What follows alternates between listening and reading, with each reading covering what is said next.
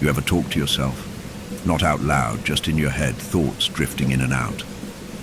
But what if, one day, your thoughts started answering back, in a voice that wasn't your own? Dim the lights, put on your headphones, and let the rain guide you into a nightmare you won't forget. If you enjoy immersive horror, don't forget to like, subscribe, and hit the bell icon, because the dark has more stories waiting for you. Story 1. Claire Harper had always preferred the quiet. It wasn't that she disliked people, she just found that solitude suited her better.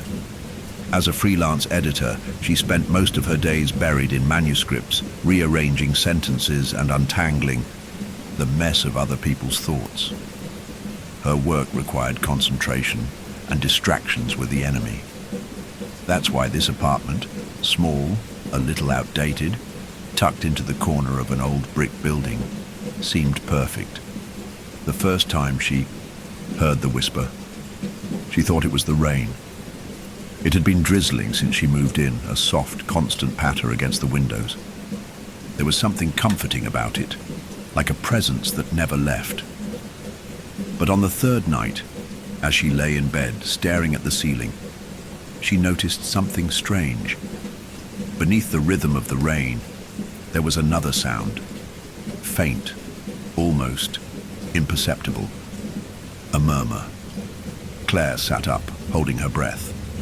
It was too soft to make out, like the tail end of a conversation in another room. She glanced at her phone, 2:13 a.m. She strained to listen, convinced it was coming from the apartment next door. Thin walls, she reasoned. Maybe her neighbor left the TV on, but the more she focused, the more she realized this wasn't coming from the walls. It was closer. A chill crept up her arms. The whisper was coming from inside her bedroom. She turned on the lamp. The sound stopped. For a long moment she sat there, heart pounding. She wanted to laugh at herself. She was being ridiculous. It was probably a draft, or her mind playing tricks on her. Still, she kept the light on for the rest of the night. The next morning, she moved through her usual routine: coffee, emails, manuscript edits. The strange incident faded into the background, pushed aside by work. By the afternoon, she had almost convinced herself it never happened. That night, it happened again. She was brushing her teeth when she heard it. A whisper, low and drawn out just beyond the edge of her hearing. Claire froze, toothbrush still in her mouth. The sound wasn't coming from the bedroom this time. It was coming from the vent above the sink. She turned off the faucet, the apartment plunging into silence. The whispering continued. She forced herself to step closer, gripping the edge of the sink. It was clearer now. Not words exactly, just syllables, shifting and breaking apart before she could make sense of them. Her hands felt cold. "Hello?" she said, barely above a whisper herself. The moment the word left her lips, the sound stopped. She shut the bathroom door and slept with the lights on. The next few days, the whispering continued. Always at night, always just soft enough to make her question whether it was real. Some nights it came from the vent, other times from the corner of her bedroom. Once, she could have sworn she heard it from inside her closet. She told herself it was nothing. She was overworked, exhausted. She hadn't slept well since moving in. Maybe it was the building settling, or the wind pushing through unseen cracks. Then, one night, the whisper said her name. She had been lying in bed, half asleep, when she heard it. Soft, drawn out, unmistakable. Claire. Her eyes snapped open. Her pulse thundered in her ears. She sat up slowly, the darkness pressing in around her. The rain drummed against the window, but beneath it, closer, just beyond the foot of her bed, she heard it again. Claire. Her breath hitched. This wasn't just a sound anymore. This was a voice, and it knew her name. The next morning, Claire was exhausted. She had barely slept, her body too rigid with fear to relax. Every time her eyes had fluttered shut, she would jolt awake, expecting to hear that voice again. But it never came. Just the rain and her own heartbeat hammering against her ribs. She tried to rationalize it. Maybe she had dreamed it. Maybe the words were never spoken at all, just a trick of her overtired mind, picking patterns out of white noise. But deep down, she knew better. Something had whispered her name, and it had done so from inside her apartment. Claire spent most of the day in a fog, moving from one task to another without really thinking. She edited a manuscript without processing a single word. She made lunch and barely touched it. She scrolled through her phone aimlessly, avoiding the thought that lingered just beneath the surface. By the time night rolled around, an awful sense of anticipation settled over her. She left the hallway light on. She double-checked the locks on her door. She turned the TV on in the living room, volume low, just enough to fill the silence, and then she waited. Hours passed. Nothing happened. At midnight, she told herself she was being ridiculous. There was nothing here. No one whispering her name. By 1 a.m., she started to relax. By 2 a.m., she was asleep, and then at 2:47 a.m., she woke up to the sound of someone breathing. It was soft, uneven, just a slow, quiet inhaling, exhaling, inches away from her face. Claire's body went rigid. She didn't move, didn't blink, just lay there, frozen as the breathing continued. The air was ice against her skin. A metallic taste coated her tongue. The darkness around her bed felt thick, suffocating. She forced herself to reach for the lamp. Click. Light flooded the room. No one was there. The whispering didn't come back that night, but the breathing, that stayed with her long after the room had gone silent. The next day, Claire started doing research. She didn't even know what she was looking for. Explanations, other people's experiences. A single reason why an apartment that had seemed so ordinary was now making her question her own sanity. She searched for any history on the building, previous tenants, news articles, anything that could hint at something being off, but there wasn't much to find. There were no tragic stories, no violent crimes, just an apartment complex that had been around since the 1950s. The only thing that stood out was the turnover rate. People didn't stay long, 6 months, a year at most. And the online reviews, there were barely any. A few posts mentioned odd noises, a draft that never seemed to go away. One comment caught her eye. Nice layout, cheap rent, but something about the place felt weird. Kept hearing things at night. Ended up breaking my lease early. Didn't sleep much while I was there. There was no name, no details. Just a vague warning buried in a sea of otherwise normal feedback. Claire stared at the screen, fingers hovering over the keyboard. Her heartbeat was steady. Her breathing was calm, but something in her gut felt tight, uneasy. She shut her laptop. That night, the whispers came back. She was in bed, curled on her side, when she heard it. Claire. Soft, gentle, almost affectionate. She swallowed, pulse drumming against her throat. She didn't move. Are you listening? A slow exhale left her lips. Yes, she was listening. She just wished she wasn't. The whispering shifted, no longer just her name, but something else. A low murmur just beneath the edge of understanding. She gripped the blanket, heart hammering. The voices weren't coming from the vent this time, or the closet. They were coming from the walls. She bolted upright, breath shallow. "Who's there?" she whispered. Silence. And then a quiet laugh. Not loud, not mocking, just knowing. Claire's stomach twisted. She waited. 5 seconds. 10. Nothing. Slowly she climbed out of bed. Her body felt weightless, like she wasn't fully inside it. Like her limbs were moving on instinct, detached from the rest of her. She approached the wall beside her bed, the one that separated her apartment from the empty unit next door. She pressed her hand against it. The surface was cool, solid, just drywall and plaster. She exhaled, shaking her head, but just as she was about to step back, she felt it. A breath, soft, warm, right against her palm.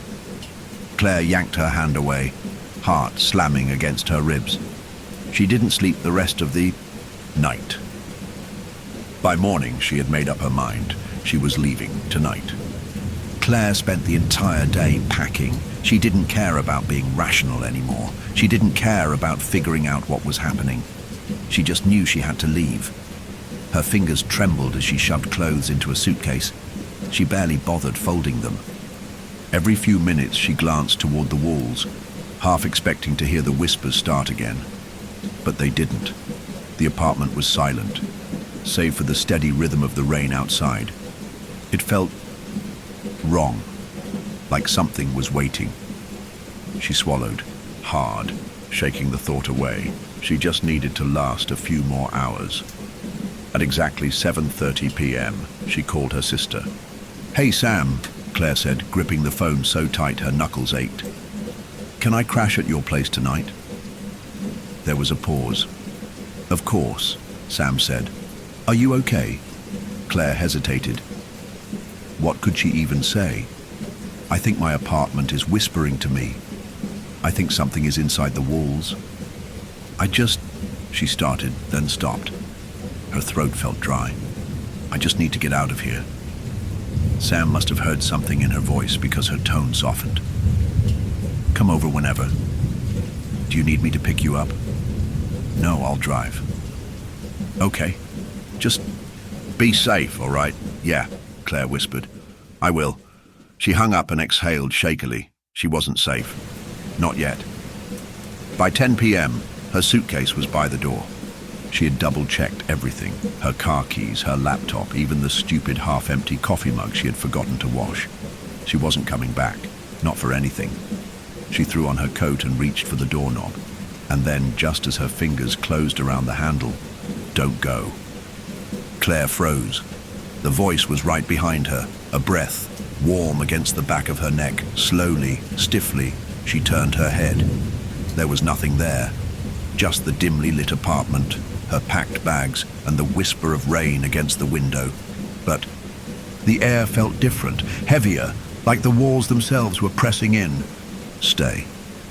The words slithered into her ear, soft and coaxing. Claire's grip on the doorknob tightened. "No," she whispered. The whispering deepened. A chorus now, multiple voices speaking all at once. Some too low to hear, others so close they might as well have been inside her skull. "You don't have to leave. We know you. We remember." Her breath came in short, panicked gasps. She turned the knob. It wouldn't budge. A cold panic seized her chest. She twisted harder, yanking at the door. With both hands. Locked, but she hadn't locked it. She shoved against the wood, her pulse thundering. "Let me out!" The whispers laughed. Then they changed. Claire. She stilled. The voices were no longer pleading, no longer coaxing. They were giving an order. "Go to the kitchen." Her body moved before she could think. She staggered back, feet dragging, across the hardwood as if something unseen was pulling her forward. Her mind screamed to resist, to stop, but her legs weren't listening. Step by step, she crossed the darkened living room. The overhead light flickered. The rain outside had stopped. Her hands trembled at her sides as she stepped into the kitchen. The whispers surrounded her now, curling around her ears like invisible fingers. "Open the drawer." Claire's breath shuddered out of her. Her fingers twitched. She didn't want to obey. She didn't want to obey. But her hand reached out anyway. She opened the drawer.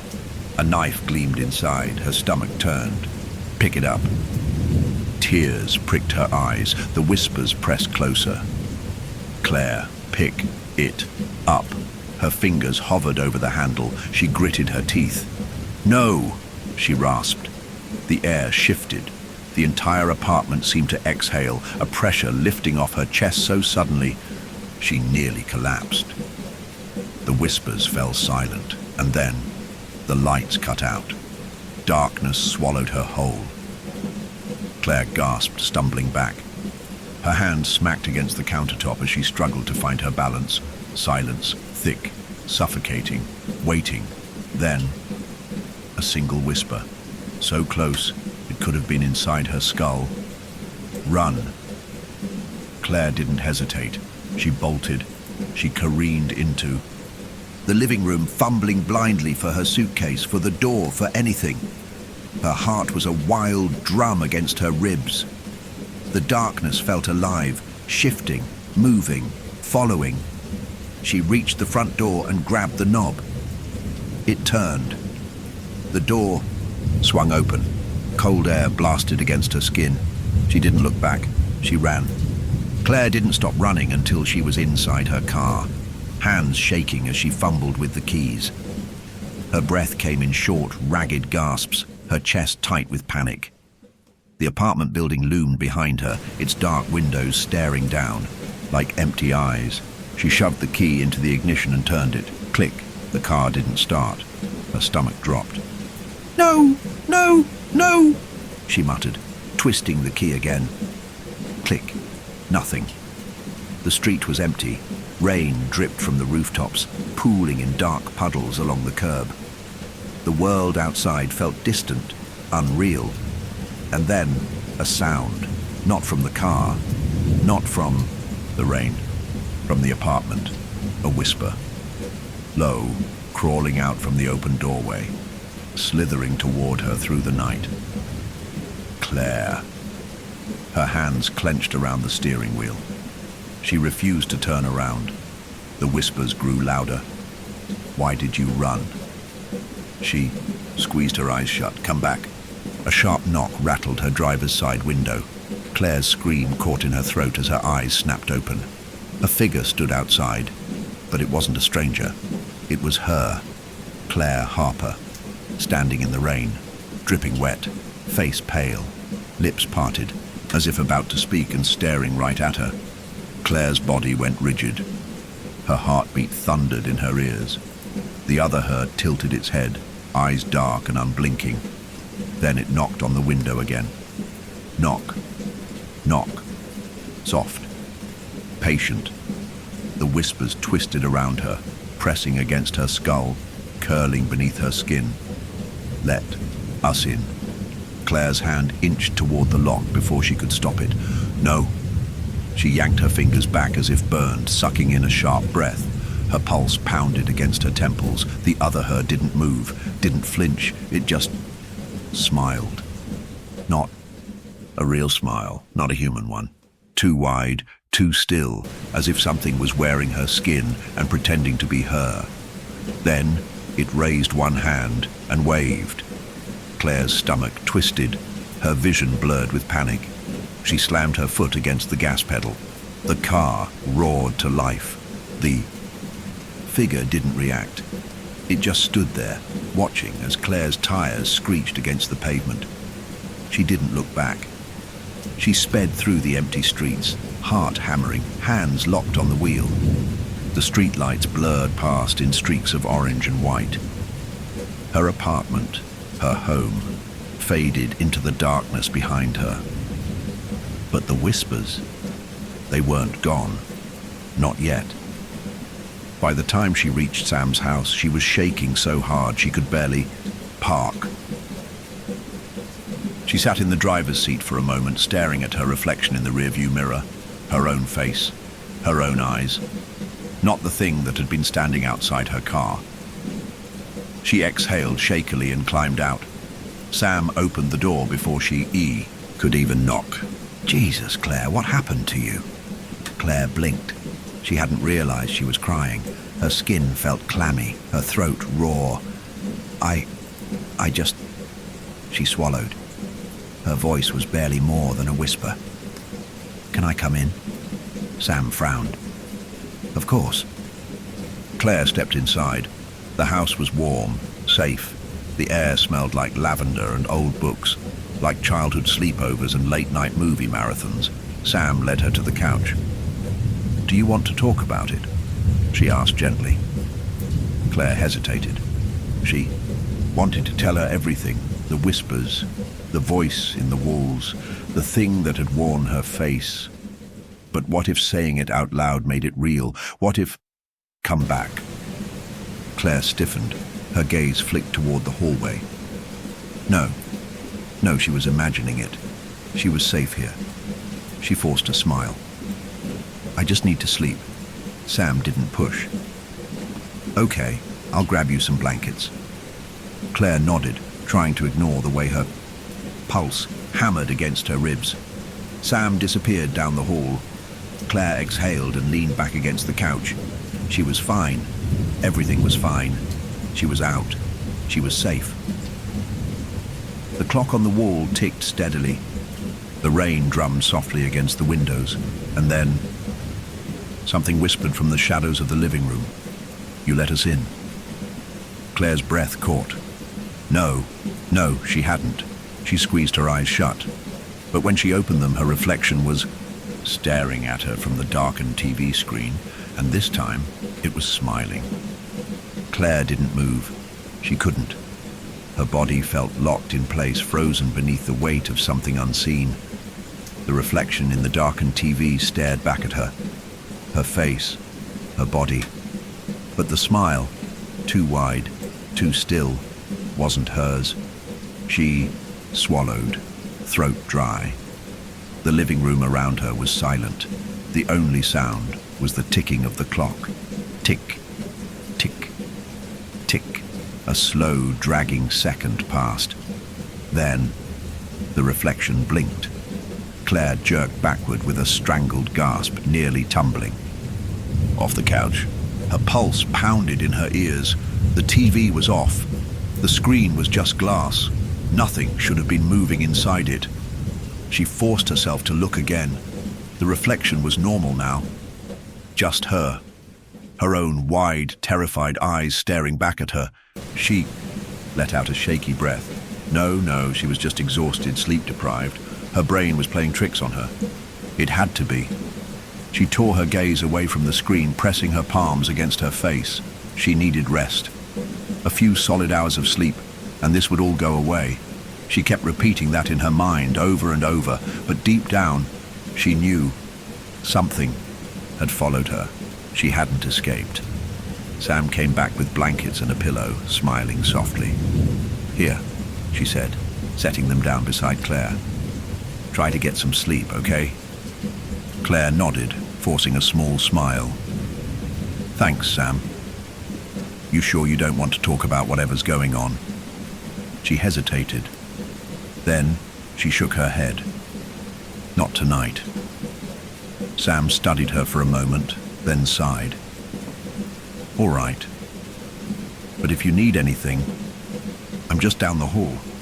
She turned to leave and stopped. Claire tensed. "What?" Sam frowned, staring at the hallway. "Did you leave the guest room light on?" Claire's stomach turned to ice. The guest room. The one that she hadn't stepped foot in since arriving. Slowly, she turned her head. The door to the guest room was cracked open. A faint golden light spilled from within. Claire's skin prickled. With cold, she licked her lips, trying to steady her breath. I didn't touch it." Sam's frown deepened. "Maybe I left it on earlier. I'll go turn it off." Before Claire could stop her, Sam started walking toward the door. Claire's muscles locked in place. Something was wrong. The air inside the house had shifted, thick and charged, like the moment before a thunderstorm. The hairs on the back of her neck stood on end. The whispers inside her head coiled tighter, silent but waiting. Sam reached for the door handle. "Wait," Claire blurted out. Sam hesitated, glancing over her shoulder. Claire's mouth felt dry. She had no reason to stop her, no logical explanation. But every inch of her body screamed that she shouldn't open that door. "Just..." Claire swallowed. "Just leave it." Sam raised an eyebrow. It's just a light, she said, amused. Claire's stomach twisted. She had heard that before, a week ago, in her apartment. It's just the wind, just the pipes, just the building settling. Sam shrugged and flicked the light switch from the outside. The glow vanished. See, she said. No big deal. Claire forced herself to nod, but her heart didn't stop racing. That night, Claire tried to sleep. She curled under the blankets on the couch, staring at the ceiling, listening to the rain tapping against the windows. Her body was exhausted. Her mind wouldn't rest. Every time she closed her eyes, she thought she heard something. The softest whisper, the faintest breath. She turned onto her side, squeezing her. Eyes shut. You let us in. Her eyes snapped open. The words weren't in her head this time. They were right next to her ear. Claire's breath hitched. Her entire body went ice cold. She didn't move. She couldn't move. The air around her felt wrong, thick and suffocating. The blanket clung to her skin, trapping her in place. She strained to listen. Silence. Her pulse pounded so hard she thought it might shake the couch beneath her. Slowly, inch by inch, she turned her head. The living room was dark. The TV screen was blank. The hallway leading to Sam's bedroom was still and empty. Nothing there.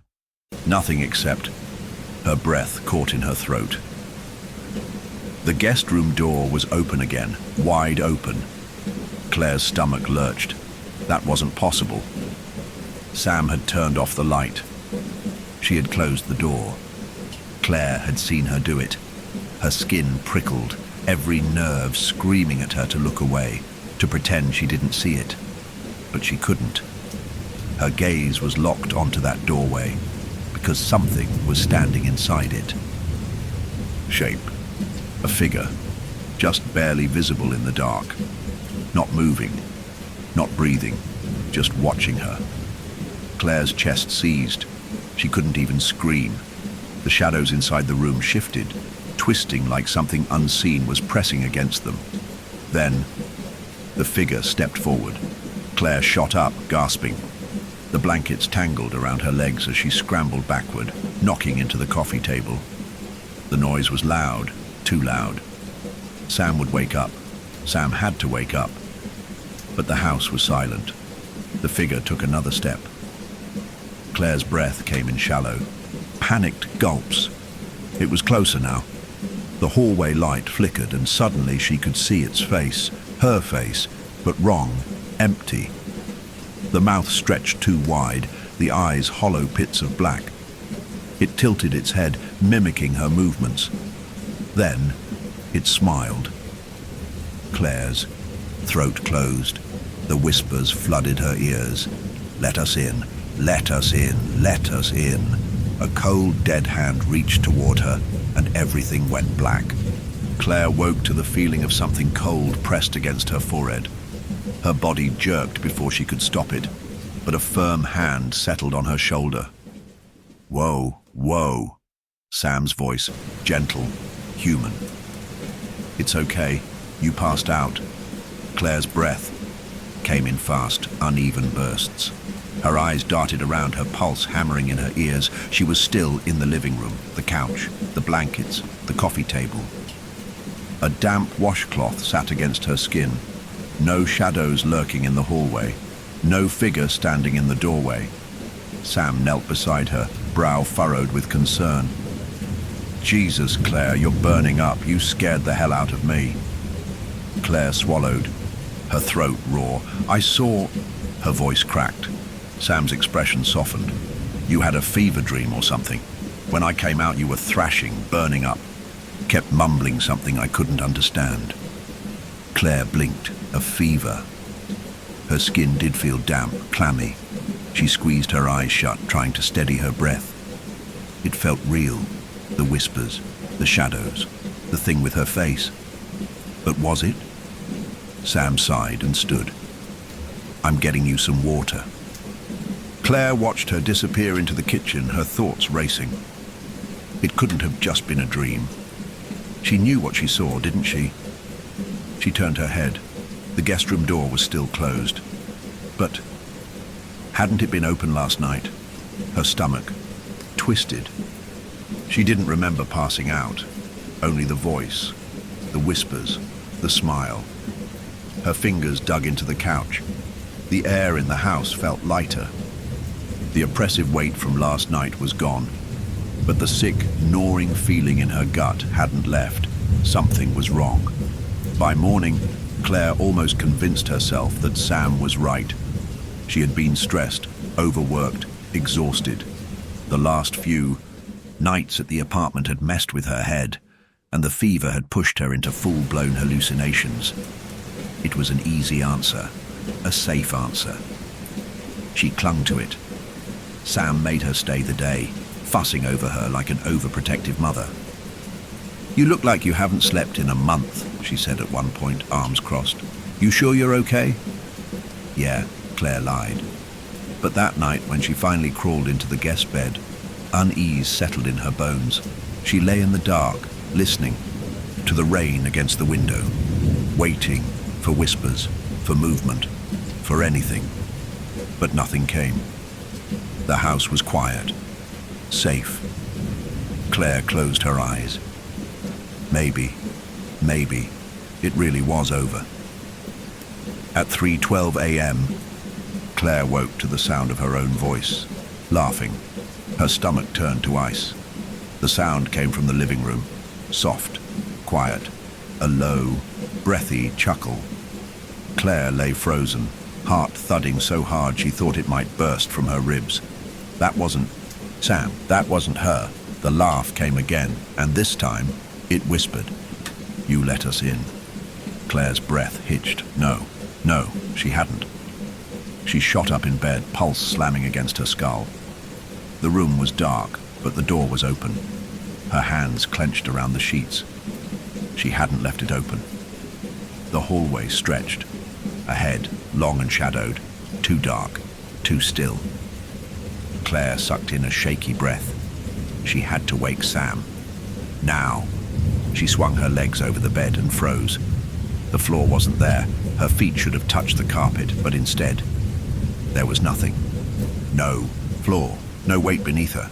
Just empty air, a sharp, ice-cold dread shot through her veins. Slowly, she looked down. Her breath caught in her throat. She wasn't sitting in the guest room anymore. She wasn't even in the house. She was standing in the doorway of her old apartment. A low hum filled the air. The shadows in the hallway shifted. No, this wasn't real. She squeezed her eyes shut, nails digging into her palms. "Wake up," she whispered. She wasn't in her apartment. She was in Sam's house. She wasn't here. This wasn't real. "Wake up." A breath skimmed against her ear. "You never left." Claire's eyes snapped open, and she was in the guest room, sitting on the bed, heart hammering, hands shaking. The rain was still tapping against the window. The hallway was normal. She was back. Her body felt damp with sweat, her fingers trembling against the blankets. She sucked in a breath and paused. The bed beneath her felt different, softer, lighter. Her fingers curled into the sheets. These weren't Sam's blankets. Her breath stilled. Slowly, she turned her head. The walls were different. The air smelled different. Colder, familiar. Her stomach dropped. No. She threw the blankets off and ran, through the bedroom door, into the hallway, straight for the front door. She yanked it open and froze. Her apartment hallway stretched before her. Not Sam's house, not the guest room, her old apartment, exactly as she had left it. She turned. The door behind her was open. Inside, a single suitcase sat by the entrance, packed, waiting, exactly where she had left it the night she tried to leave. The air around her shifted. Her stomach twisted violently. She hadn't left. She had never left. The whispers curled around her, warm and cloying. "You let us in." Her reflection stared at her from the dark TV screen, and this time it stepped out. Claire ran. She didn't think. She couldn't think. Her body moved on instinct, pure adrenaline propelling her through the dimly lit apartment hallway. Her breath came in short, ragged gasps. The walls stretched around her, pressing in too close, too wrong. The air was thick, suffocating, vibrating with something unseen but watching. She reached for the stairwell, except it wasn't there. The hallway had changed. It didn't end. The dull yellow lights buzzed overhead, flickering, stretching endlessly into the distance. The rain outside pattered against the windows, but it sounded far away, distant, hollow. This wasn't real. This wasn't real. She skidded to a stop, hands pressing against her temples. "Wake up," she whispered, voice shaking. "Wake up, wake up, wake up!" A soft click echoed behind her. Claire stiffened, slowly, her head turned. Her apartment door was open, a gaping black void, waiting. The whispering returned. "Claire." Low, familiar. "Come inside." Her throat closed. She took a step back. The door slammed shut. The whispers laughed. Claire choked down a sob. She had to wake up. This was a nightmare, a hallucination. It wasn't real. A soft creak echoed down the hall. Her stomach turned.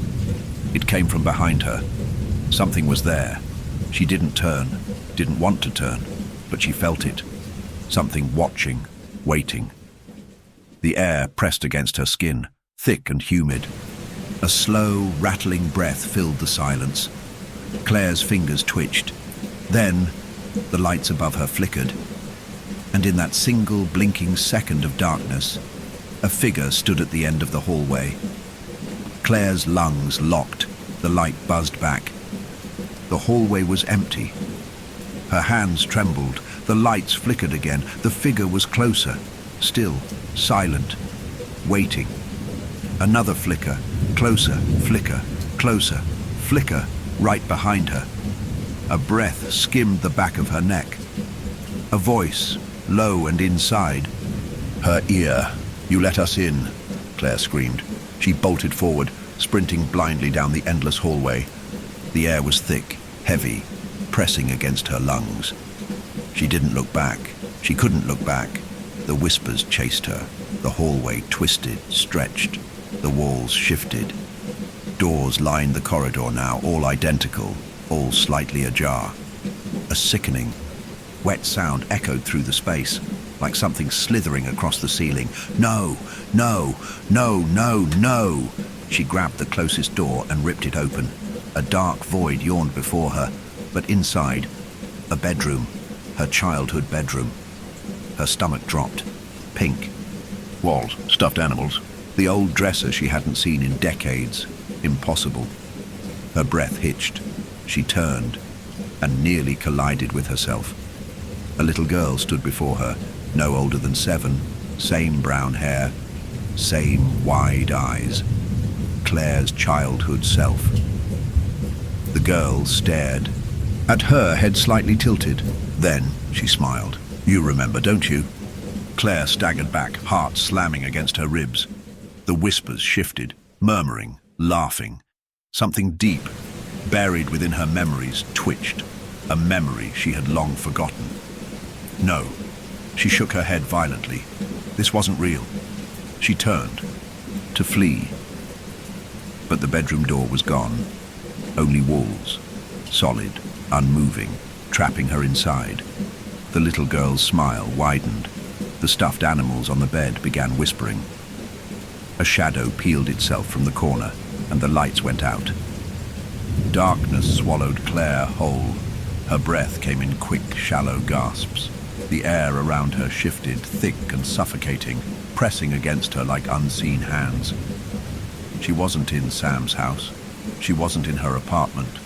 She wasn't even in the hallway anymore. She was here, wherever here was. The stuffed animals whispered from the bed, their voices warping, twisting. The shadows in the corner stretched, curling like fingers against the walls. And the little girl, her younger self, was still smiling. "You remember, don't you?" the girl whispered. Claire's stomach twisted. "I don't." Her voice broke. The little girl tilted her head. The movement was wrong, slow, jerked, like something unfamiliar with human motion was wearing her skin. The shadows pulsed behind her, shifting, moving, waiting. "You buried it," the girl continued. A soft giggle. "You forgot." Claire's hands clenched into fists. "No," she whispered, shaking her head. "This isn't real. I'm not here. I'm not here." The little girl's smile stretched wider. "You've been here before." Claire took a shaky step back. Her foot hit something soft. She turned. Her childhood bed, pink sheets, stuffed bear resting on the pillow.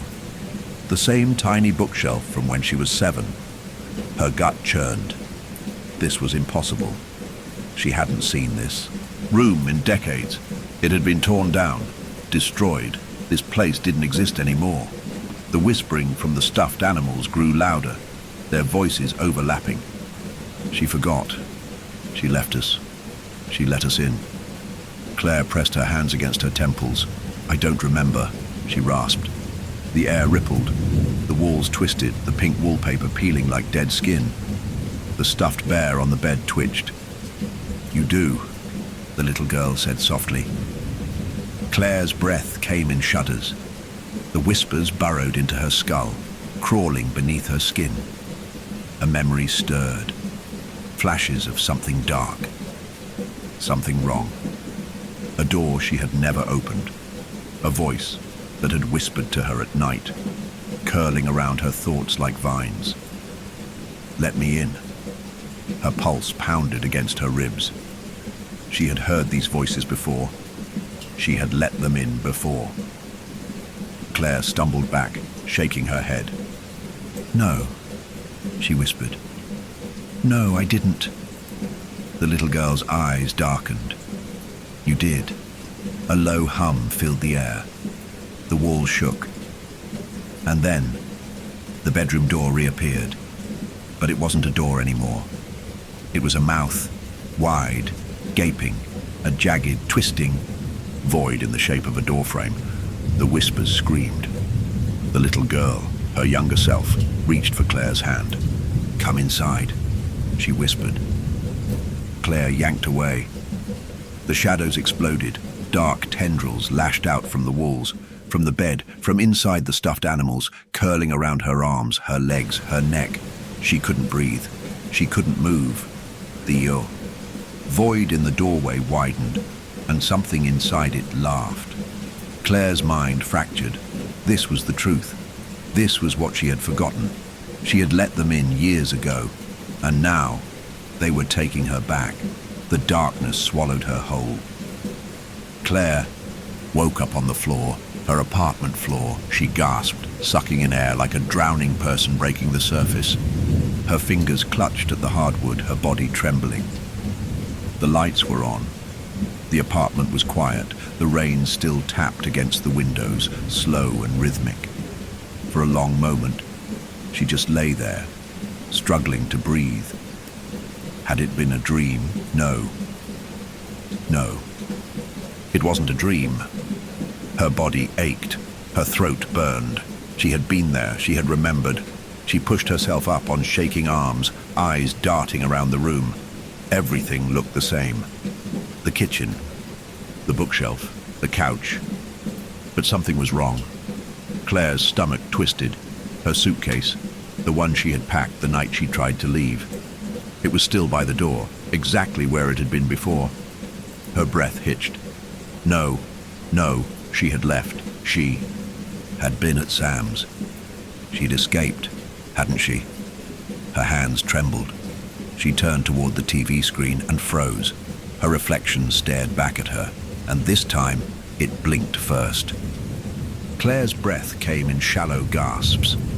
The reflection in the TV didn't move. Not at first. It stood there, watching her, waiting. She took a step back, her hands trembling at her sides. The floor felt wrong beneath her feet, too solid, too still, like something was holding her in place. The reflection tilted its head. Claire did not. Her stomach dropped.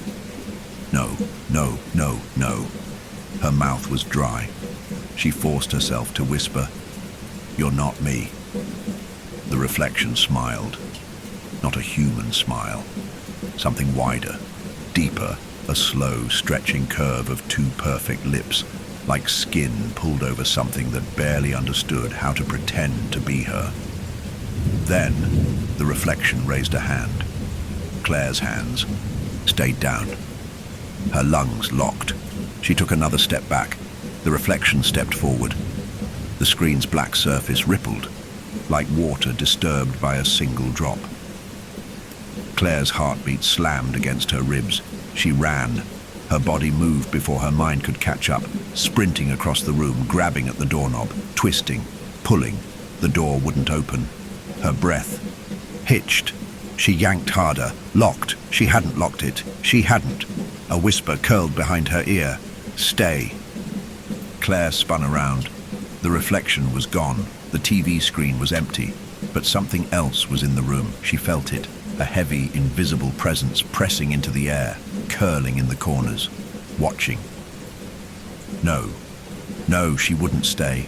She wouldn't. She turned back to the door, hands shaking, twisting the lock. "Open, open, please, open." The whispers laughed. The door slammed on its own. Claire screamed. Stumbling back, she had to get out. She had to. The hallway. Her hands shook as she turned toward the bedroom. The hallway stretched ahead, dim and quiet, leading to the only other exit. Her fire escape, her last chance. She bolted, her bare feet slapped against the hardwood as she ran, chest burning, pulse thundering. The door to her bedroom was open. The window was there. The fire escape was right there. She reached for the latch and froze. Her stomach twisted. The window was gone. Not broken, not covered, just gone, like it had never been there at all. Her hands clawed at the wall, fingertips skimming the cold, blank surface where glass should have been. Nothing. No escape. Her body shook. This wasn't real. It couldn't be real. She turned, and something was standing in the bedroom doorway.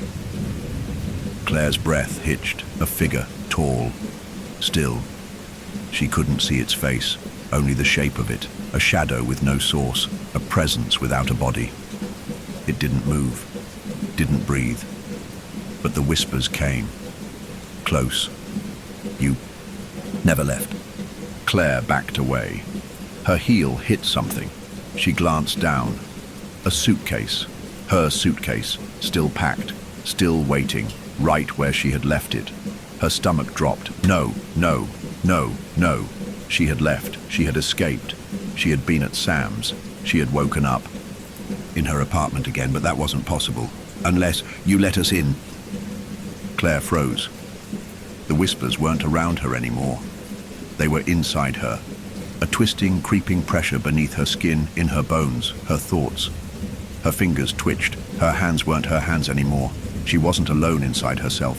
Tears burned at her eyes. She tried to speak. Nothing came out. The figure in the doorway smiled. Not with a mouth, with her mouth. Claire's breath hitched.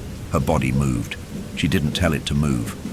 But her feet took a step forward, then another, toward the shadow, toward the thing that was wearing her skin. "You let us in." The figure reached out, and this time, Claire took its hand. Darkness rushed in. The walls rippled, the whispers screamed, and everything fell apart. Claire woke up to the sound of rain.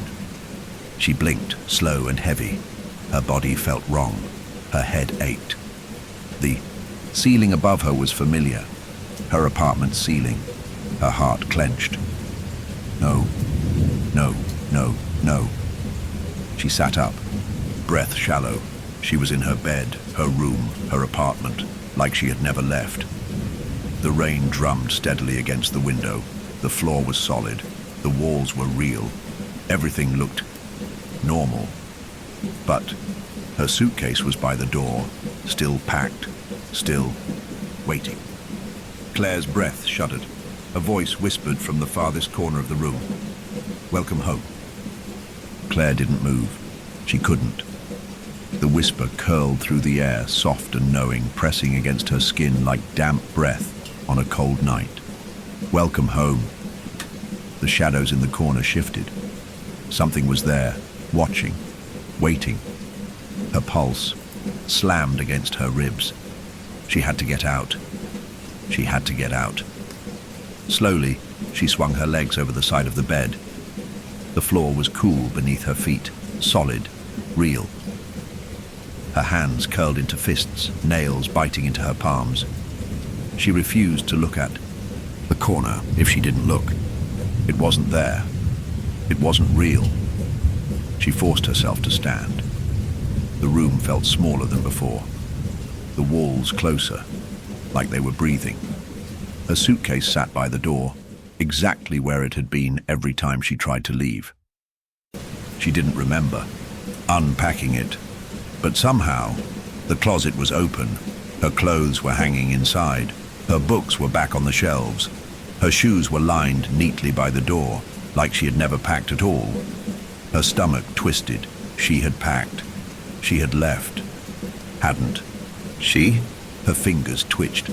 Something was wrong. Something was very wrong. She turned toward the door. The knob gleamed in the dim light. She just had to reach it. One step, two. Her fingers brushed against the cool metal, and a voice whispered from behind her.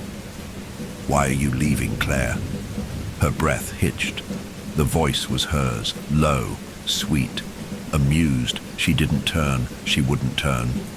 The air thickened. The whispering crept around her, wrapping around her skin like invisible hands. "You don't have to go." Claire squeezed her eyes. Shut. Her fingers curled around the knob. She twisted, locked. Her throat closed. "No, no, no, no." She yanked harder. The door wouldn't open. The whispers laughed. "You never left, Claire." Her breath shuddered out of her. "You were always meant to stay." She shook her head. "No," she whispered. A sharp pressure coiled in her skull, deep and twisting. Not a voice anymore. A presence inside her. A sick, slow realization slithered through her mind. She had left. She had escaped. But they brought her back. They had always brought her back. And this time, they weren't letting her go. Her stomach twisted violently. Her hands trembled against the doorknob. The whispering grew, not outside, not from the walls, but from inside her head. "You let us in. You let us in. You let us in. You let us..." Her reflection moved. Claire wasn't moving, but in the darkened window she was. She watched herself step forward, her own face, her own body, moving without her. A sick, twisted smile curled across her reflection's lips. "It's our turn now." Claire's scream barely left her throat before the darkness swallowed her whole. The next morning, Claire Harper's apartment was quiet. The rain had stopped. The air was still. The bed was made. The suitcase was gone. Everything was exactly as it should be, except for one thing. The closet door was slightly ajar, and from inside, a soft whisper curled into the empty room. "Let me out." The apartment was silent, the kind of silence that listens. Claire stood in front of the window, staring at her own reflection. She didn't remember walking here, didn't remember moving at all. One moment she was at the door, trying to leave. The next, she was here. The reflection stared back at her, her own face, her own eyes. But something was wrong. Her stomach twisted. Her arms hung limp at her sides, fingers twitching. She should turn away. She should. But she didn't. She couldn't. The reflection wouldn't let her. A slow, creeping smile stretched across its lips. Claire's breath hitched. She wasn't smiling. Her lips were sealed shut. Her face was blank. Still. But in the glass. Her other self tilted its head, the grin widening, too wide, too sharp, like skin pulled too tight over something inhuman. Then it moved, not like a reflection, not like her. It took a step forward. Claire did not. Her pulse slammed against her ribs. Her body felt locked in place, frozen, as the thing wearing her face leaned closer, its mouth stretched open, black, empty, a void where her voice should have been. Then it spoke. "You're not real anymore," Claire gasped. A hand shot forward, out of the glass. Ice-cold fingers latched around her wrist, yanking her toward the window. She screamed. She struggled. Her own hands, but not her hands, dug into her skin. Pulling her in, the surface rippled, warping, stretching like liquid, and Claire felt herself being dragged through. No. No, no, no, she fought, but the grip was too strong. Her body lurched forward. The glass swallowed her fingers, her arm, her shoulder. The world warped around her, stretching, twisting, reversing. Her own face was inches from hers, still smiling, still watching. Her feet left the ground. The darkness behind the glass yawned open, and then she fell. Claire hit the floor. Hard. The impact rattled through her bones, air slamming from her lungs. For a moment she just lay there gasping. Her mind spun. Her body ached. She pushed herself up, coughing, fingers splayed against the cold wood. Something was wrong. The air was different. The light was different. The apartment smelled different. She sucked in a shaky breath and looked around. Her stomach dropped. The room was backward, not messy, not unfamiliar, but reversed. Everything. The bookshelf, the kitchen, the couch, all flipped, like a reflection of her apartment instead of the real thing. No, no, no, no. Her fingers clenched. She stumbled to her feet. The window. She had to see. She staggered forward, heart hammering. Her reflection met her eyes. Her body locked up. It was still there, on the other side, staring at her from outside the glass. And it was smiling. Claire's breath came in shallow, ragged gasps. She lifted a hand. The reflection did not. It just stood there, hands at its sides, grin stretched too wide. Then it turned. It looked away from her. It looked toward the door. Claire's stomach twisted. The front door knob turned. A slow, steady click echoed through the silent room. The door swung open, and something stepped inside. Claire couldn't breathe. She tried to move, tried to run, but her body refused. The air thickened. A presence filled the doorway. She couldn't see it. Not really, just a shape. A shifting, crawling mass of something dark, something wrong. And then the whispers came, louder than ever. "You don't belong here. This isn't your place anymore. You let us in. And now..." The thing in the doorway lurched forward. Claire screamed. She turned to run. But the reflection in the window was already moving, already waiting, and this time, it was on the inside. Claire ran. Her breath came in ragged gasps, her feet slamming against the cold wood as she fled from the thing stepping through the door. The apartment around her twisted. Shadows warped along the walls, stretching, watching, curling toward her. Like invisible hands, the whispers followed. "You don't belong here. You're the shadow now. You let us in." Her lungs burned. She had to wake up. This wasn't real. It couldn't be real. She reached the bedroom, grabbing for the door. It wasn't there, just blank, solid wall. No knob, no frame. Like the door had never existed at all. Her stomach twisted. Violently she turned, and the thing in the doorway moved. It didn't walk, it flowed. A slow, shifting humanoid shape, faceless, mouthless, just a mass of darkness filling the space where her door should have been. It pulsed, like it was breathing, Then, it took another step forward. The whispers grew. "You're on the wrong side, Claire. You're not supposed to be here." A pulse slammed against her ribs. She had to get out.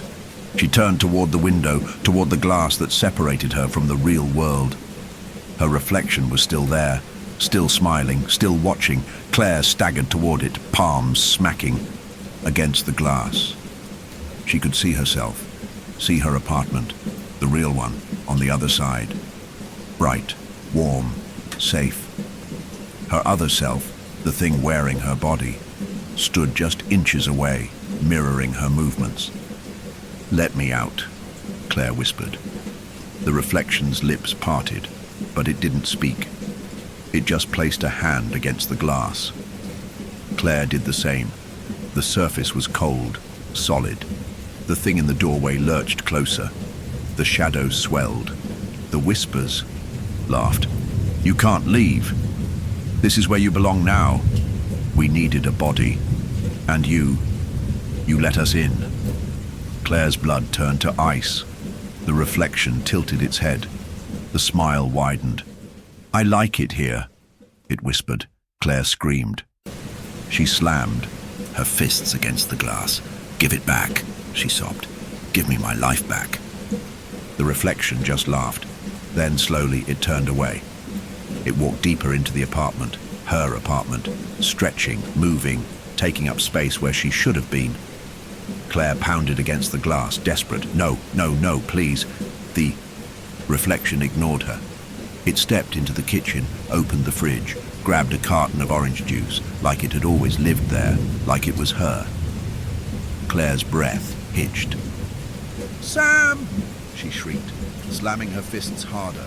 "Sam, please!" A movement in the reflection. The phone on the kitchen counter lit up. Her sister's name. Incoming call. Sam. Claire choked on a sob. "Pick it up," she begged. "You have to pick it up. Her..." Reflection hesitated, just for a second. Then it reached for the phone, pressed decline. Claire screamed. She clawed at the glass, desperate, hands slipping, body shaking. "Sam!" She couldn't breathe, she couldn't think. The thing in the doorway whispered her name, a sick, dragging pull clenched in her chest. She wasn't real anymore. Not here. Not in this place. Not in this reflection of a world. Her reflection had taken her life, her body, her voice, and it was never giving it back. Claire sank to the floor, her fingers curled into fists, nails digging into her skin. Tears burned down her face. The whispers pressed in closer. The thing in the doorway was almost here. Her real self, the one behind the glass, was already moving on, already living. And Claire was just a shadow, now trapped, forgotten, replaced. The whispering filled her ears.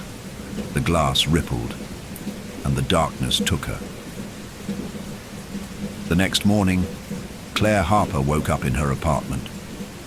She stretched, yawned, ran a hand through her hair. The sun peeked through the curtains. The coffee pot beeped in the kitchen. Her phone buzzed, a text from Sam.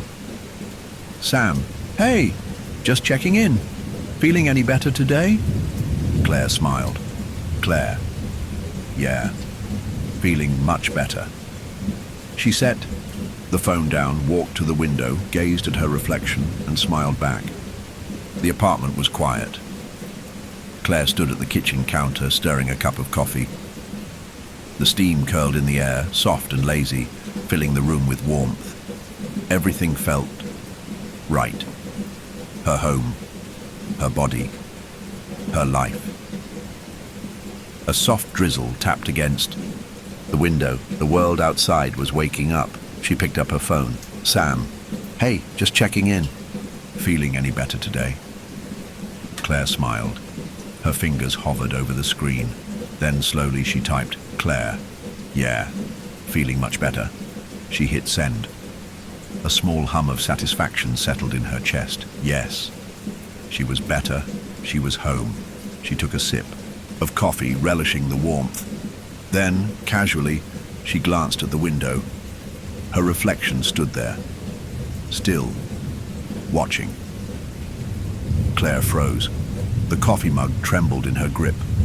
Her reflection wasn't holding one. A sharp chill spread through her bones. Slowly, carefully, she lowered the cup. The reflection did not.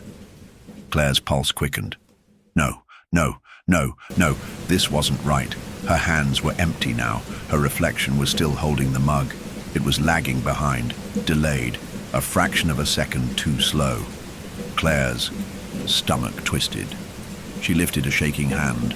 Her reflection copied her, sluggish, heavy, like something was dragging it down.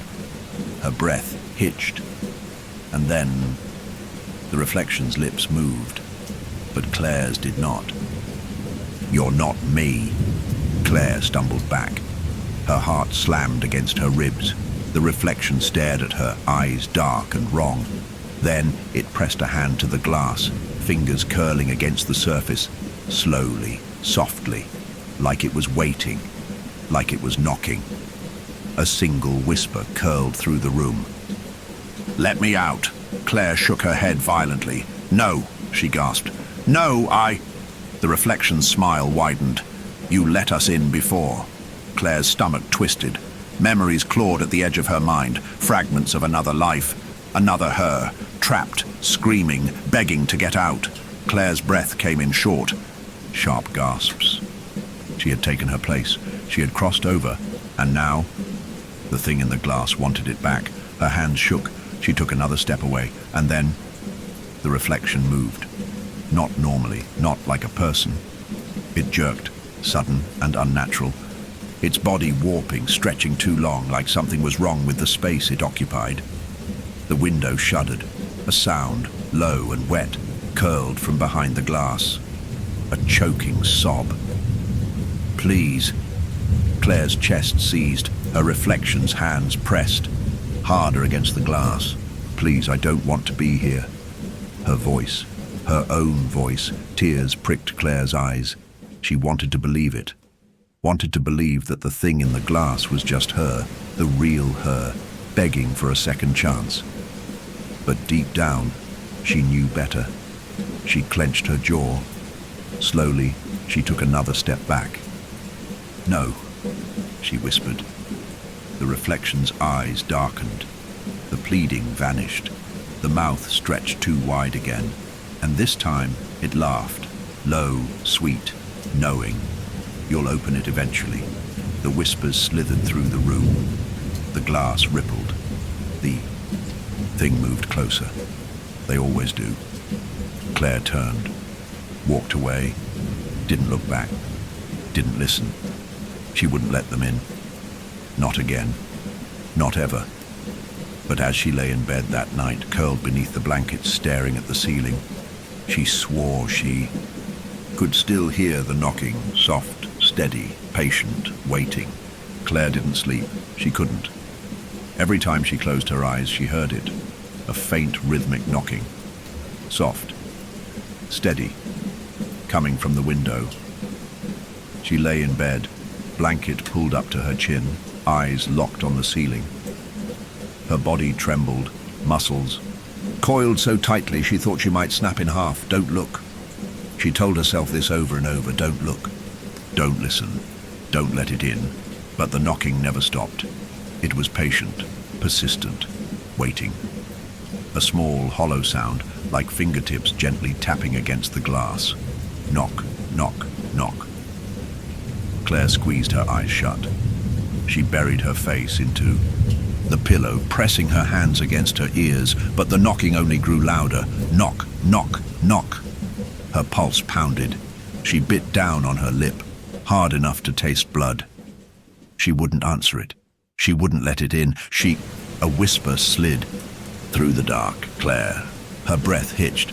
The voice wasn't coming from the window anymore. It was inside the room. Her entire body went rigid. A thick, suffocating cold curled around her, pressing against her chest. The bed felt wrong. The air felt wrong. Something was in here with her. She kept her eyes shut. Tighter. Tighter. Like if she never looked, it wouldn't be real. A breath, low, soft, skimmed across her cheek. A shadow shifted at the foot of the bed. Claire. The voice was hers. She knew it was hers. But it was empty, lifeless, like something trying to sound human. She couldn't breathe. It was right there, right in front of her, watching, waiting, her hands curled into the blankets, nails digging into the fabric. She had to move, she had to run, but her body wouldn't listen. The blankets felt heavier now, like something was holding them down, like something was holding her down. A slow, dragging pressure slid across the mattress, as if something was crawling onto the bed. Closer, closer. A single whisper brushed against her ear. "Let me in," Claire snapped. She bolted upright, gasping. The room was empty, silent. The air was thick, heavy with something unseen, but the knocking had stopped. Claire's chest heaved. She was alone, wasn't she? She turned toward the window. The EB curtains were closed, but a shadow stretched beneath them, long, waiting. Claire's throat tightened. She had to check, didn't she? No. No, she couldn't. She sat frozen, hands curled into the sheets, staring, waiting. The shadow didn't move, didn't shift, didn't knock, and somehow, that was worse. Her entire body trembled. She needed to leave. She needed to get out of this apartment right now. Her muscles screamed as she forced herself to move. Slowly, stiffly, she swung her legs over the side of the bed. Her bare feet touched the floor. Cold. She sucked in a breath. 1 step. 2. She crossed the room, her heartbeat slamming against her ribs. Her fingers twitched as she reached for the curtain. She didn't want to do this, but she had to know.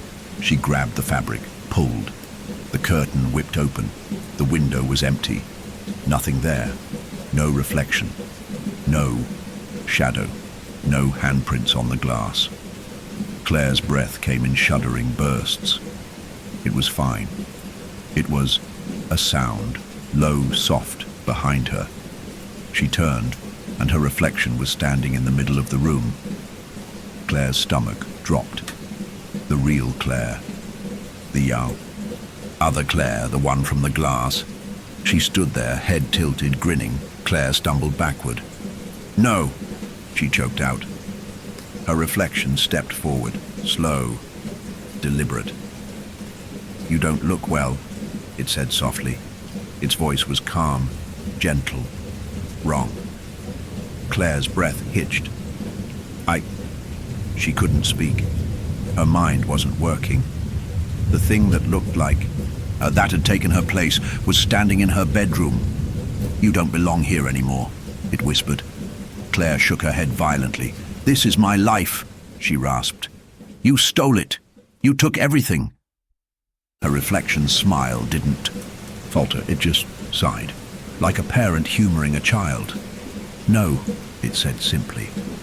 Then it raised a hand and knocked against the air. Knock, knock, knock. The sound rattled through her skull, vibrating inside her bones. And suddenly, the world flipped. Claire fell. The ground vanished. The bedroom ripped apart like paper, and the darkness swallowed her whole. Claire gasped awake. The bed beneath her was too soft. The sheets smelled like lavender. She turned. Her heart stopped. Sam's room. She was in Sam's guest bed. Sunlight streamed through the window. Birds chirped outside. It was morning. Claire sucked in a shuddering breath, her chest heaving. She was here. She was here. Not in her apartment. Not trapped. Not. A knock at the door. Soft. Steady. "Claire?" Sam's voice.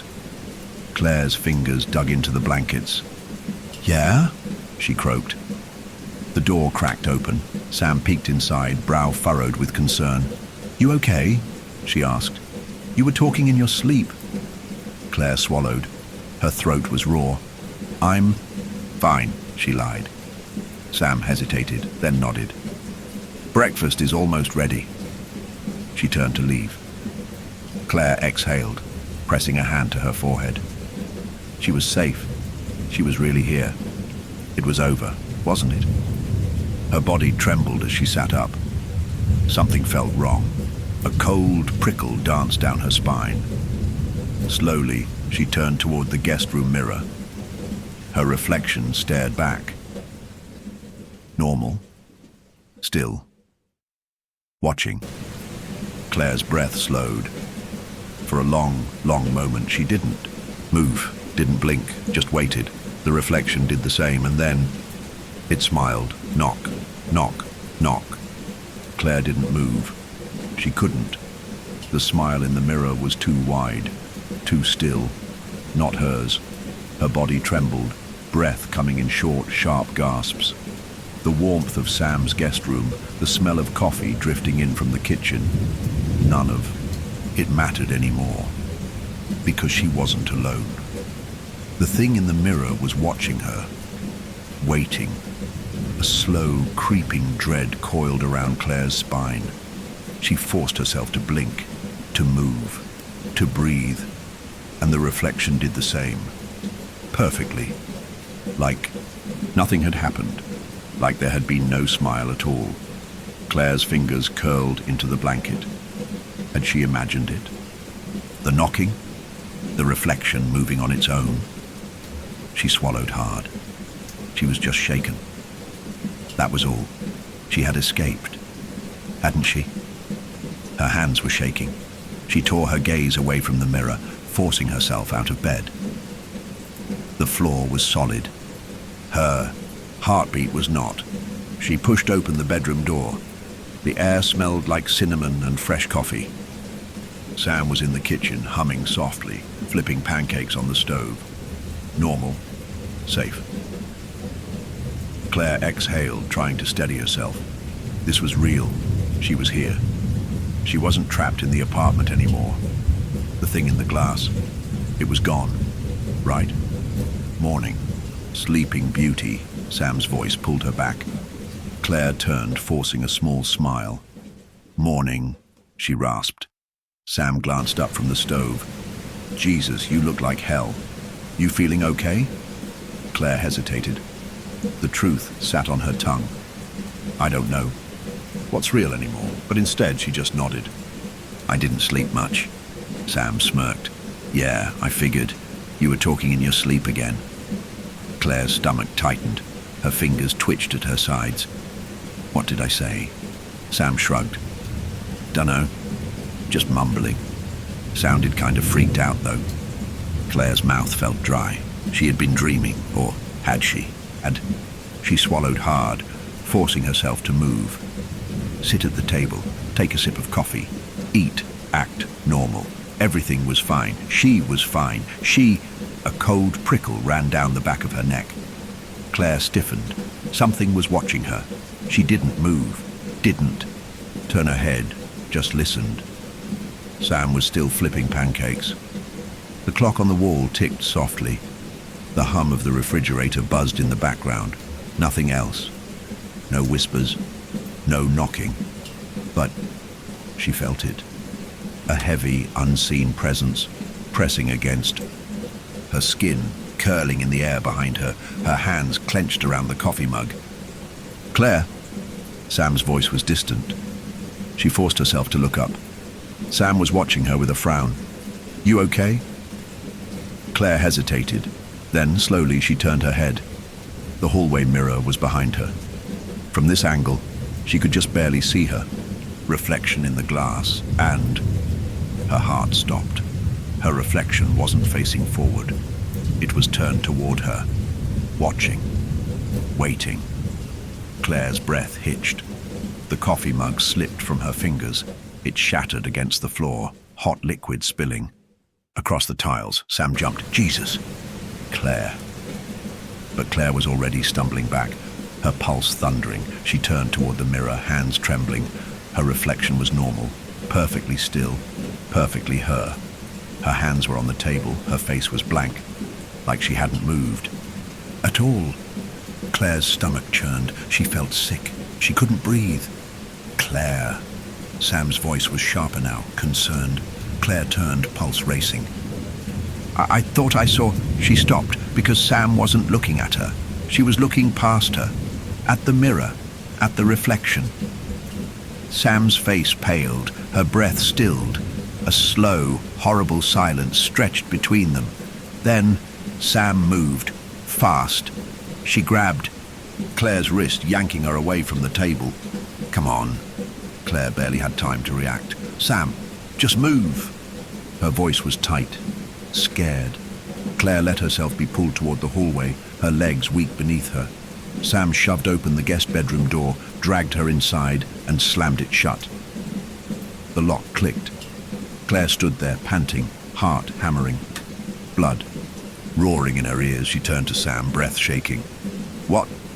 Sam lifted a hand, a single finger against her lips. Claire's pulse stopped. A heavy, suffocating stillness filled the room. A long, endless silence. Then, knock, knock, knock. The sound rattled through the walls, slow, soft, coming from the mirror. Claire's knees nearly buckled. She gripped Sam's arm, fingers digging into her skin. Sam didn't move, didn't breathe. The knocking continued. 3 slow taps. A pause, then 3 more. Knock, knock, knock. Claire's stomach twisted violently. She knew this pattern. She knew it. Her head turned toward the closet door, the one that stood slightly ajar, just like in her apartment. A single cold whisper slithered through the room. "Let me out," Claire screamed. Claire stopped breathing. The knock had come from inside the room, the closet door, the one that was slightly ajar. She felt Sam's grip on her wrist tighten. Neither of them moved. Neither of them spoke. The knocking came again, soft, deliberate. Knock, knock, knock.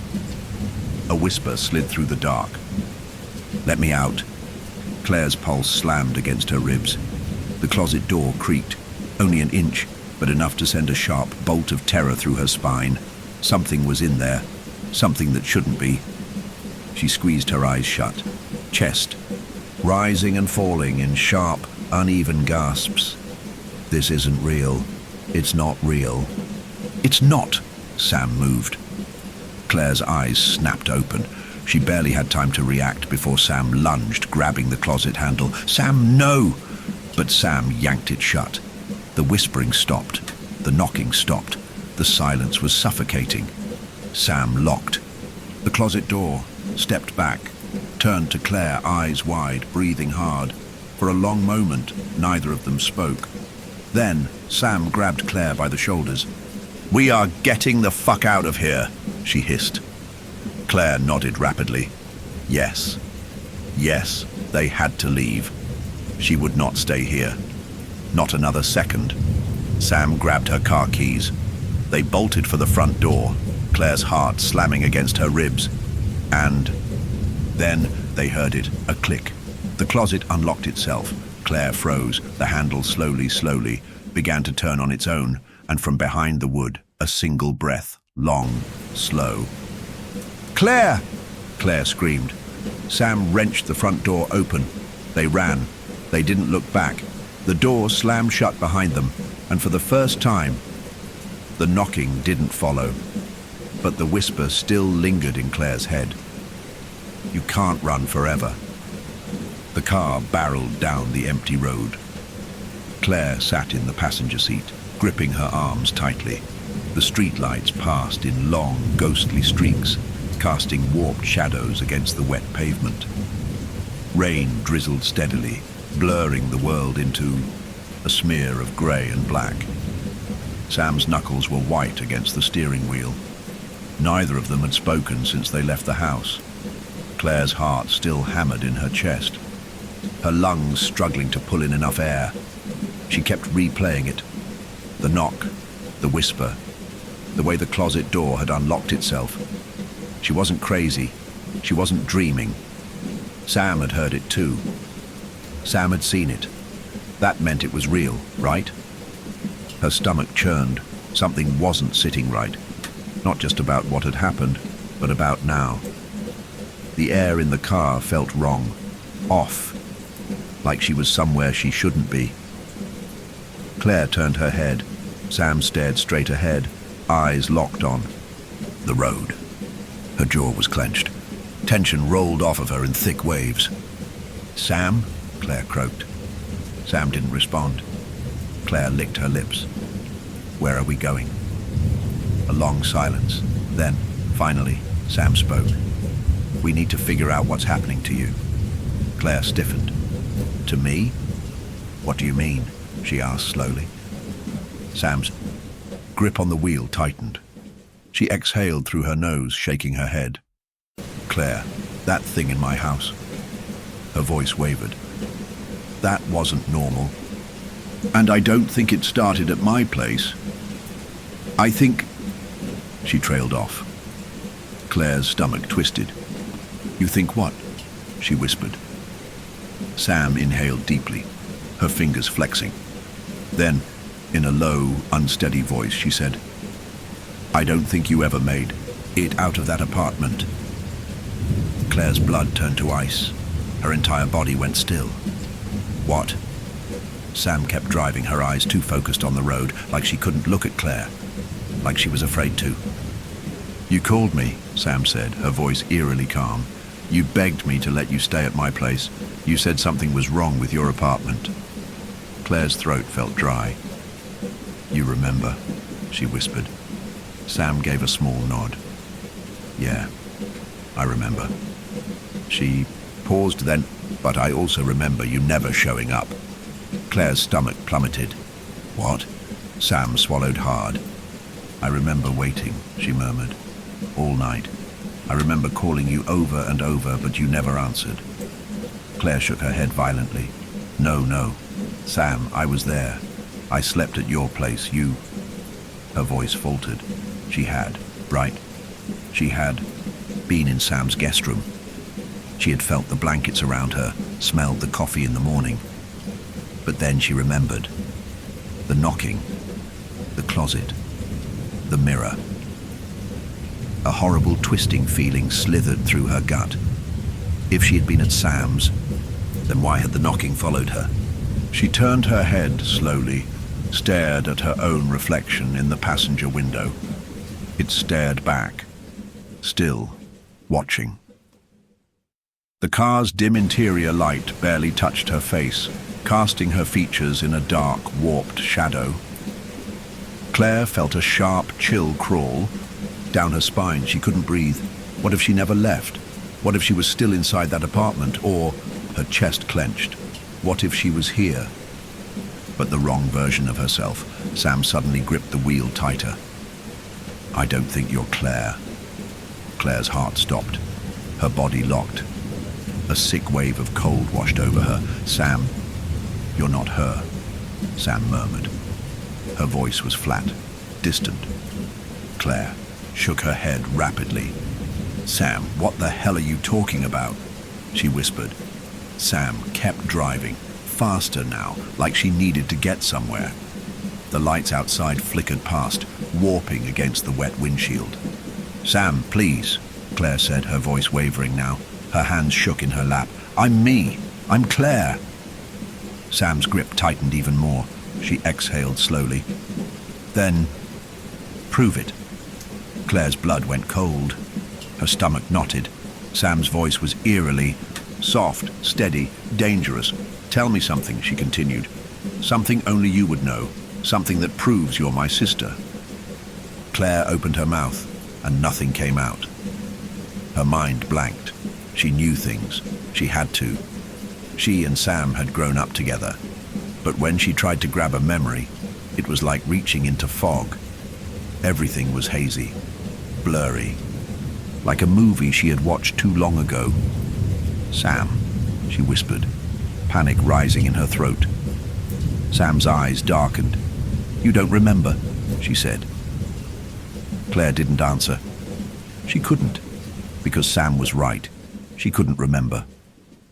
A low hum filled Claire's ears. Deep and vibrating, it wasn't coming from Sam, it wasn't coming from the car, it was inside her head. Claire clenched her fists. She had to remember, had to prove she was real, had to. A single whisper slithered through her thoughts. You never. Left, Claire screamed. Sam swerved the car violently, tires screeching against the wet pavement. Jesus Christ, Claire! The car slid, spun hard, before Sam jerked the wheel, steadying it again. Claire sat frozen, her body rigid.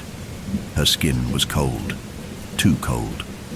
The humming in her skull was louder now. The rain outside blurred against the glass, streaking down the windows, in long, warped lines. The air was thick, heavy, like reality was bending around her. Claire turned her head. Her reflection sat beside her. She barely recognized it anymore, her own face, but empty, watching. She wasn't real.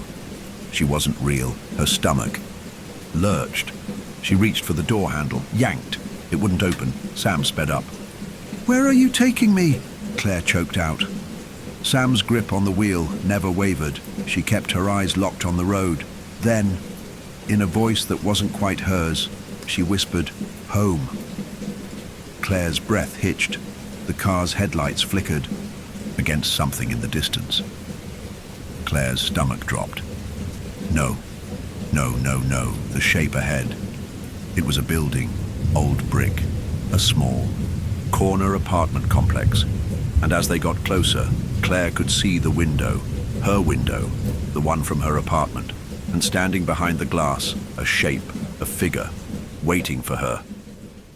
Claire's scream tore through the night. The car didn't stop. Sam didn't blink, and her reflection in the window smiled. The car hurtled toward the apartment complex. Claire thrashed in the passenger seat, her fingers clawing at the door handle, yanking, pulling, but it wouldn't budge. "Let me out," she screamed. Sam didn't react. Her face was blank, expressionless, hands locked on the steering wheel in a white-knuckled grip, like she wasn't even driving, like she wasn't even there. The headlights cut through the rain, illuminating the too familiar building. Claire's stomach churned violently. The apartment stood dark and still, just as she had left it. But the window, her window, something was behind it. A shape, a figure, watching her. Claire's breath came in shallow, uneven bursts. Her pulse slammed against her skull. She couldn't go back there. She wouldn't. "Sam!" she gasped, shaking her violently. "Please, snap out of it. Don't take me back there." Sam didn't blink, didn't breathe. She just whispered, "You never left." The word sent a cold, sickening shudder through Claire's chest. "No, no, no, no!" The car jerked suddenly, hard, as if something had wrenched the wheel. Sam's head snapped to the side, her neck twisting violently. The tires screamed against the pavement. The car skidded. Claire braced for impact, and then everything stopped. Silence. Stillness. The car had parked itself right in front of the apartment building. Claire sucked in a shaking breath. She turned to Sam. Her heart stopped. Sam wasn't there. The driver's seat was empty. Claire's pulse slammed against her ribs. The seatbelt lay slack against the fabric. No sign of her. No door opening. Just gone. Claire's stomach turned violently. She couldn't breathe. She was alone. Soft click echoed through the car. The doors unlocked. And then, from inside the building, a slow, rhythmic sound. Knock, knock, knock. Claire's hands shook violently. She turned her head, staring up at the window. The figure behind the glass was gone. But the door to the apartment complex was now open, waiting.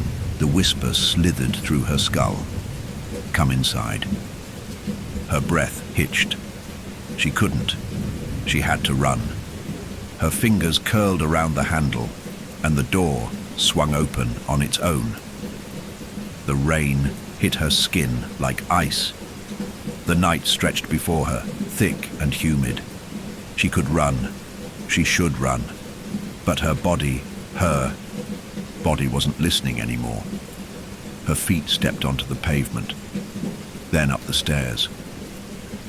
She tried to stop, tried to scream, but she couldn't.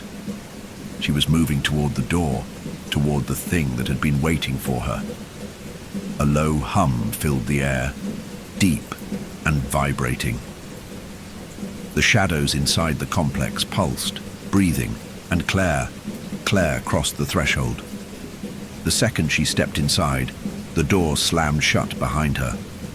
Darkness swallowed the world.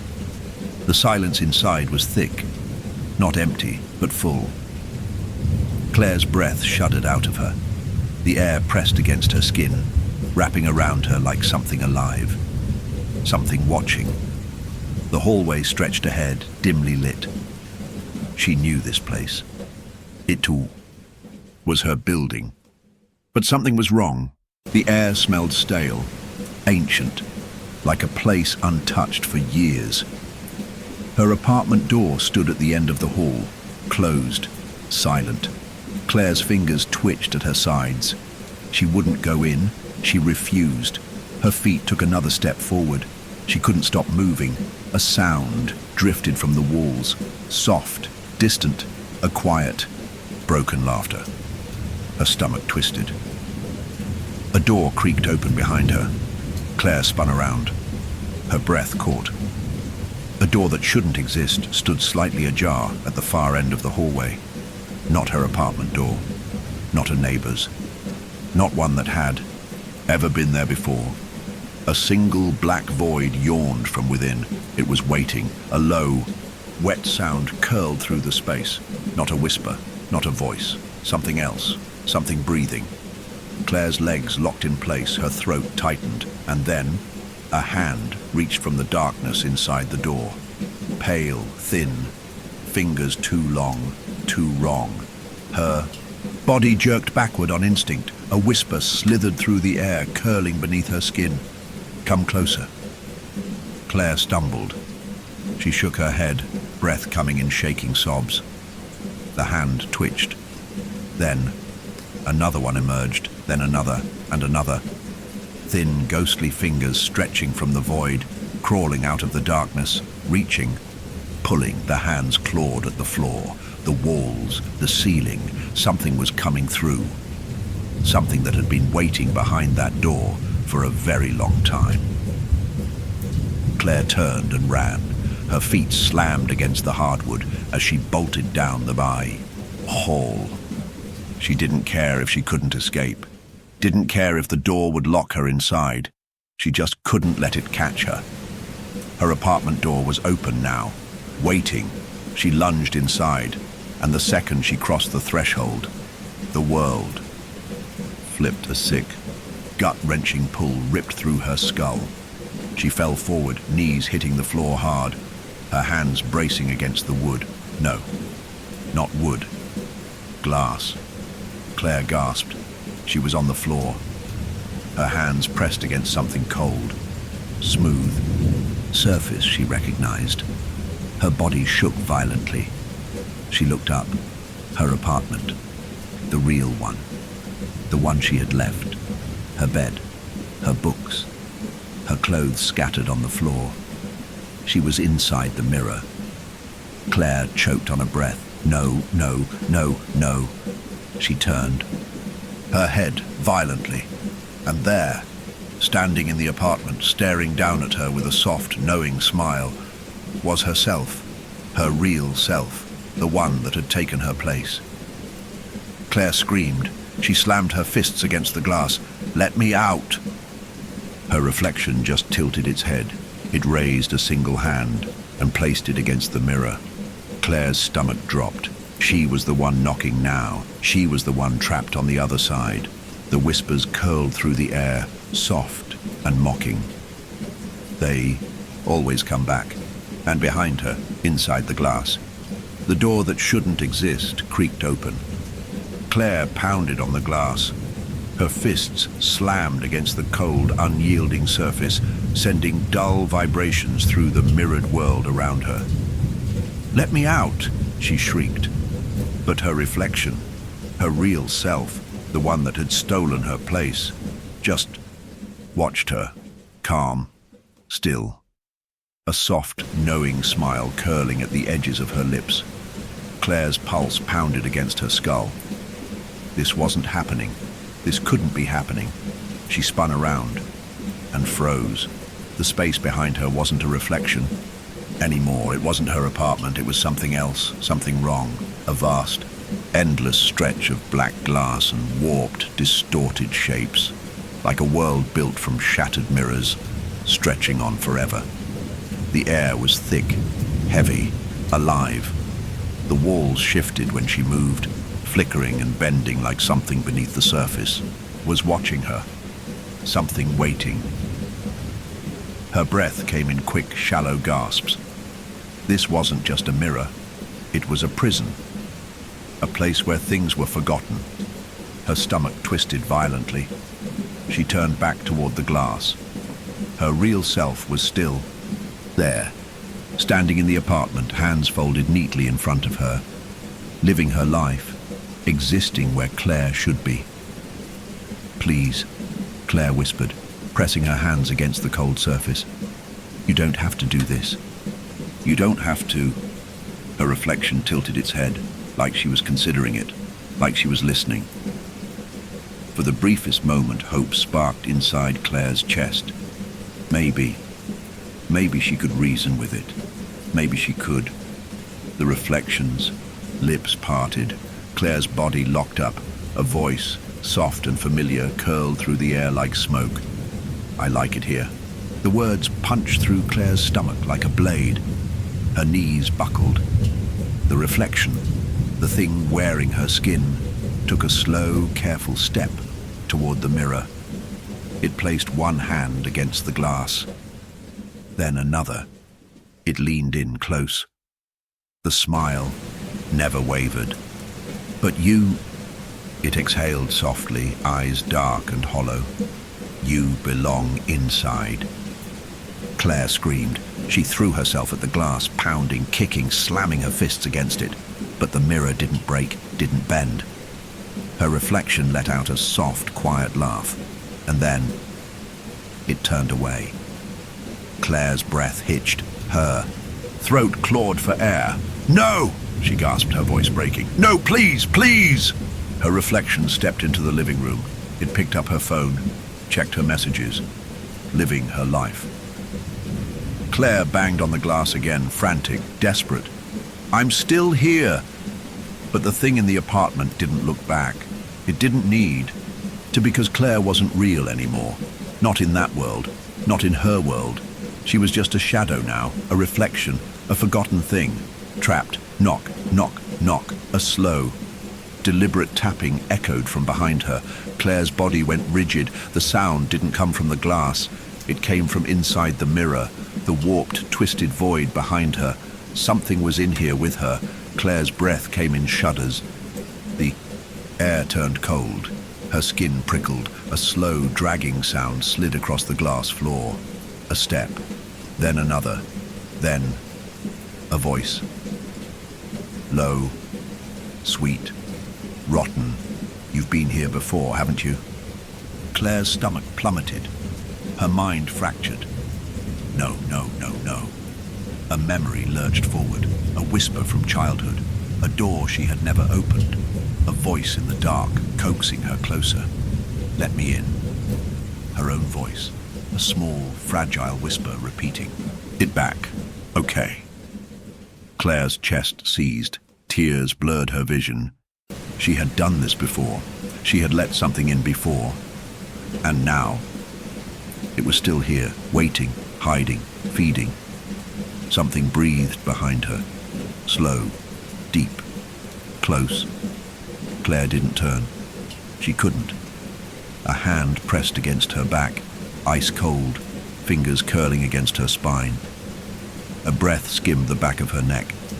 Then, whisper, "Let me out." Claire's body jerked violently. She spun, and the shadows collapsed around her. A shape lunged from the dark. Not a person, not a reflection, but something else entirely. It had no face, no eyes, just a shifting, twisting mass of arms and hands and mouths, stretching from the glass, its fingers reaching for her. And Claire screamed. She ran. She didn't think, didn't breathe. She bolted into the endless void, sprinting across the glass, the warped reflections beneath her twisting as the thing chased her. Its feet made no sound, but she could feel it, close, closer. The whispers grew. You belong here. You let us in. Now it's our turn. Claire sobbed. She wasn't supposed to be here. She had to get out. She had to. Then, up ahead, a door, not her apartment door, not the closet, something else. It stood alone in the void, tall and wrong, humming with a deep, vibrating energy. A door that should not exist, the same door she had seen before, the one she had always ignored. Claire's chest burned. She lunged for it. She could hear the thing behind her, clawing toward her so close she could feel it breathing against her skin. Her fingers closed around the knob. She ripped it open, and the second she stepped through, the world collapsed. Everything inverted. A horrible, gut-wrenching pull yanked through her stomach, through her mind, twisting her body inside out. And then everything went black. Claire woke up on the floor. Her body was heavy. Her lungs ached. A dull ringing filled her ears. She gasped, sucking, in a shaky breath. Wood. A floor. A ceiling. A room. Her hands trembled against the hardwood. She pushed herself up, her limbs weak. She was in her apartment. She was back. Her eyes darted around frantically. The kitchen, the couch, the books. It was hers. It was real. It was. Her stomach lurched. Slowly, she turned toward the mirror, and inside the glass, something moved, a shape. Not her reflection, not a person, but something else, a shadow. Thin fingers pressed against the glass, and in a voice so low, so rotted, so familiar, it whispered, "Your turn. Knock, knock, knock." Claire stared at the mirror. Her breath came in slow, uneven gasps. She didn't move, didn't blink, didn't breathe. Something was inside the glass. Not a reflection, not her, but something else entirely. The shape shifted, pressing thin fingers against the surface. Knock, knock, knock. A slow, rhythmic tapping that rattled inside her skull. Her stomach twisted violently. She had made it back, hadn't she? Her apartment was exactly the way she had left it. Her couch, her books, her bed. The air smelled like home, stale coffee and old pages. She was here. She was real.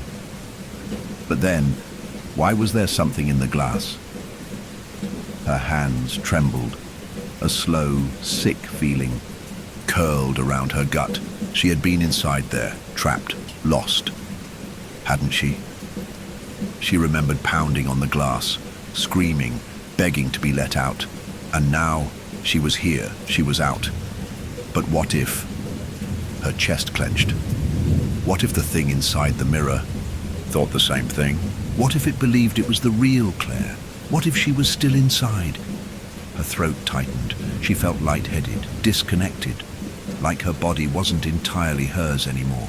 She had to move, had to do something, but she just stood there, staring at the mirror, staring at the shifting, pressing hands against the glass. A single whisper slithered through the air. "You let me out." Claire's breath hitched. No, she had escaped, hadn't she? Her hands clenched at her sides. "I'm real," she whispered. The thing in the glass tilted its head. Slow, deliberate, like it was studying her, like it wasn't convinced.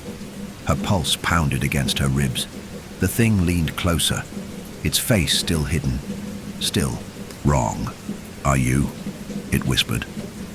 Claire staggered back. Her mind raced. Her chest burned. Yes, she was real.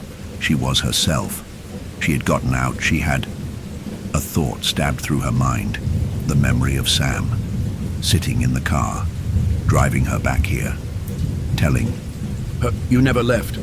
Claire's body locked. A sharp, twisting nausea coiled in her gut. She remembered that drive. She remembered Sam's blank face. The way she hadn't spoken.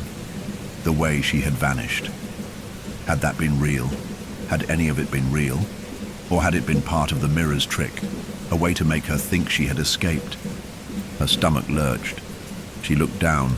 Her fingers curled. Her hands. They didn't feel like hers. Her breath shuddered. The thing in the mirror, the one she thought she had left behind, it laughed softly. Then, it pressed a palm flat against the glass. Claire's heart stopped, because this time, her own hand moved on its own. Her own palm lifted, mirroring the movement perfectly. No delay, no hesitation. Like she was the one inside. Like she was the one still trapped. Her pulse roared in her ears, her knees buckled. "No!" she gasped. "No, no!" She jerked away from the mirror, stumbling back, her body trembling violently. She wasn't inside. She wasn't. She slammed her hands against her chest, her arms, her face, feeling herself. Her skin was cold, too cold. Her heartbeat was faint, too faint. Her pulse was wrong, like she was fading, like she wasn't solid anymore. Tears burned in her eyes. She looked up. The thing in the mirror, the real Claire, stared at her with a soft, knowing look. "It's okay," the thing whispered. Its voice was warm now, gentle. "Kind! You don't have to fight anymore." Claire shook her head violently. "I'm real," she sobbed. "I'm real, I'm real, I'm..." The mirror shattered. A deafening crack split through the room. Glass exploded outward. Claire screamed, and then everything went silent. The apartment was quiet. The rain had stopped. The air smelled like dust. A soft morning light trickled through the curtains. Claire Harper stood in front of the mirror, staring at her own reflection. She touched her face. Her skin was warm, her pulse was strong. She took a slow, steady breath. She was real. She was here. She turned from the mirror, exhaling softly. Everything was normal. Her books, her couch, her clothes on the floor. She smiled. It had been a bad dream, that was all.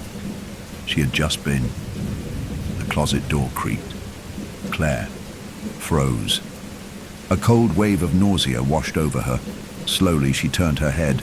The closet door stood open, dark, still, and from inside, in the deepest part of the shadows, a pair of hands pressed against the surface of something invisible, like glass, like a mirror. Faint, desperate. Knock, knock, knock. A whisper curled from the darkness. "Let me out." Claire smiled and walked away. "They say your reflection is just glass and light, just a copy of you, a perfect mimic. But what if one day it stopped following? What if it blinked after you did? What if it watched you while you slept, waiting for its turn?" Claire Harper thought she escaped. She thought she won. But the knocking never stops, and somewhere behind the glass, something still begs to be let out. If you ever hear it, knock, knock, knock, don't answer. Take a deep breath. But don't get too comfortable. The night isn't over yet. Another story awaits. Another traveler. Another mystery. Another nightmare. If you're enjoying these eerie tales, be sure to like, subscribe, and hit the bell icon. The road ahead is dark, and you never know what might be waiting for you just around the corner. The rain had started an hour ago, light at first, just a misting on the windshield. barely requiring the wipers. But by the time Daniel had passed the last road sign, it had turned into a relentless downpour. Thick sheets of water hammered the roof of his car, making the road nearly invisible. His headlights barely cut through the storm, revealing only an endless stretch of cracked asphalt and towering pine trees on either side. He was exhausted, too exhausted. The drive had been longer than expected, and his body felt leaden, his eyelids heavy. He hadn't meant to push this far without rest, but the small towns he had passed earlier seemed deserted. Nothing but boarded-up gas stations and flickering neon closed signs. He hadn't seen another car for miles. His fingers tightened on the steering wheel as a familiar, gnawing unease settled in his chest. He was too alone out here. Then, out of the rain and darkness, a sign flickered on the side of the road. Silver Pines Inn. Vacancy. The neon letters buzzed faintly, glowing an unnatural shade of red against the black night. The motel itself was barely visible beyond it, a squat two-story building with only a few dim lights shining from the windows. A long, covered walkway stretched across the front, leading to an office with a glass door. It wasn't much, but it was something. Daniel exhaled, relief washing over him. Just a few hours of sleep, then he'd be back on the road. He turned into the gravel driveway, the tires crunching loudly, and pulled up near the front office. The vacancy sign buzzed and flickered, as if struggling to stay lit. He killed the engine. The silence was deafening.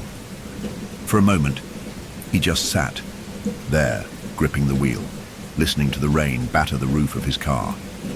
The motel was too quiet. No voices, no cars pulling in, no signs of life at all.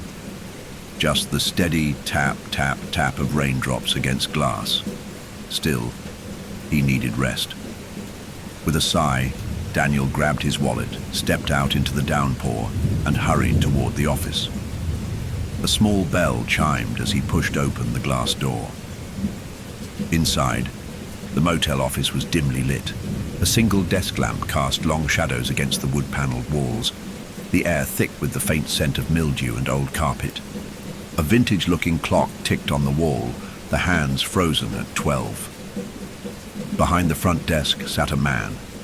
The receptionist was gaunt, almost sickly, with a hollow face and deep-set eyes that barely seemed to register Daniel's presence.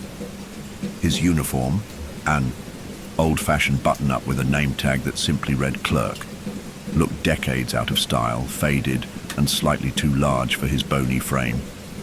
He didn't greet Daniel. Instead, he just stared. For a long, uncomfortable moment, neither of them spoke. Rain drummed against the roof, filling the silence. Daniel cleared his throat. Hi, I need a room for the night." The receptionist blinked, slow and deliberate, as if processing the request.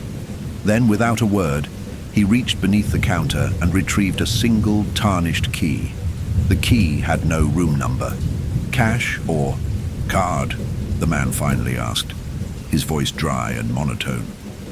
Daniel hesitated before handing over his credit card. The man swiped it without looking at the screen, as if the motion was purely routine. No receipt printed, no register dinged. The transaction just happened. As the clerk handed the card back, his hand brushed Daniel's. His skin was ice cold. Daniel shivered involuntarily. He shoved his wallet back into his pocket and took the key, glancing at it again. Which room is this for?" The clerk didn't answer immediately. Instead, he tilted his head slightly, as if listening for something. Then, finally, he said, "Your room is waiting." Daniel didn't argue. He just wanted sleep. Clutching the key, he stepped back out into the rain, walking quickly under the covered walkway toward the row of doors. The motel's exterior looked older than it should, like something out of a faded photograph. The wooden beams were slightly warped, and the numbers on the doors were strangely mismatched, as if they had been replaced multiple times. When he found what seemed to be his room, he noticed something odd. The key slid in perfectly, but the door was already unlocked. A slow unease crept over him. Had the receptionist forgotten to lock it? Or had someone else been in here before him? He stepped inside. The room was normal. Mostly a standard motel setup. Queen-size bed, an old boxy TV, a small nightstand with a flickering lamp. The wallpaper was slightly discolored, peeling at the edges, but nothing that screamed wrong. Still, something felt off. The air was stale, as if the room hadn't been used in years, and the rain outside sounded muted, like he was hearing it from underwater. He turned back to the door and locked it firmly. Dropping his bag on the chair, Daniel sat on the edge of the bed and rubbed his temples. His exhaustion weighed heavy on him, dulling his thoughts. Maybe he was just imagining things. Maybe it was just another shitty roadside motel, and he was too tired to think clearly. He lay back, staring at the stained ceiling. Tomorrow, he'd be gone. This place would just be a weird, forgettable memory. His eyes fluttered shut. Somewhere deep in the motel, a door creaked open. Daniel woke up to complete darkness. For a moment, he wasn't sure why. His body was too heavy, like he was buried under layers of thick fabric. A strange, ringing sound filled his ears. A low, distant hum that almost seemed to vibrate in his bones. Then he realized the lamp was off. He had left it on. He sat up too quickly, his pulse hammering in his chest. His eyes struggled to adjust, and as he reached blindly toward the nightstand, his fingers brushed something unexpected, something cold. His breath caught in his throat. He pulled his hand back immediately, his skin prickling with dread. The lamp clicked on by itself an instant later, flooding the room with its dim, flickering light. There was nothing there, just the old nightstand, the telephone, and the same stained wallpaper curling at the edges. Maybe I was dreaming. The thought barely reassured him.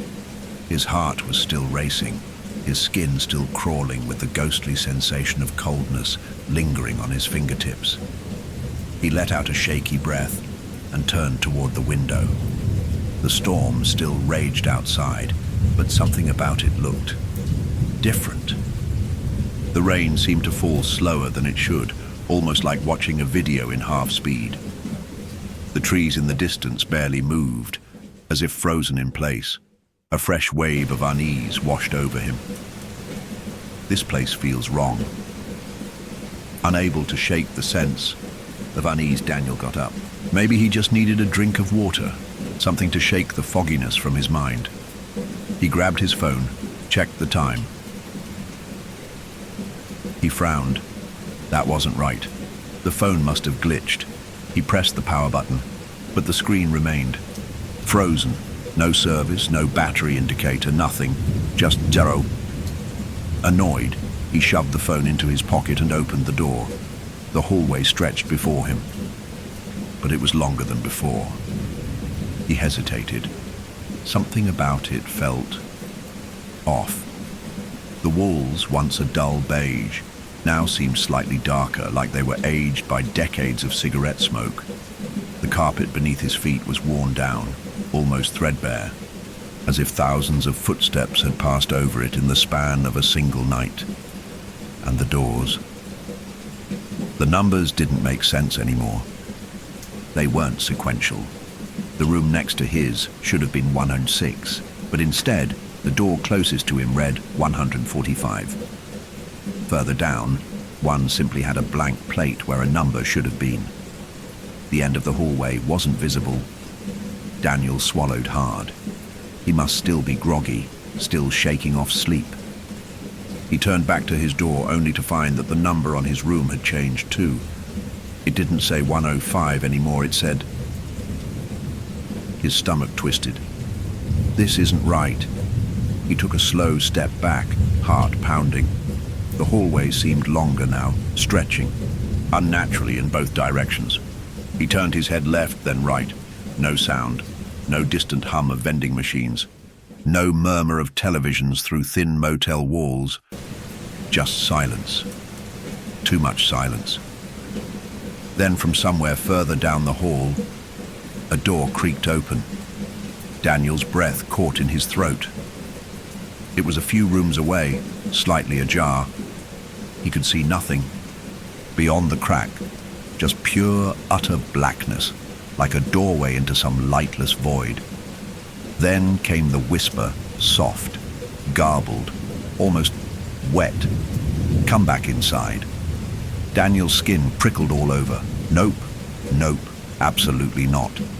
He turned away from the open door and started walking fast in the opposite direction. He just needed to find the front desk, tell that weird-ass receptionist that he was leaving right now. But the further he walked, the more wrong things became. The hallway looped. He passed the same door 3 times.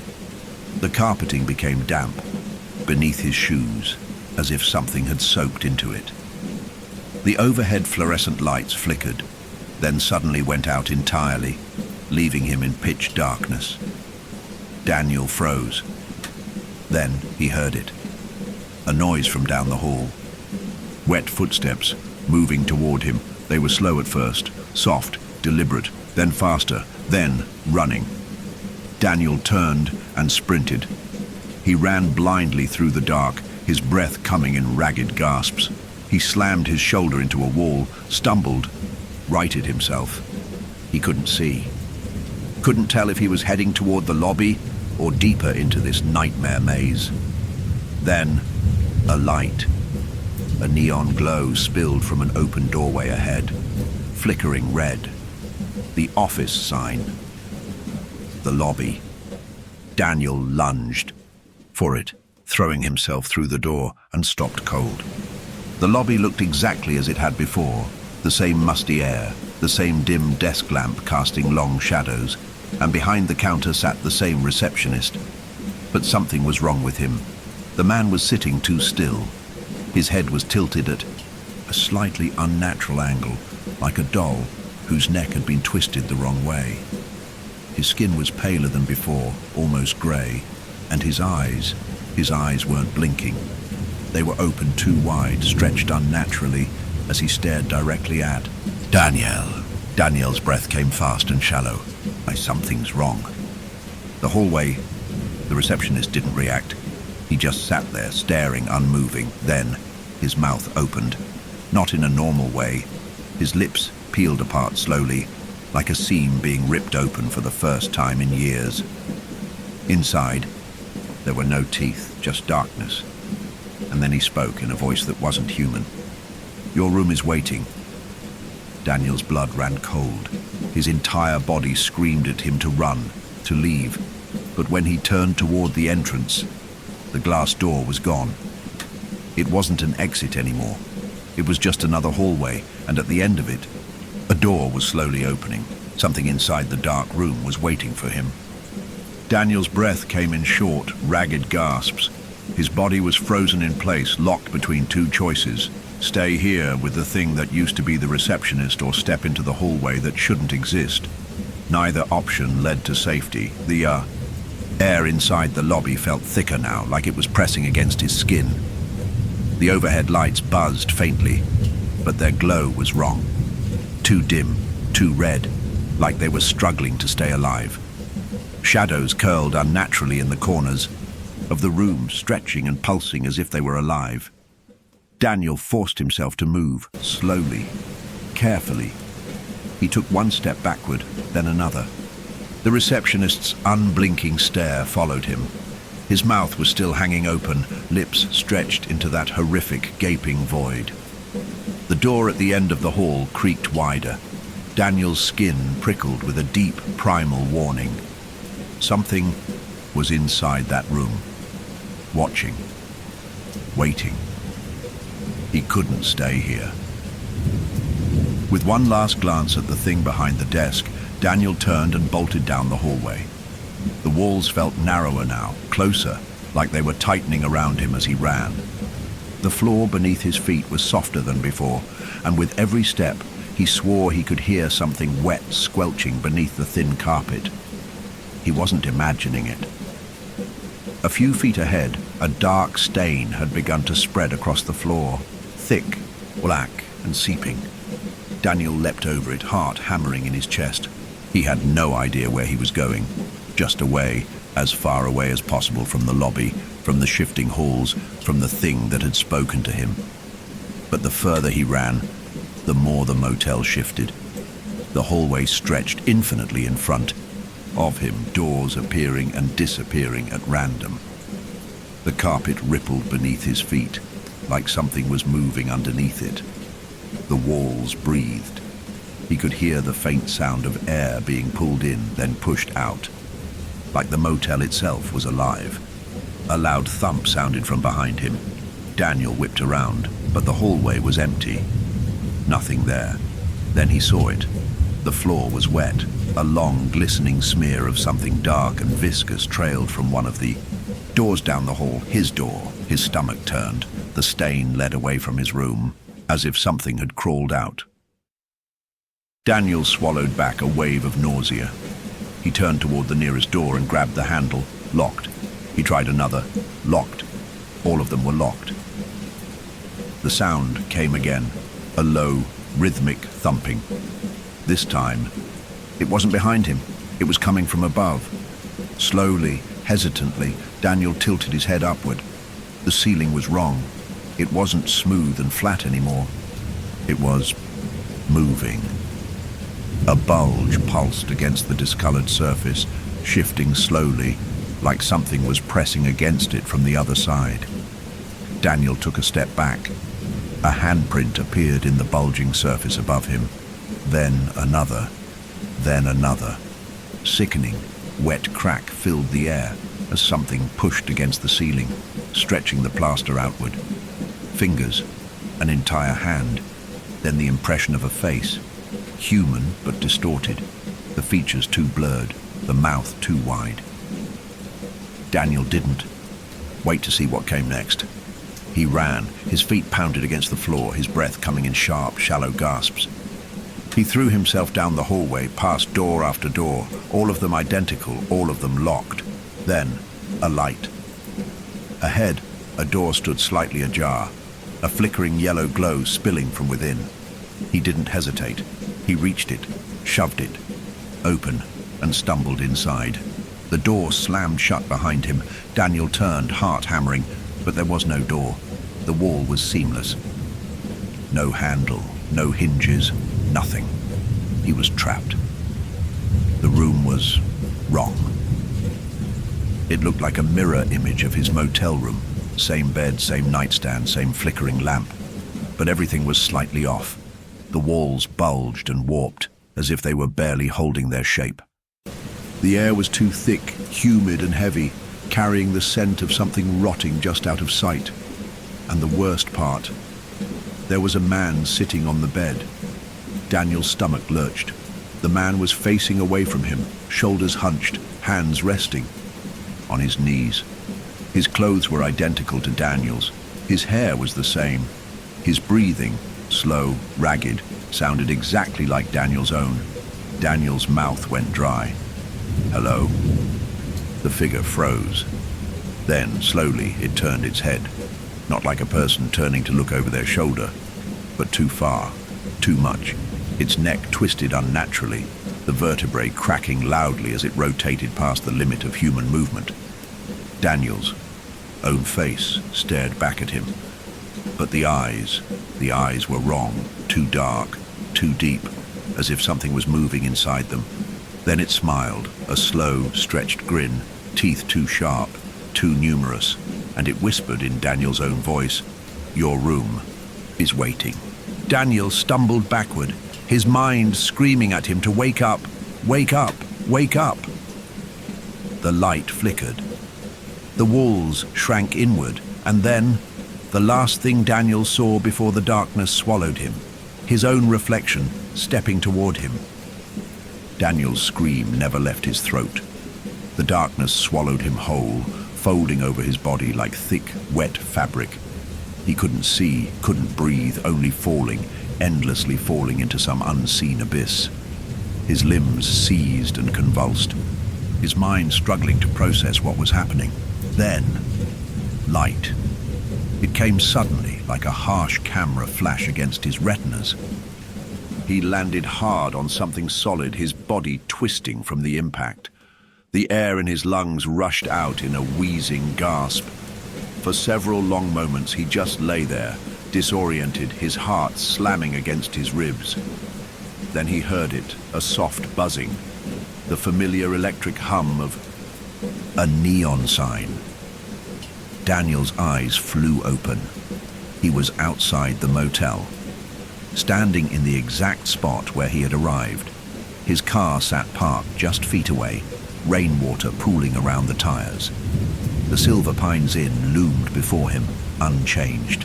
The red neon vacancy sign flickered softly in the night. The covered walkway stretched in front of him, leading to the front office. It was like he had never gone inside, like nothing had happened. Daniel's breath came in sharp, uneven gasps as he turned, in place scanning his surroundings. The road beyond the motel was still empty. The storm continued to rage overhead. The trees stood tall and unmoving in the distance, too still. Had he dreamed it? Had he fallen asleep at the wheel and imagined the whole thing? The thought almost comforted him until he looked down at himself. His clothes were soaked in something thick and dark. His fingers trembled as he lifted his hands to his face. His skin was clammy and cold, his breathing unsteady. The faintest trace of a smell clung to him, something sour, something rotten. A whisper of memory flickered in his mind, the hallway stretching too long, the thing behind the desk, the twisted reflection of himself. No, it hadn't been a dream. This was real. He had to leave. Now. With shaking legs, Daniel took a step toward his car. He reached for the door handle, locked. His stomach lurched. No, he had left it unlocked when he got out. He was sure of it. He fumbled into his pocket for his keys. Gone. Panic rose like bile in his throat. His breathing came faster too. Fast, his vision blurring at the edges. He yanked at the car door handle again, but it wouldn't budge. He was trapped outside. A click sounded behind him. Daniel froze. His skin went cold. He turned his head slowly. The front office door was open. The light inside spilled onto the wet pavement, and standing there, behind the counter, the receptionist. Still, unmoving, his lifeless eyes locked onto Daniel. Then, in that same slow, unnatural motion, his mouth stretched open. "Your room is waiting." Daniel's breath caught in his throat. He staggered back, his pulse a wild, erratic thing inside his chest. He turned and ran. He didn't know where, just away. His feet slammed against the wet pavement, sending up splashes of rainwater as he sprinted toward the highway. The storm blinded him, the wind howling through the trees, but he didn't stop, couldn't stop, because behind him, the motel was still there. Even as he ran, even as the road stretched before him, the Silver Pines Inn never left his periphery. It was always there, always waiting, like a fixed point in his reality, no matter how far he went. He squeezed his eyes shut, willing himself forward. Run, just keep running. Then, the ground beneath his feet changed. The wet pavement disappeared, replaced with something softer. Carpet. Daniel's eyes snapped open. He was inside the motel hallway again. His breath hitched. His stomach dropped. No. The hallway stretched endlessly before him. The flickering lights buzzed overhead. The doors lined either side of the corridor, their numbers shifting as he looked at them. He whirled around, but there was no exit, no door, no storm. Just the endless, silent hallway. His pulse pounded in his ears as he staggered back, hands pressing against the walls, his breath coming in shallow gasps. This wasn't happening, this wasn't real. A whisper drifted down the hall, soft, familiar. Come back inside. His body locked up. The voice was his own. He turned his head slowly toward the only door that was open. A single room. His room. The door stood ajar, the inside hidden in shadows. He didn't want to go in. Every cell in his body screamed at him to run, but his feet were already moving. Step by step, he approached the doorway. The number on the door shifted as he reached for the handle, from to 105. His room. The moment his fingers brushed the handle, the door swung open on its own. Darkness poured out, and standing inside, waiting, himself. Daniel stared, his breath shallow. His own reflection looked back at him, but not quite right. The skin was too pale, the eyes too empty, and the smile too wide, too knowing. It lifted a single hand and gestured toward the room. "Come back inside," Daniel wanted to scream. Wanted to run again, fight, anything. But the darkness rushed forward, pulling him inside. The door slammed shut. Silence fell over the motel. The hallway was empty once more. The only sound was the faint hum of the neon vacancy sign buzzing outside. Then, a car pulled into the parking lot.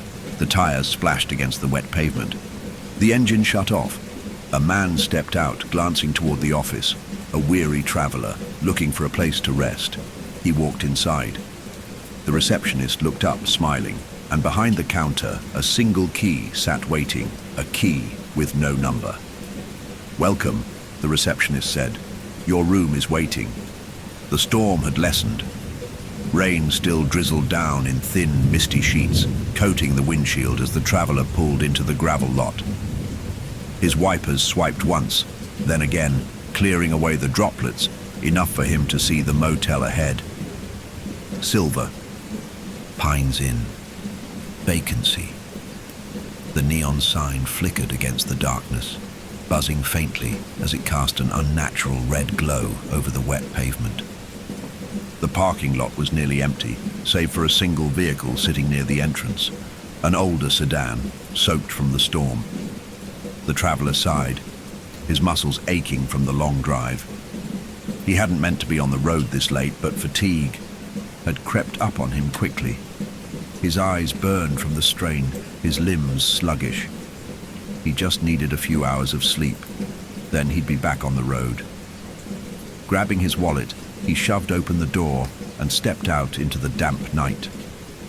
The rain was cold, misting over his skin, soaking into the fabric of his jacket as he pulled it tighter around himself.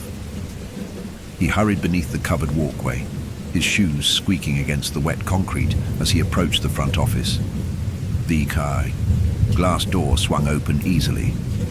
A bell above the entrance chimed softly, though the sound was distorted, too slow, like a warped cassette tape playing at the wrong speed. Inside, the office was still and quiet. Dim lighting cast long shadows across the wood-paneled walls. A single lamp sat on the desk, illuminating a man sitting behind the counter. The traveler hesitated. Something about the receptionist seemed off. He was too still, his posture stiff, his pale hands resting flat against the countertop. His uniform looked slightly outdated, an old-fashioned button-up with a faded name tag. "Evening," the traveler said, forcing a polite nod. The receptionist didn't respond right away.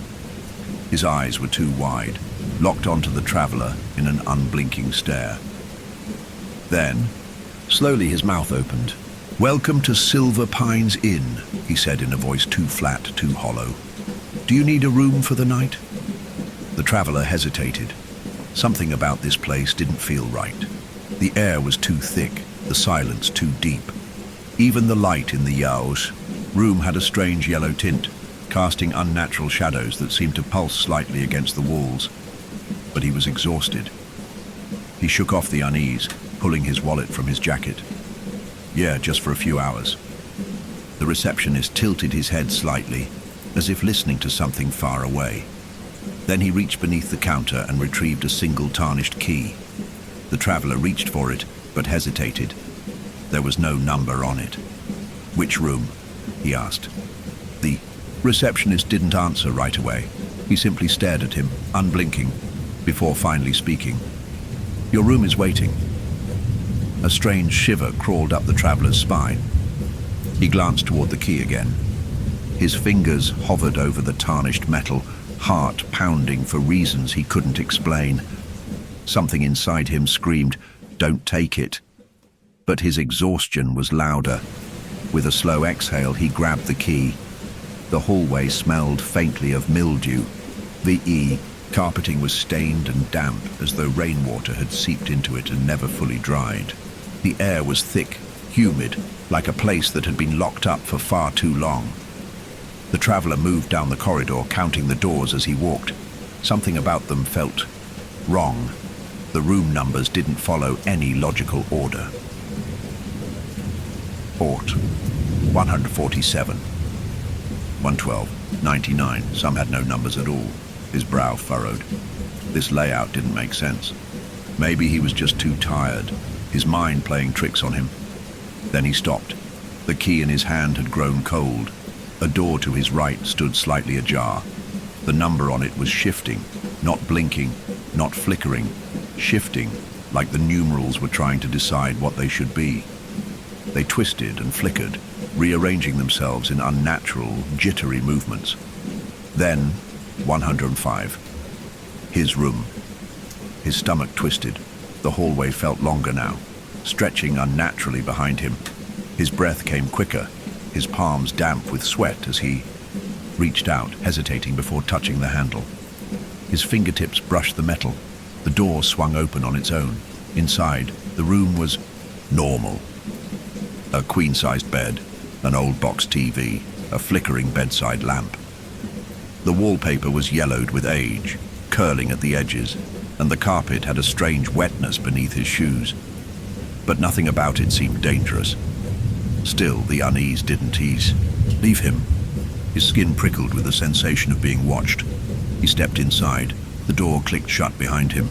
The traveler barely remembered falling asleep. He had set his phone down, rubbed his eyes, and the moment his body hit the mattress, exhaustion dragged him under. But something woke him. A knocking sound, soft, rhythmic. He stirred, blinking blearily, in the dim light. His body felt strange, too heavy, like something was pressing down on his chest.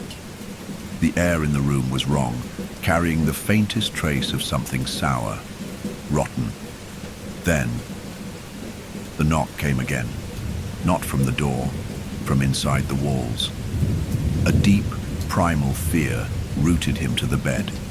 His heartbeat hammered in his ears. Then, the television turned on.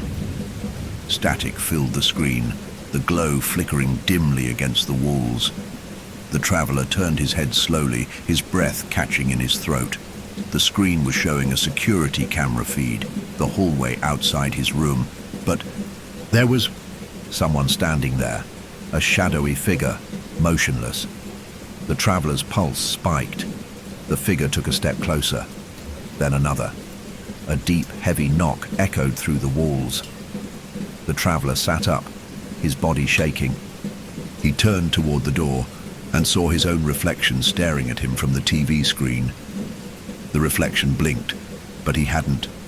A slow, stretched grin curled across its face. The lights flickered. The knocking grew louder. And then, from right beside, his ear, a whisper. "Your room is waiting." The traveler's breath hitched. The TV screen went black. The lamp flickered out, and in the pitch darkness, the last thing he heard, the door creaking open. The darkness swallowed everything. The traveler couldn't see his hands in front of his face, couldn't tell if his eyes were open or closed. The only sound was his own ragged breathing, sharp, panicked gasps that didn't seem loud enough in the suffocating quiet. His pulse hammered in his throat. The door, it had opened on its own. He was sure of it. His body refused to move, every muscle frozen with the instinctive terror of being watched. His skin prickled, an invisible presence pressing against him, surrounding him, waiting. Then, a whisper. "Come inside."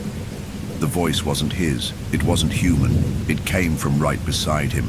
The traveler lunged for the lamp, fumbling with the switch. His fingers trembled as he twisted it, his breath locked in his chest. The light flickered weakly. For a split second, the room flashed into view, and he saw something in the mirror, a shape, standing just behind him. Then, the bulb burned out. The room plunged into darkness again. The traveler scrambled backward, his hands clawing at the nightstand, the sheets, anything to anchor himself. His mind screamed at him to get up, to run, to do anything but sit here waiting for whatever was in the room with him. He reached blindly for his phone, but when his fingers closed around it, the screen was already on, and the camera app was open as he ducked. Front-facing lens displayed a live feed, his own face, wide-eyed, terrified, and just behind him, a second face, not just similar, identical. His own features stared back at him, but warped, too pale, too stretched, the skin pulled tight over the bones like it had been starved for years, and the eyes, black, endless pits. The traveler screamed and threw the phone across the room. It hit the wall with a dull thud, the screen cracking on impact. The whisper came again, "Come inside." Something moved in the darkness. The traveler felt it, not saw it, but felt it, a shift in the air, a cold pressure curling around his skin. Lunged toward the door, his heartbeat thundering in his ears. He reached for the handle, expecting resistance, but the door swung open effortlessly. He stumbled forward into the hallway, and the moment his feet hit the carpet, everything changed. The hallway was different now, not just longer, endless. The lights overhead buzzed faintly, their glow a sickly yellow, casting stretched, unnatural shadows along the walls.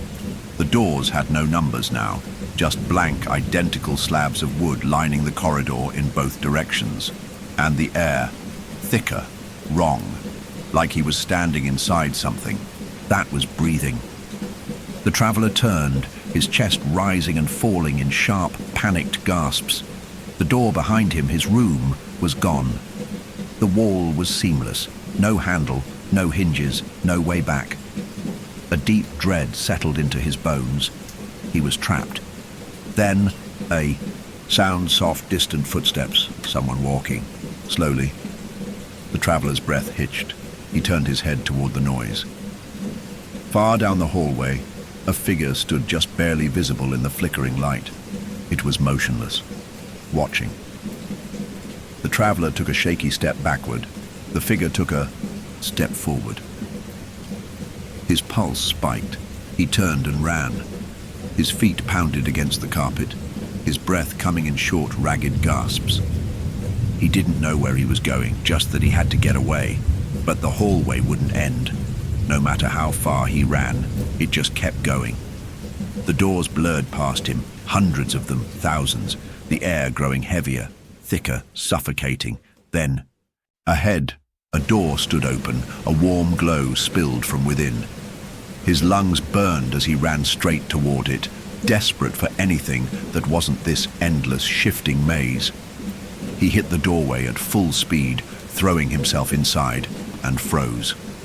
The room was identical to the one he had just left. Same bed, same nightstand, same flickering lamp. But someone was already sitting on the mattress, his own reflection. A perfect copy of himself, hunched forward, hands resting on his knees. The traveler's blood ran cold. The figure lifted its head, slowly, too slowly, and its black, hollow eyes locked onto him. Then it smiled. A slow, unnatural stretch of lips peeling too far back. "You took too long." The traveler tried to step back, but the door slammed shut behind him. The lamp flickered, the shadows moved, and the last thing he saw before the darkness consumed him, his reflection standing up, stepping toward him, reaching out and whispering, "Your room is waiting." In the parking lot, the rain had stopped. The neon vacancy sign flickered against the quiet night. A car sat parked near the entrance, windshield reflecting the glow. The driver's seat was empty. Inside the office, the receptionist sat behind the desk, still unmoving, waiting. A new key sat on the counter, and as the wind passed through the empty lot, another car pulled in. A tired traveler stepped out, rubbing his eyes, looking toward the building. He checked his phone. No signal. With a sigh, he walked toward the front office. Inside, the receptionist looked up. A slow smile spread across his face. "Welcome," he said. "Your room is waiting." The rain had finally stopped, but the road still glistened with fresh moisture, reflecting the eerie glow of the silver pines inside. The latest traveler, a man in his mid-40s, tired, road-worn, and desperate for rest, stepped out of his car and stretched, rolling the tension from his shoulders. He'd been driving for over 10 hours, eyes burning, mind fogged with exhaustion. A place to sleep. That's all he needed. A few hours to recharge, then he'd be gone. He barely glanced at the motel's exterior as he approached. If he had, he might have noticed the way the windows were too dark, the way the building seemed larger than it should, stretching unnaturally into the night. He pulled open the office door. A faint chime sounded overhead, warped and sluggish, like an old tape recorder playing in slow motion. Inside, the air was too still. The receptionist sat behind the desk, his pale fingers resting, motionless on the counter. He didn't blink, didn't shift in his seat, just stared at the traveler with unwavering intensity. The traveler hesitated. Something about the man's eyes, too wide, too unblinking, made his skin crawl. "Need a room for the night," he said, quickly, pushing the unease down. The receptionist didn't react right away. Then, in a slow, deliberate movement, he reached beneath the counter and placed a single key onto the desk. It was old and tarnished. No number, no tag. Just the cold weight of metal against the wood. The traveler frowned. "Which room is this for?" The receptionist's mouth stretched open, not in a normal way, not like a person preparing to speak, but too far, too slow, the lips peeling apart as if the motion were unfamiliar. "Your room is waiting." The traveler shivered. Something about that phrase unnerved him in a way he couldn't explain. The words felt old, rehearsed, like a line from a play that had been performed for centuries. For a brief moment he considered leaving, just turning around, walking back to his car and driving away. But exhaustion won. With a hesitant nod, he grabbed the key. The receptionist's eyes followed him as he left the office. The hallway wasn't right. The traveler could feel it the moment he stepped inside. The air was too thick, humid, like a room that had been sealed for years. The carpet beneath his shoes was soft, almost damp, as though something had soaked into the fibers long ago. But what disturbed him most were the doors. They didn't follow any pattern. There was no sequence, no logic. Some doors had no numbers at all. Others displayed numbers that changed when he blinked. 3, 146, 198. His stomach twisted. Something's off. Then he spotted his door. It stood slightly ajar. A warm light spilled from within, flickering slightly. For the second time, that night, a voice inside him screamed, "Turn around." But the exhaustion was too deep. He just needed sleep. He stepped inside. The door clicked shut behind him. The room was normal. A bed, a nightstand, a flickering lamp. The air smelled faintly of dust and something stale, something old. The wallpaper was yellowed, curling slightly at the corners. Just another cheap roadside motel. The traveler exhaled, rubbing his face. "Jesus, I need sleep." His body felt too heavy as he collapsed onto the bed. The sheets were cool against his skin, the pillow stiff, but it didn't matter. His mind was already sinking into sleep, his limbs going slack. Darkness crept at the edges of his thoughts, pulling him under. Then, knocking, soft, rhythmic. The traveler's eyes snapped open, his breath hitched. The knock wasn't coming from the door. It was coming from inside the walls, a slow, deliberate sound. Tap, tap, tap. The traveler sat up fast, his pulse spiking. The hell! His gaze darted to the window. The storm had stopped. The neon vacancy sign outside flickered weakly. The world beyond the glass looked distant, hazy, as if he were seeing it through a filter of thick, murky water. Then the knock came again, this time right behind the headboard. His body locked up.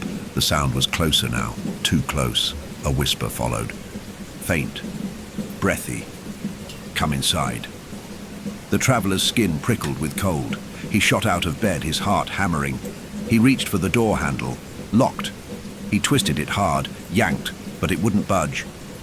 Then the television turned on. Static hissed from the screen, crackling loudly in the silence. The glow flickered weakly against the walls, casting long, unnatural shadows. The traveler whipped around. The TV was displaying a live feed. Security camera view of the hallway outside his room. His breath caught. A figure stood there, tall, motionless, watching. The traveler's blood turned to ice.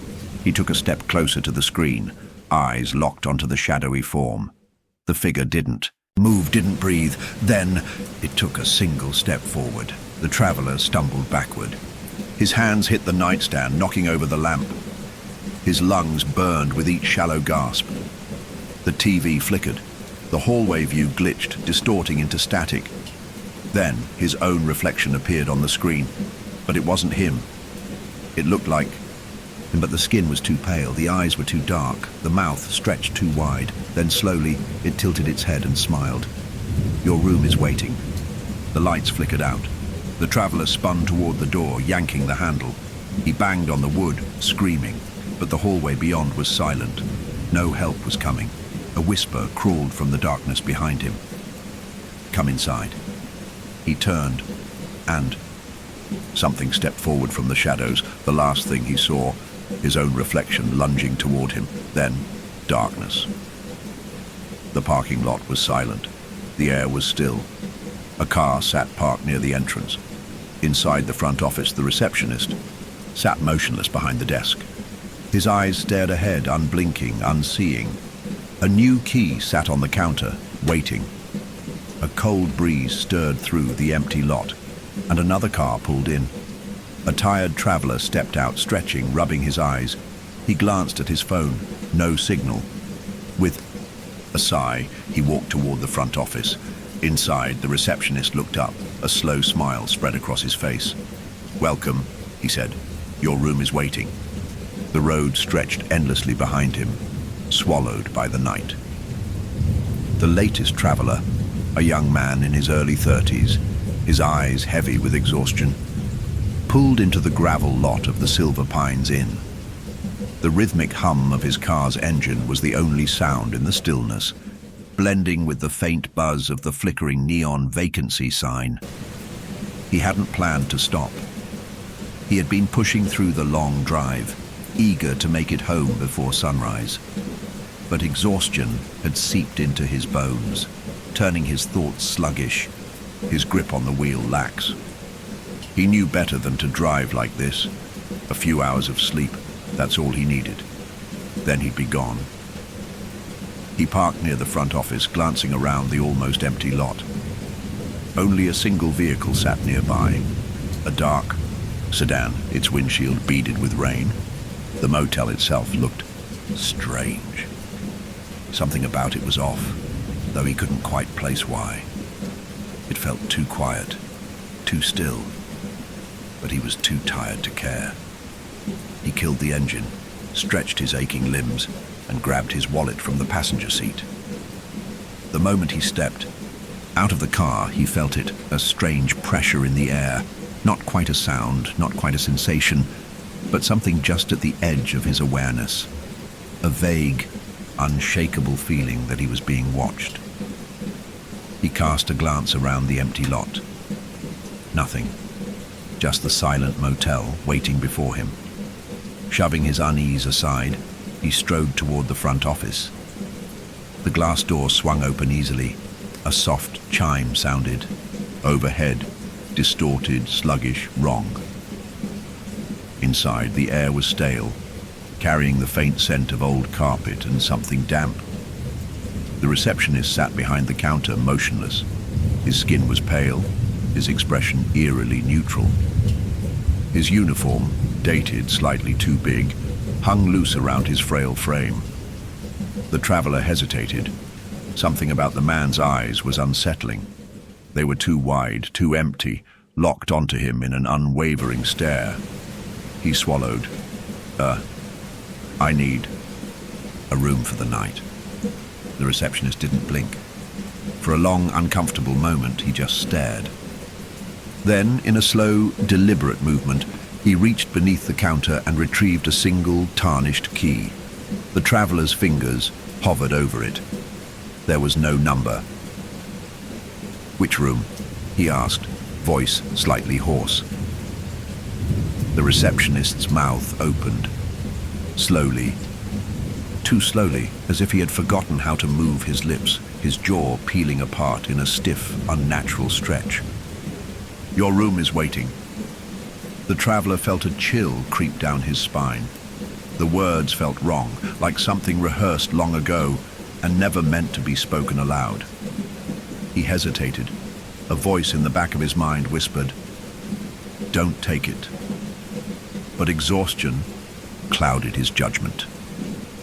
With a slow exhale, he grabbed the key. The receptionist's eyes followed him as he left the office. The hallway stretched before him. Narrow, dimly lit. The air was too thick, carrying a strange humidity that clung to his skin.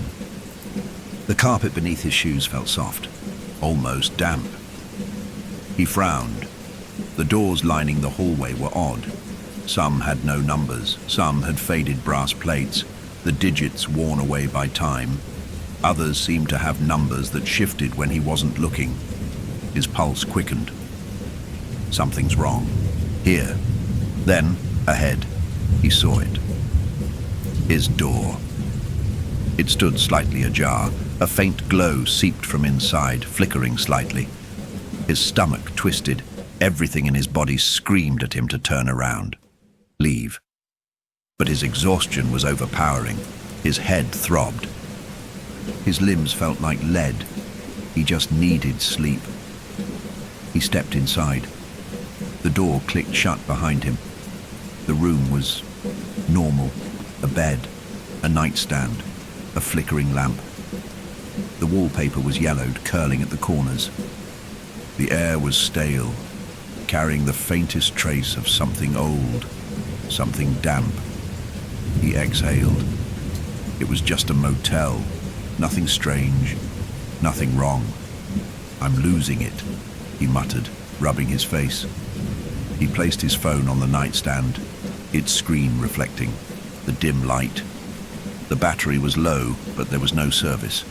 He barely had time to process the thought before exhaustion swallowed him whole. His body sank into the mattress, his vision blurring at the edges. Then, knocking, soft, rhythmic. His eyes snapped open, his breath hitched. The knock wasn't coming from the door, it was coming from inside the walls. Tap, tap, tap. His pulse spiked. He sat up fast, his chest rising and falling in sharp, uneven breaths. Then the whisper came, faint, breathy, close. "Come inside." His blood ran cold. The television turned on. Static hissed from the screen, flickering weakly against the walls. The traveler's breath caught in his throat. The screen showed a live feed of the hallway, his door, and just outside, a figure stood motionless. The traveler stiffened. The figure took a step forward, then another. Then the screen flickered. For a split second, he saw his own reflection staring back at him. But it wasn't him. The skin was too pale, the eyes were too dark, and the mouth too wide. It whispered, "Your room is waiting." The traveler lunged for the door handle, locked. He twisted it hard, yanked with all his strength. Then the lights flickered out. The whisper grew louder. "Come inside." A hand brushed his shoulder. The traveler screamed. Darkness swallowed him. The parking lot was silent. The neon vacancy sign flickered faintly. A car sat parked near the entrance. Inside the office, the receptionist sat motionless behind the desk. A new key rested on the counter, waiting. The wind stirred through the empty lot, and another car pulled in. A tired traveler stepped out, stretching, rubbing his eyes. He glanced at his phone. No signal. With a sigh, he walked toward the front office. Inside, the receptionist looked up. A slow smile spread across his face. "Welcome," he said. "Your room is waiting." The road had been long and unforgiving. The traveler, a woman in her late 20s, had been driving for hours, her eyes burning from the strain of keeping them open. The dark highway stretched endlessly in both directions, swallowed by the thick night. Her only companions, the occasional road signs that passed in a blur, and the quiet hum of her car's tires against the wet asphalt. She had planned to push through, to make it home before dawn. But exhaustion had settled into her bones, turning every mile into an unbearable weight. She needed to stop, just for a little while. Then, as if answering her unspoken thought, she saw it. The Silver Pines Inn. The vacancy sign buzzed faintly against the night, casting a flickering red glow over the parking lot. The building itself was small, unassuming, nestled between towering trees that barely swayed in the windless air. A single other car sat in the lot, an old sedan, its windshield dark and still. Something about the motel felt off, like a set piece in an abandoned play, waiting for an audience that would never come. But she was too tired to care. She pulled into the lot, killed the engine, and stepped out. The moment her feet touched the pavement, a strange sensation washed over her. A shift in the air, not a breeze, not a temperature change, just a feeling, like stepping into a space that wasn't entirely hers. A quiet wrongness that settled beneath her skin. Her instincts whispered, "Don't go in." But exhaustion drowned them out. She shut the car door, rolled her shoulders, and walked toward the front office. The glass door swung open, a bell chimed softly, too slow, too deep. Inside, the air was thick and stale, the scent of old carpet clinging to every surface. The lighting was dim, casting long, unnatural shadows against the wood-paneled walls. The receptionist sat behind the desk. He was motionless, his pale hands resting flat on the counter. His uniform looked dated, slightly oversized, like something out of a time long past. His eyes locked onto her, unblinking, unmoving. She hesitated. "I need a room for the night." The receptionist didn't respond right away. Then, in a slow, deliberate motion, he reached beneath the counter and placed a single key on the desk. It was old, the metal tarnished with age. No tag, no number. Just the cold weight of metal waiting for her hand. Her stomach twisted. "Which room?" she asked. The receptionist's mouth opened, slowly, too slowly, as if his jaw had forgotten how to move, as if the muscles beneath his skin were stretching for the first time in years. "Your room is waiting." The words settled into the air like something final, something absolute. A whisper at the edges of her mind told her to leave, to turn around, to run. But exhaustion weighed her down. With an uneasy breath, she reached for the key. The receptionist's eyes followed her as she left the office. The hallway felt wrong. The walls were too close, the air too stagnant. The lighting overhead buzzed weakly, flickering at uneven intervals, casting long shadows that seemed to stretch in ways they shouldn't. The doors lining the hallway were strange. Some had numbers that shifted when she blinked. Some had no numbers at all. Some had scratches carved into the wood, like someone had tried to claw their way out. Her breath came shallower. She moved quickly, eyes scanning for her room. Then she saw it. A door, slightly ajar. A warm light flickered from inside. Her muscles tensed. Everything inside her screamed, "Don't go in." But she was so tired. Just a few hours of sleep. Then she'd be gone. She stepped inside. The door clicked shut behind her. The room was normal. A bed, a nightstand, a flickering lamp. The wallpaper was faded, curling at the edges. The air carried the faintest trace of something damp, something old. She let out a breath. Just another roadside motel. Nothing strange. Nothing wrong. She placed her bag on the chair, checked her phone. No service. Her brows furrowed. She turned it off, then on again. Still nothing. With a sigh, she tossed it onto the nightstand and sat on the bed. The mattress sank beneath her, softer than she expected. Her body felt so heavy. She lay back, her eyelids fluttering shut. Darkness pulled at her thoughts. Then, knocking. Soft, rhythmic. Her breath hitched. The knock wasn't coming from the door. It was coming from inside the walls. Tap. Tap, tap! Her pulse spiked. Then, a whisper. "Come inside." Her body locked up. The television turned on. Static hissed from the screen, flickering against the walls. She sat up fast, her breath caught in her throat. The screen displayed a security camera feed. A live view of the hallway outside.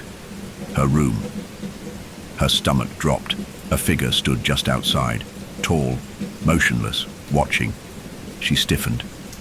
Then, it moved. A single step forward. Then another.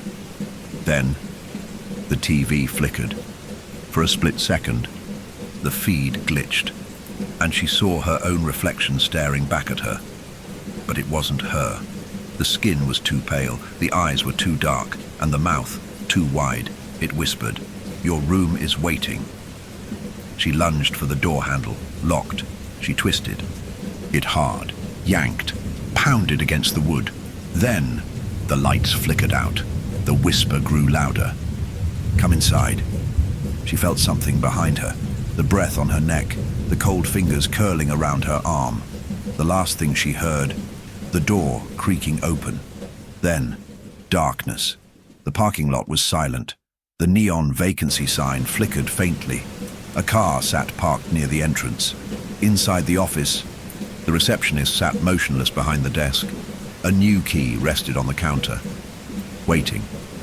A cold breeze stirred through the empty lot, and another car pulled in. A tired traveler stepped out, stretching, rubbing his eyes. He glanced at his phone. No signal. With a sigh, he walked toward the front office. Inside, the receptionist looked up. A slow smile spread across his face. "Welcome," he said. "Your room is waiting." The highway stretched endlessly behind him, swallowed by the night. The traveler, a man in his early 40s, his shirt wrinkled from hours behind the wheel, rolled his shoulders, trying to shake the weight of exhaustion from his limbs. He had been driving for nearly 16 hours straight, and fatigue had settled deep into his bones. He told himself he could push through, that he didn't need to stop. But his eyelids were heavy, his thoughts sluggish. He had nearly drifted into the wrong lane twice. He needed rest, just a few hours. That's when he saw it. The Silver Pines Inn. The vacancy sign flickered in the darkness, casting a dull red glow over the gravel lot. It looked small, unassuming, nestled against a stretch of dense, unmoving trees. A single car sat in the lot, a dark sedan, its windshield fogged over from the lingering moisture in the air. Something about the motel unnerved him, though he couldn't say why. It felt isolated, cut off from the rest of the world. But exhaustion overruled the unease. He pulled into the lot and parked near the entrance. The moment he stepped out, the air changed. The shift was subtle but undeniable. A pressure in his chest, a stillness that seemed to seep into his skin, like he had stepped into a space that didn't quite belong to him, a quiet wrongness that settled in his bones. His instincts whispered, "Leave." But he was too tired to listen. He shut the car door and walked toward the front office. The glass door swung open, a bell chimed softly, the sound warped, sluggish, wrong. Inside, the air was thick and heavy, laced with the faint scent of stale carpet and something damp. The receptionist sat behind the counter, still, unblinking. His skin was pale, his uniform slightly too large, like it had been tailored for someone else. The traveler hesitated. The man's eyes locked onto him, too wide, too still. Something about his stare made the traveler's stomach twist. "I need a room for the night." The receptionist didn't blink. For a long, uncomfortable moment, he simply watched. Then, with slow, deliberate movement, he reached beneath the counter and placed a single key onto the desk. The traveler froze. The key had no number. "Which room?" he asked. The receptionist's mouth opened, not like a person about to speak, but too wide, too slow, like a puppet whose strings had been pulled for the first time in years. "Your room is waiting." The words felt old, rehearsed, absolute. A whisper in his mind told him to leave, to turn around, to run, but exhaustion weighed him down. With an uneasy breath, he reached for the key. The receptionist's eyes followed him. As he left the office, the hallway stretched before him. Narrow, dimly lit. The air was wrong. It was too thick. The temperature neither warm nor cool, but something else entirely. Like the space itself was breathing. The doors lining the hallway were unusual. Some had no numbers at all. Some had faded brass plates with digits that seemed to shift. Some had deep scratches carved into the wood. His pulse quickened. Something felt off. Then ahead, he saw a door, slightly ajar. A warm light flickered from within. His stomach tightened. Everything inside him whispered, "Turn around." But he was so tired. Just a few hours of sleep. Then he'd be gone. He stepped inside.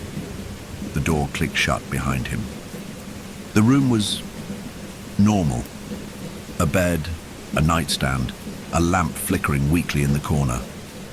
The wallpaper was yellowed, curling at the edges. The air carried the faint scent of something old, something damp. He exhaled. Just another roadside motel. Nothing strange, nothing wrong. He placed his phone on the nightstand. No service. His brows furrowed. He turned it off, then on again. Still nothing. With a sigh, he tossed it onto the bed and sat down. The mattress sank beneath him, softer than he expected. His body felt so heavy. He lay back, his eyelids fluttering shut. Then, knocking. Soft, rhythmic. His breath hitched. The knock wasn't coming from the door. It was coming from inside the walls. Tap, tap, tap. His pulse spiked. Then a whisper. "Come inside." His body locked up. The television turned on. Static hissed from the screen, flickering against the walls. He sat up fast, his breath caught in his throat. The screen displayed a security camera feed. A live view of the hallway outside. His room. His stomach dropped. A figure stood just outside. Tall, motionless, watching. He stiffened. Then, it moved. A single step forward. Then another. Then, the TV flickered. For a split second, the feed glitched, and he saw his own reflection staring back at him. But it wasn't him. The skin was too pale, the eyes were too dark, and the mouth too wide. It whispered, Your room is waiting." He lunged for the door handle, locked. He twisted, hit hard, yanked, pounded against the wood. Then the lights flickered out. The whisper grew louder. "Come inside." He felt something behind him, the breath on his neck, the cold fingers curling around his arm. The last thing he heard, the door creaking open. Then, darkness. The parking lot was silent. The neon vacancy sign flickered faintly. A car sat parked near the entrance. Inside the office, the receptionist sat motionless behind the desk. A new key rested on the counter, waiting. A cold breeze stirred through the empty lot, and another car pulled in. A tired traveler stepped out, stretching, rubbing his eyes. He glanced at his phone. No signal. With a sigh, he walked toward the front office. Inside, the receptionist looked up. A slow smile spread across his face. "Welcome," he said. "Your room is waiting." The road stretched endlessly in both directions, disappearing into the thick night. The latest traveler, a woman in her late 30s, sat behind the wheel of her aging sedan, her hands gripping the steering wheel tighter than necessary. Her muscles ached from hours of driving, and the road signs had long since blurred into a monotony of numbers and arrows. She had planned to make it to the next city before stopping, but her eyelids were too heavy, her thoughts too slow. She wasn't sure how much longer she could keep herself awake. She needed to stop, just for a little while. That's when she saw it, the Silver Pines Inn. The vacancy sign hummed faintly, casting its flickering red glow over the empty parking lot. She sighed in relief. A place to sleep, a place to rest. She turned into the lot, her tires crunching against damp gravel. Only a single car sat near the entrance, an older sedan, its windshield clouded with moisture, as if it had been sitting there for too long. Something about the motel felt off. The architecture was plain, but something about its stillness unsettled her. It looked too ordinary, like a picture of a motel rather than something real. A vague unease curled in her chest, whispering at the back of her mind, but exhaustion drowned it out. She shut off the engine, grabbed her wallet, and stepped out. The moment her feet touched the pavement, a strange sensation washed over her. It wasn't a sound, wasn't a shift in temperature, just a feeling, like stepping into a space that wasn't quite hers, a quiet wrongness that settled into her bones. Her instincts whispered, "Leave," but she was too tired to listen. She walked toward the front office. The glass door swung open, a bell chimed overhead. Warped, distorted, wrong. Inside, the air was stale, thick with the scent of old carpet and something damp. The receptionist sat behind the counter, still, unblinking. His skin was pale, his uniform slightly too large, like it had been tailored for someone else. The woman hesitated, the man's eyes locked onto her, too wide, too still.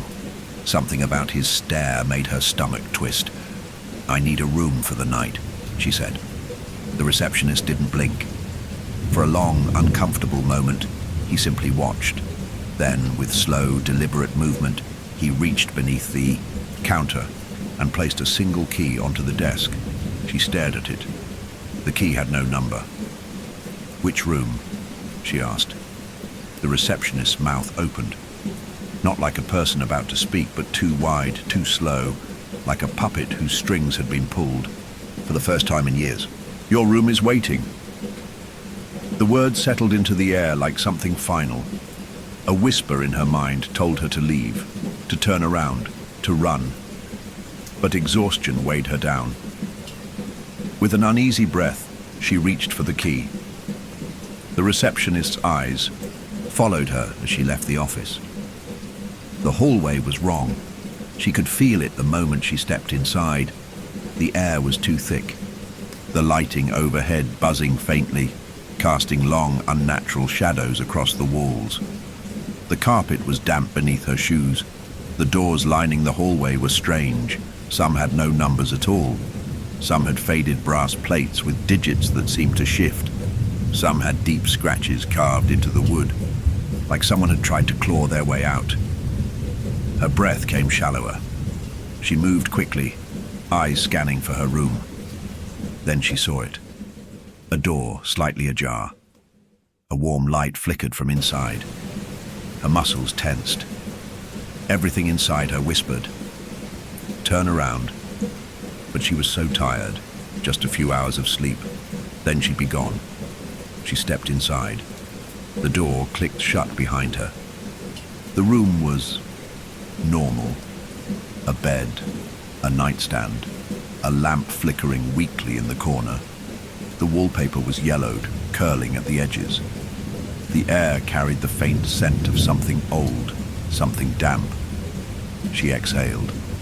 Just another roadside motel. Nothing strange, nothing wrong.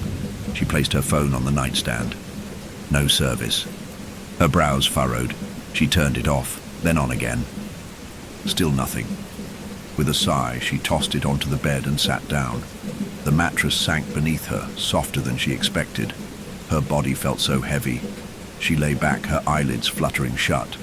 Then, knocking. Soft. Rhythmic. Her breath hitched. The knock wasn't coming from the door. It was coming from inside the walls. Tap, tap, tap. Her pulse spiked. Then, a whisper.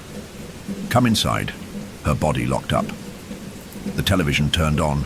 Static hissed from the screen, flickering against the walls. She sat up fast. Her breath caught in her throat. The screen displayed a security camera feed, a live view of the hallway outside. Her room. Her stomach dropped. A figure stood just outside. Tall, motionless, watching. She stiffened. Then, it moved. A single step forward, then another. Then, the TV flickered.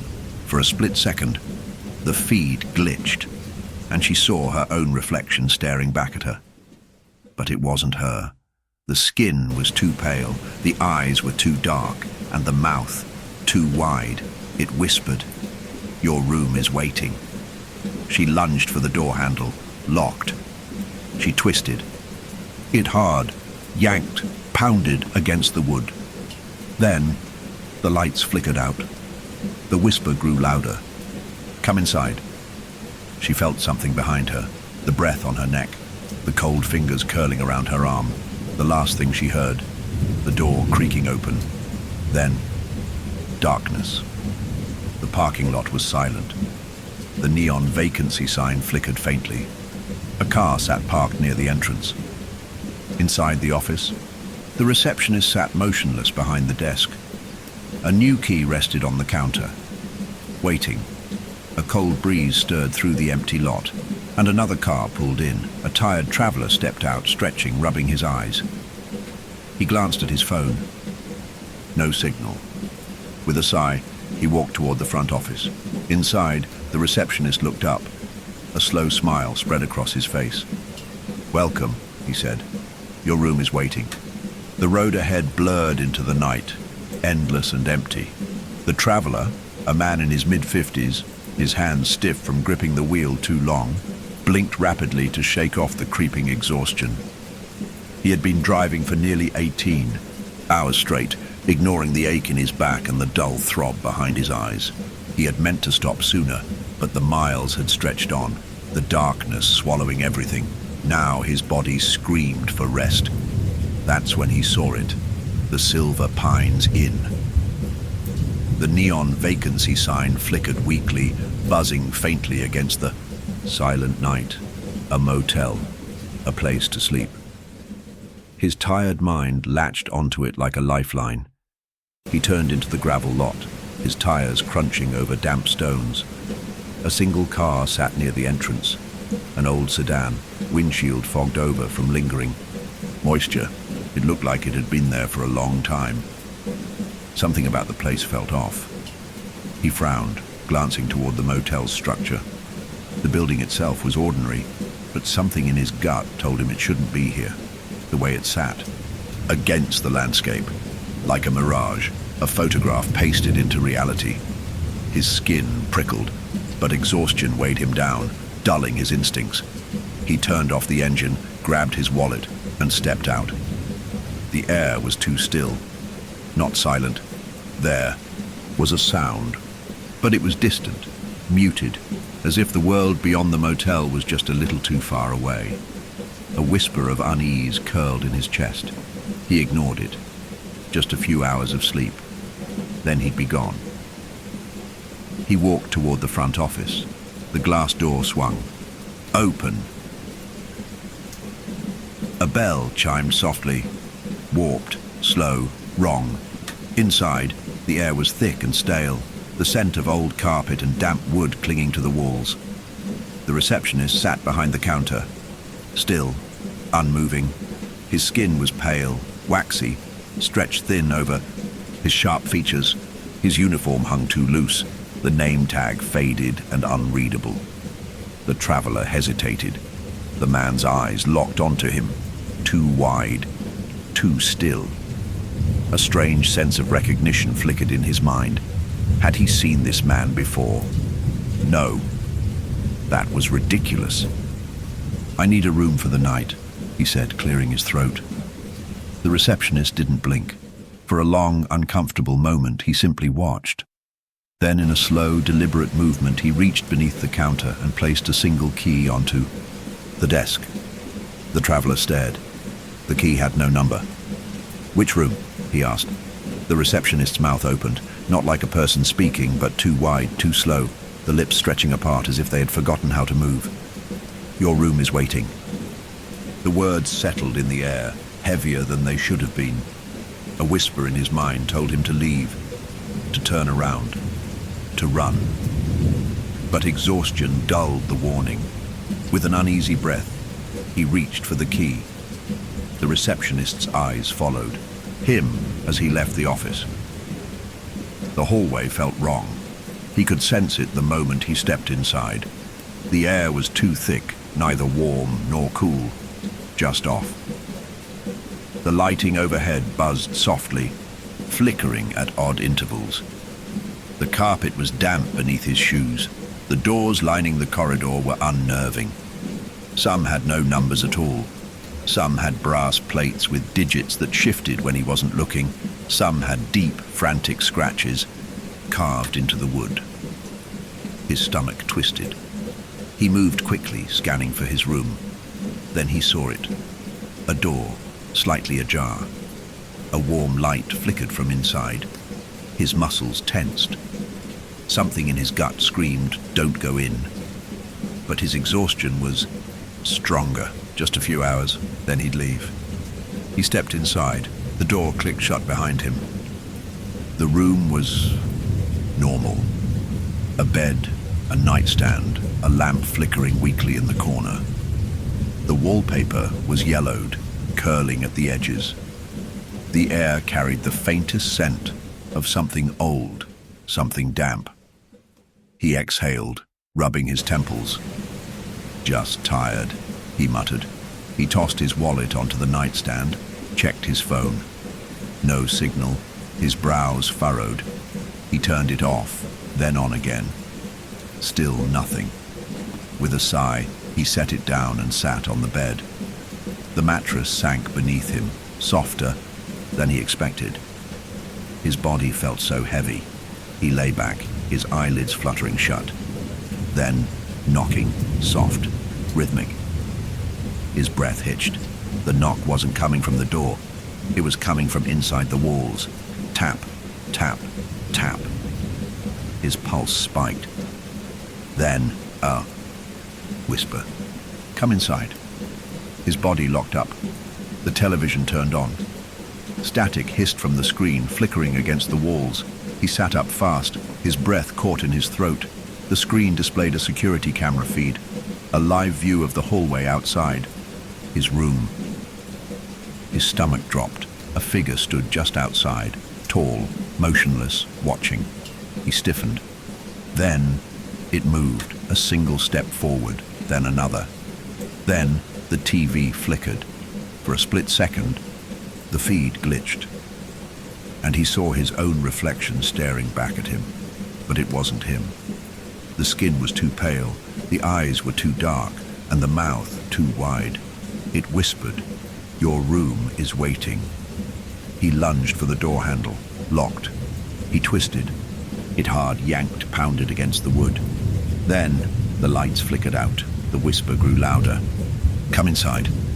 He felt something behind him, the breath on his neck, the cold fingers curling around his arm. The last thing he heard, the door creaking open, then darkness. The parking lot was silent. The neon vacancy sign flickered faintly. A car sat parked near the entrance. Inside the office, the receptionist sat motionless behind the desk. A new key rested on the counter, waiting. A cold breeze stirred through the empty lot, and another car pulled in. A tired traveler stepped out, stretching, rubbing his eyes. He glanced at his phone. No signal. With a sigh, he walked toward the front office. Inside, the receptionist looked up. A slow smile spread across his face. "Welcome," he said. "Your room is waiting." The highway stretched endlessly into the darkness, swallowed by the thick veil of night. The latest traveler, a woman in her early 40s, her face lined with exhaustion, gripped the steering wheel tightly, her knuckles pale beneath the dashboard glow. The road had blurred into an endless, hypnotic loop, the occasional mile marker passing like a ghostly spectre, each identical to the last. She had been driving for hours, too many hours. Her body ached, her eyes burned, and her mind had started playing tricks on her. She swore she had seen the same stretch of road 3 times now. That was impossible. But fatigue had a way of warping reality. She needed to stop. Just for a little while. And then, as if the thought had summoned it, the Silver Pines Inn appeared. The neon vacancy sign flickered in the distance, glowing dull red against the darkness. A motel. A place to rest. She exhaled in relief. She turned into the gravel lot, her tires crunching over damp stones. The lot was almost empty, save for a single dark sedan, its windshield fogged over. It looked as if it had been there for a long time. Something about the place unsettled her. The motel was too still, too silent, like an abandoned building that had never quite been abandoned. Her instincts whispered, "Keep driving." But exhaustion muffled the warning. She turned off the engine, grabbed her bag, and stepped out. The moment her feet hit the pavement, she felt it. A shift, a quiet, almost imperceptible wrongness in the air. The temperature hadn't changed, the wind hadn't stirred, but something was different. It was like stepping into a space that wasn't entirely hers. Her skin prickled with unease. She glanced up at the motel. The structure wasn't unusual, but something about it felt wrong, like it wasn't meant to be here. Her stomach twisted. She nearly got back in her car, nearly, but her exhaustion was stronger. Just a few hours of sleep. Then she'd be gone. She walked toward the front office. The glass door swung open. A soft chime rang overhead, but the sound was sluggish, distorted. Inside, the air was stale, thick with the scent of old carpet and damp wood. The receptionist sat behind the desk, still, unmoving. His skin was pale, waxy, stretched too tightly over his hollow cheeks. His uniform hung loose, like it belonged to someone else. She hesitated. The man's eyes locked onto her, too wide, too still. Something about him made her breath catch. She suddenly had the urge to leave, to turn around, to get back in her car and drive. But her exhaustion smothered the instinct. "I need a room for the night," she said. The receptionist didn't blink. For a long, uncomfortable moment, he simply watched. Then, in a slow, mechanical movement, he reached beneath the counter and placed a single key on the desk. She hesitated. The key had no number. "Which room?" she asked. The receptionist's mouth opened, not like a normal person about to speak, but too wide, too slow, like a puppet whose strings had been pulled for the first time in years. "Your room is waiting." The words settled into the air, heavier than they should have been. Her fingers hovered over the key. The unease in her chest deepened.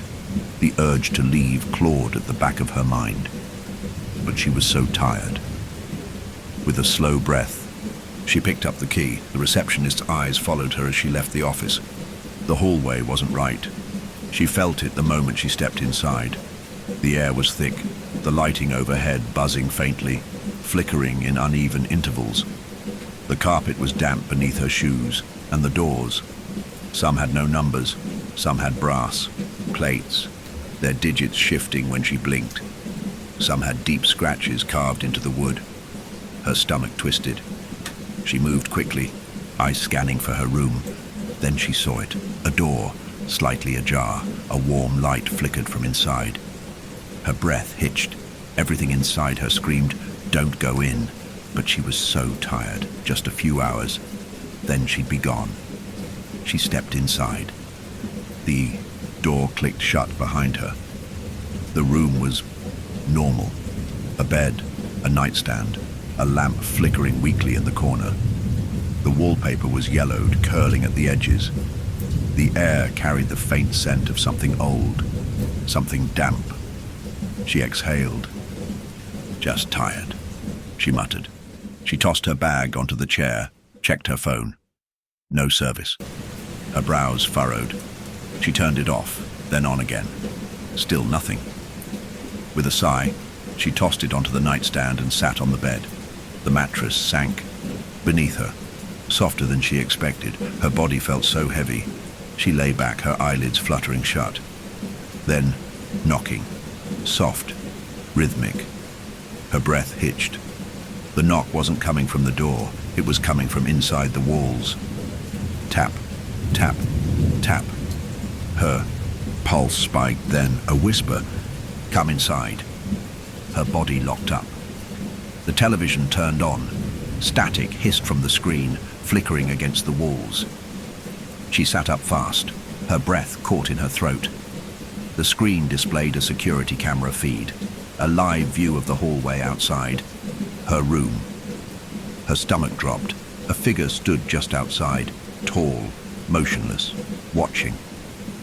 She stiffened. Then it moved, a single step forward, then another. Then the TV flickered. For a split second, the feed glitched, and she saw her own reflection staring back at her. But it wasn't her. The skin was too pale, the eyes were too dark, and the mouth too wide. It whispered, "Your room is waiting." She lunged for the door handle, locked. She twisted. It hard, yanked, pounded against the wood. Then the lights flickered out. The whisper grew louder. "Come inside." She felt something behind her, the breath on her neck, the cold fingers curling around her arm. The last thing she heard, the door creaking open. Then, darkness. The parking lot was silent. The neon vacancy sign flickered faintly. A car sat parked near the entrance. Inside the office, the receptionist sat motionless behind the desk. A new key rested on the counter. Waiting. A cold breeze stirred through the empty lot, and another car pulled in. A tired traveler stepped out, stretching, rubbing his eyes. He glanced at his phone. No signal. With a sigh, he walked toward the front office. Inside, the receptionist looked up. A slow smile spread across his face. "Welcome," he said. "Your room is waiting." The highway stretched on, endless and empty. The traveler, a man in his late 30s, unshaven and weary, rolled his shoulders, trying to shake the dull ache that had settled deep into his bones.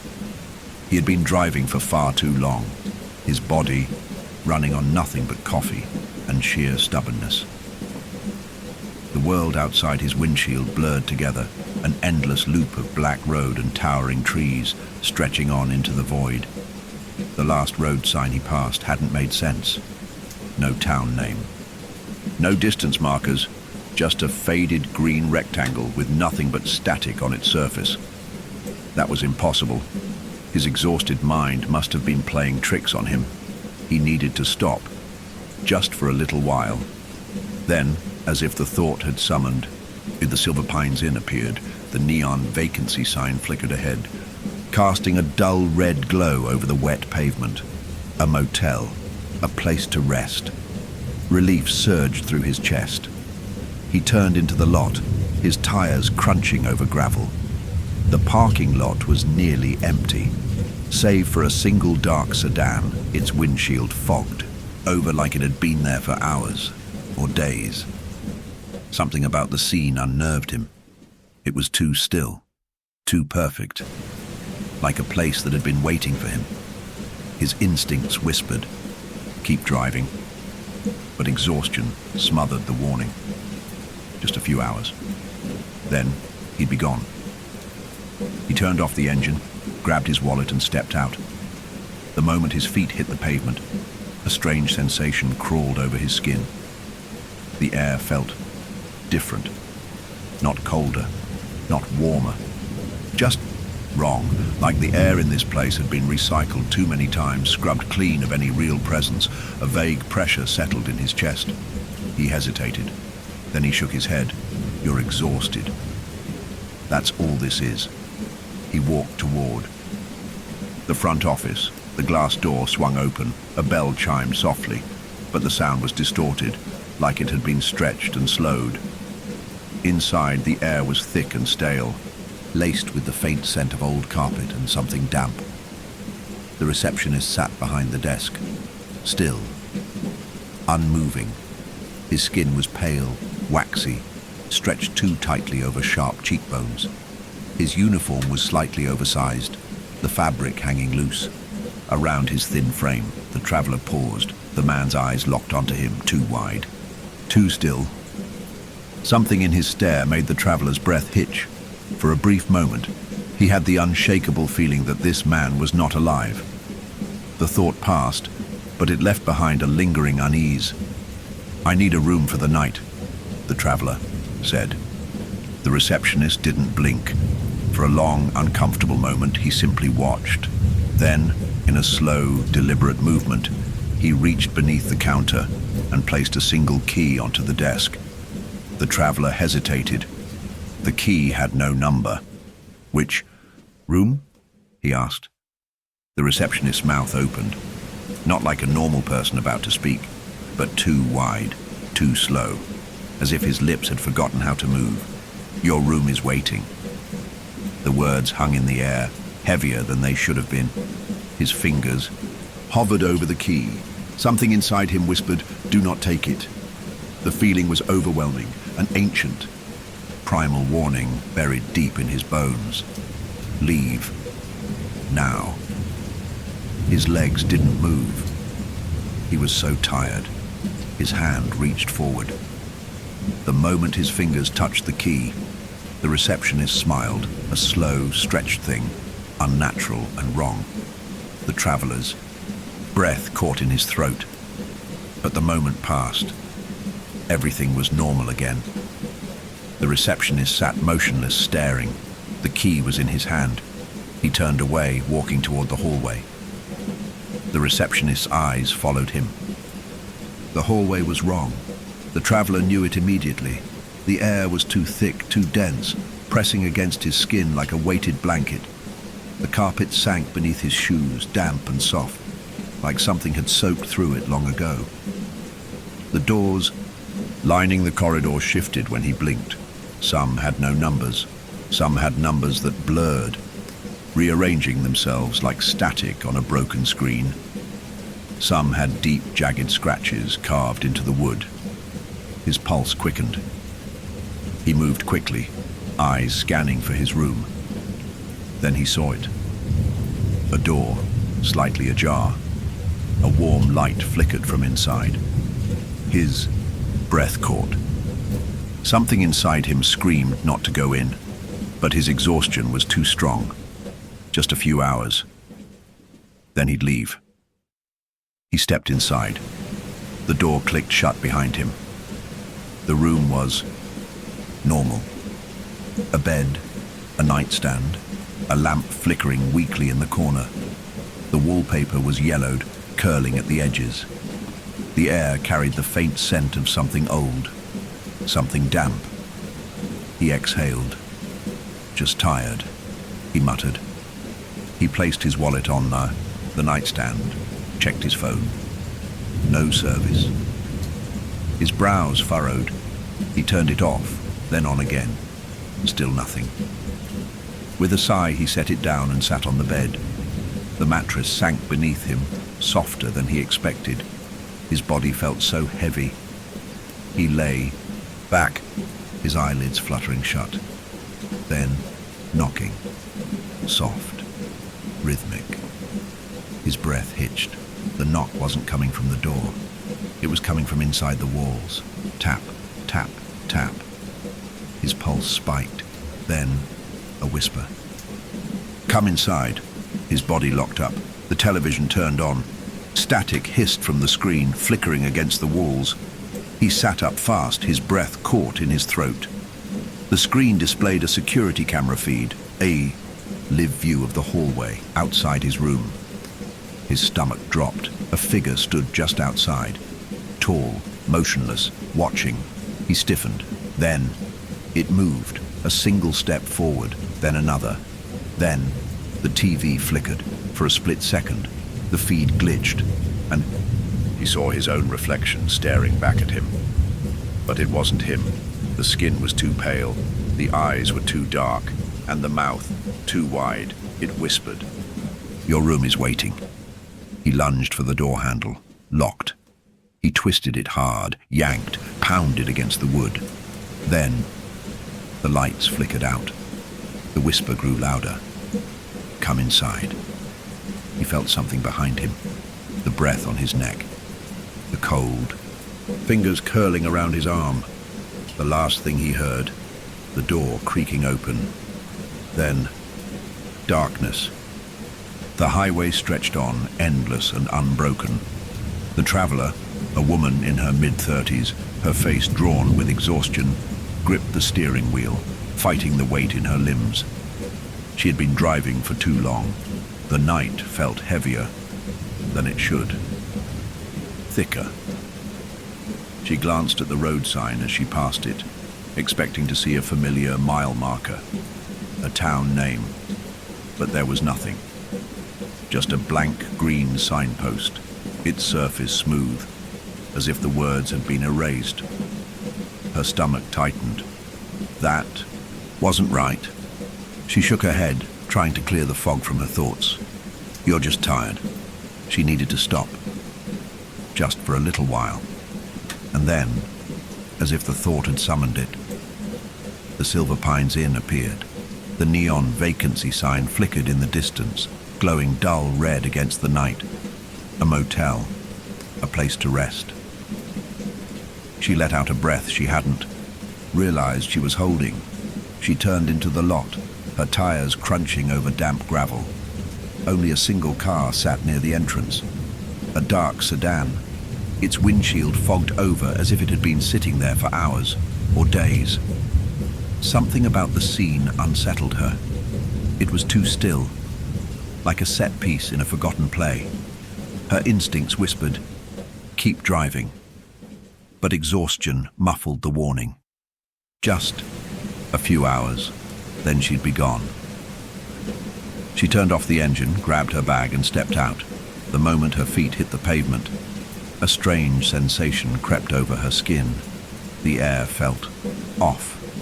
Not colder, not warmer, just wrong. Like the space around her had been waiting for her arrival. She hesitated. For a brief, irrational moment, she considered getting back in the car, but she was too tired.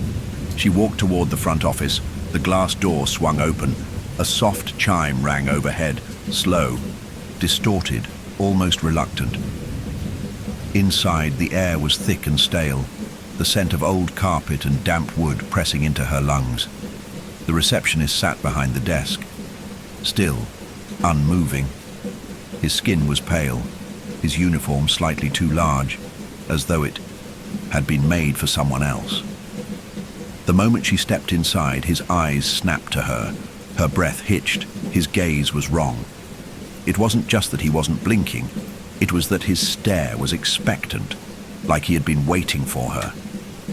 "I need a room for the night," she said, her voice quieter than she had intended. The receptionist didn't blink. For a long, uncomfortable moment, he simply watched.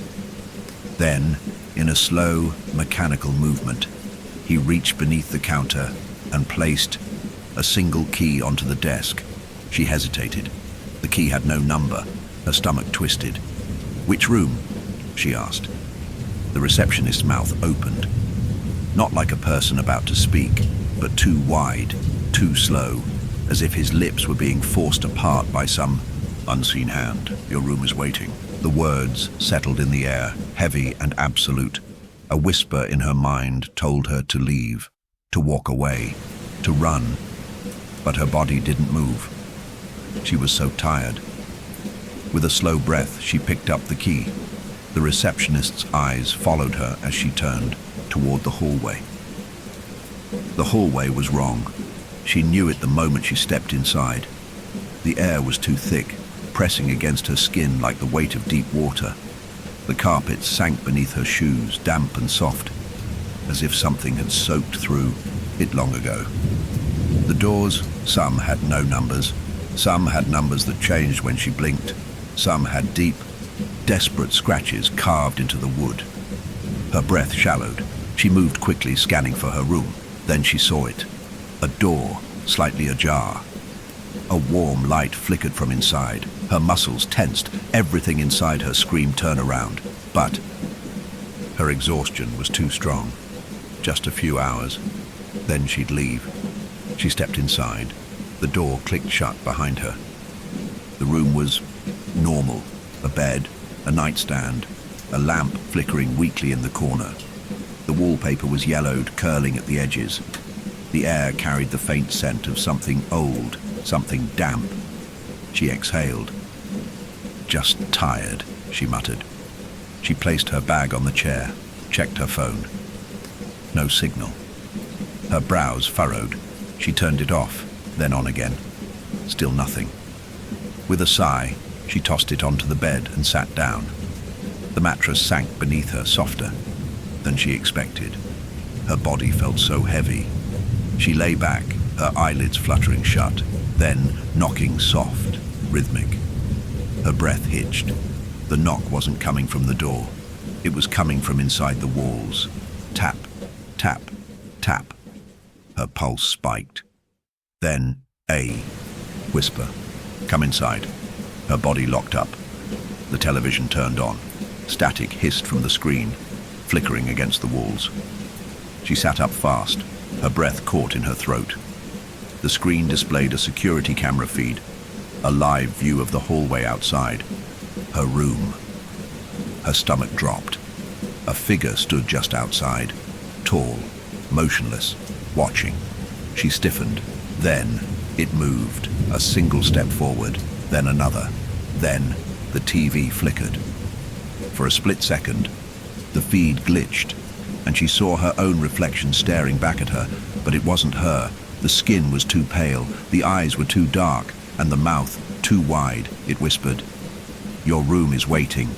She lunged for the door handle, locked. She twisted. It hard, yanked, pounded against the wood. Then the lights flickered out. The whisper grew louder. "Come inside."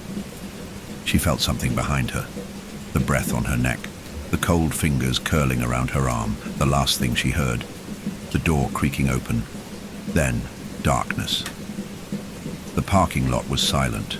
The neon vacancy sign flickered faintly. A car sat parked near the entrance. Inside the office, the receptionist sat motionless behind the desk. A new key rested on the counter, waiting. A cold breeze stirred through the empty lot, and another car pulled in. A tired traveler stepped out, stretching, rubbing his eyes. He glanced at his phone. No signal. With a sigh, he walked toward the front office. Inside, the receptionist looked up. A slow smile spread across his face. "Welcome," he said. "Your room is waiting." The road had no end. The traveler, a man in his mid-40s, wiped a hand over his tired face. His vision blurred at the edges, and the hum of the tires against the pavement had become hypnotic. A low, constant drone pulling him deeper into exhaustion.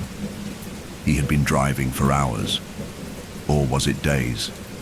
He couldn't remember the last town he had passed. The mile markers were all blank. His phone sat useless in the passenger seat, its screen frozen on an empty map. No roads, no towns, no destinations, no signal. A deep unease settled into his gut, but he forced it down, just exhaustion. He was too damn tired. He needed rest. Then, just up ahead, a motel. Silver Pines Inn. Its neon vacancy sign flickered against the dark, humming faintly in the night. The glow stretched across the wet pavement, casting long, unnatural shadows. He gripped the wheel tighter.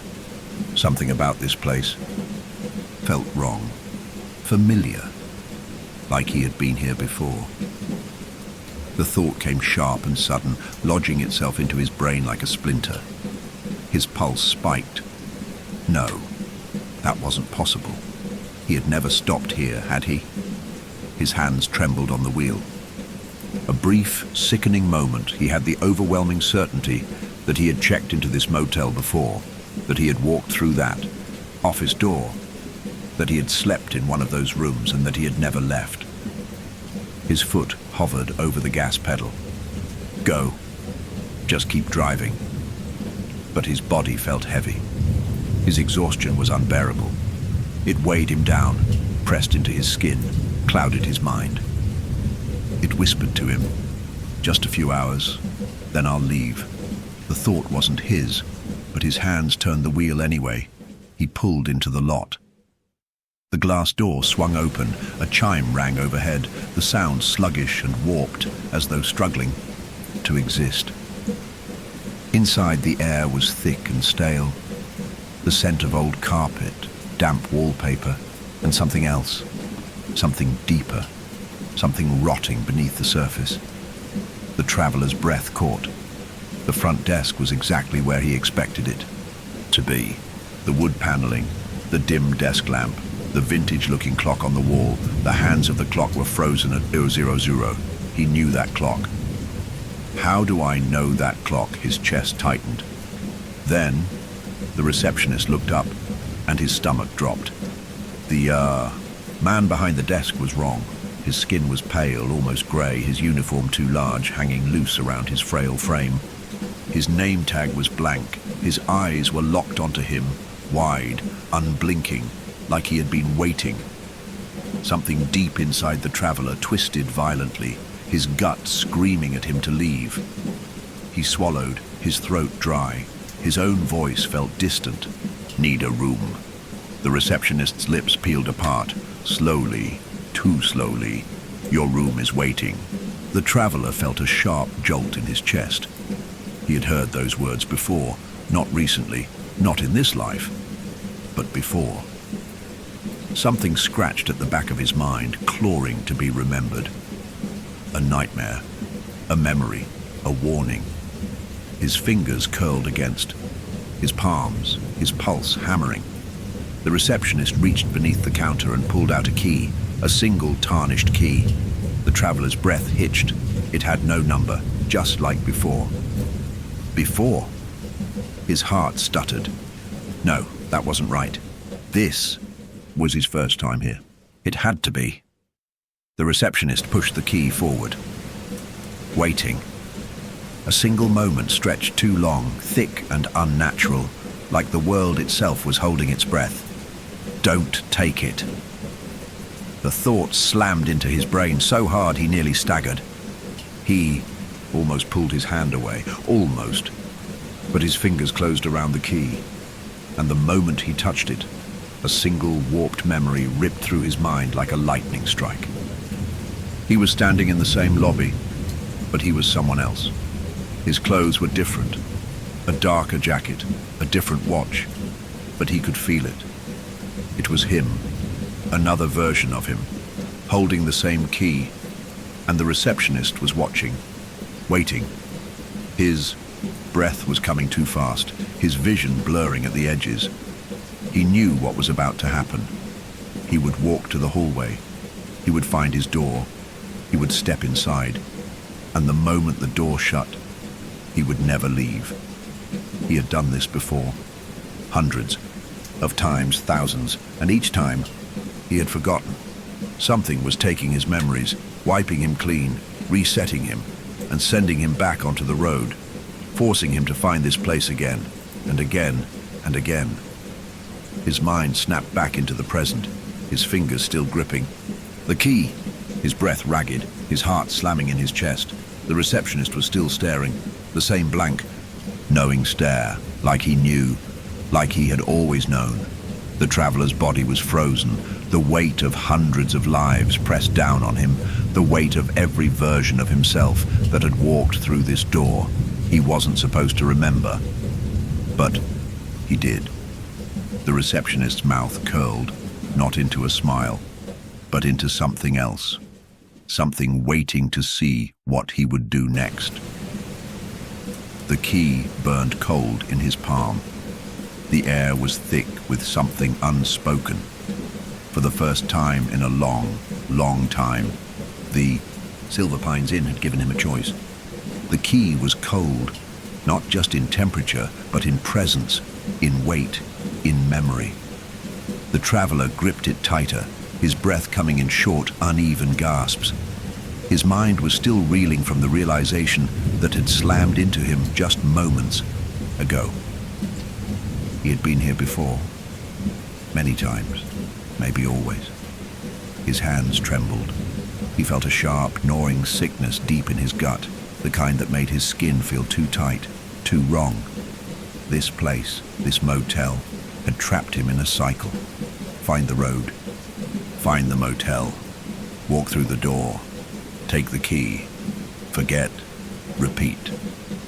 He swallowed hard, his heartbeat hammering against his ribs. But this time was different. This time he remembered. The receptionist hadn't moved. He sat still behind the desk, his face locked in that same pale, unblinking expression, waiting. The traveler forced his legs to move, his body stiff as he turned toward the hallway. His steps felt heavy, like he was moving through wet sand. A sick thought crawled through his head. Does he know?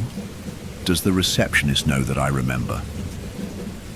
He forced himself not to look back.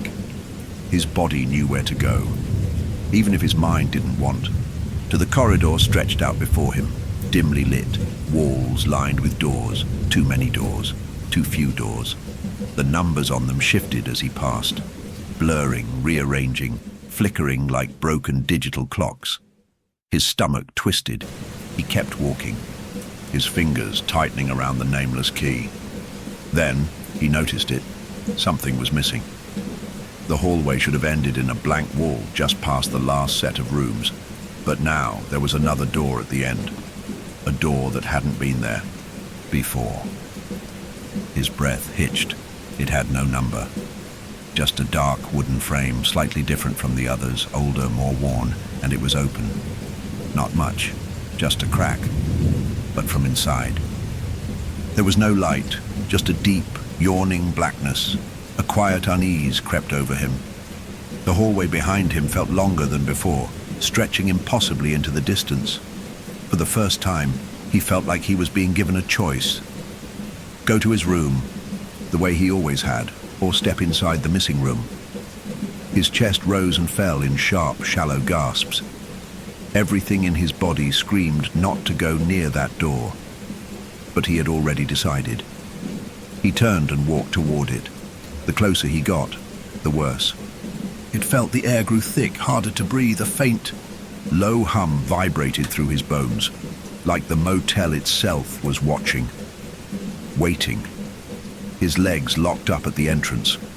The darkness inside was absolute. The light from the hallway refused to spill in, swallowed entirely by the black. How deep does this room, go a whisper. His own voice slithered through his mind. "You don't want to know." He placed a hesitant hand on the doorframe. It was too cold, and the wood beneath his fingertips felt wrong, like it had never been touched before, like it had been waiting for someone to find it. The darkness inside was so still, so silent. Then, a sound, faint, shuffling. Something was moving inside. His breath hitched, then a voice, small, weak, desperate. "Hello?" His blood ran cold. It wasn't his voice. Someone was inside. His throat tightened, a wave of nausea rolling through him. Someone had been left behind. He hesitated for a single moment longer, then stepped inside. The second he crossed the threshold, the door slammed shut behind him. The darkness swallowed him whole. His breath came in short, sharp gasps. His fingers scraped against the walls, but there were no walls, just emptiness. A vast, hollow space that stretched in all directions. A space that should not exist. His pulse pounded in his ears. Then, the voice came again. "Closer. Please, help me."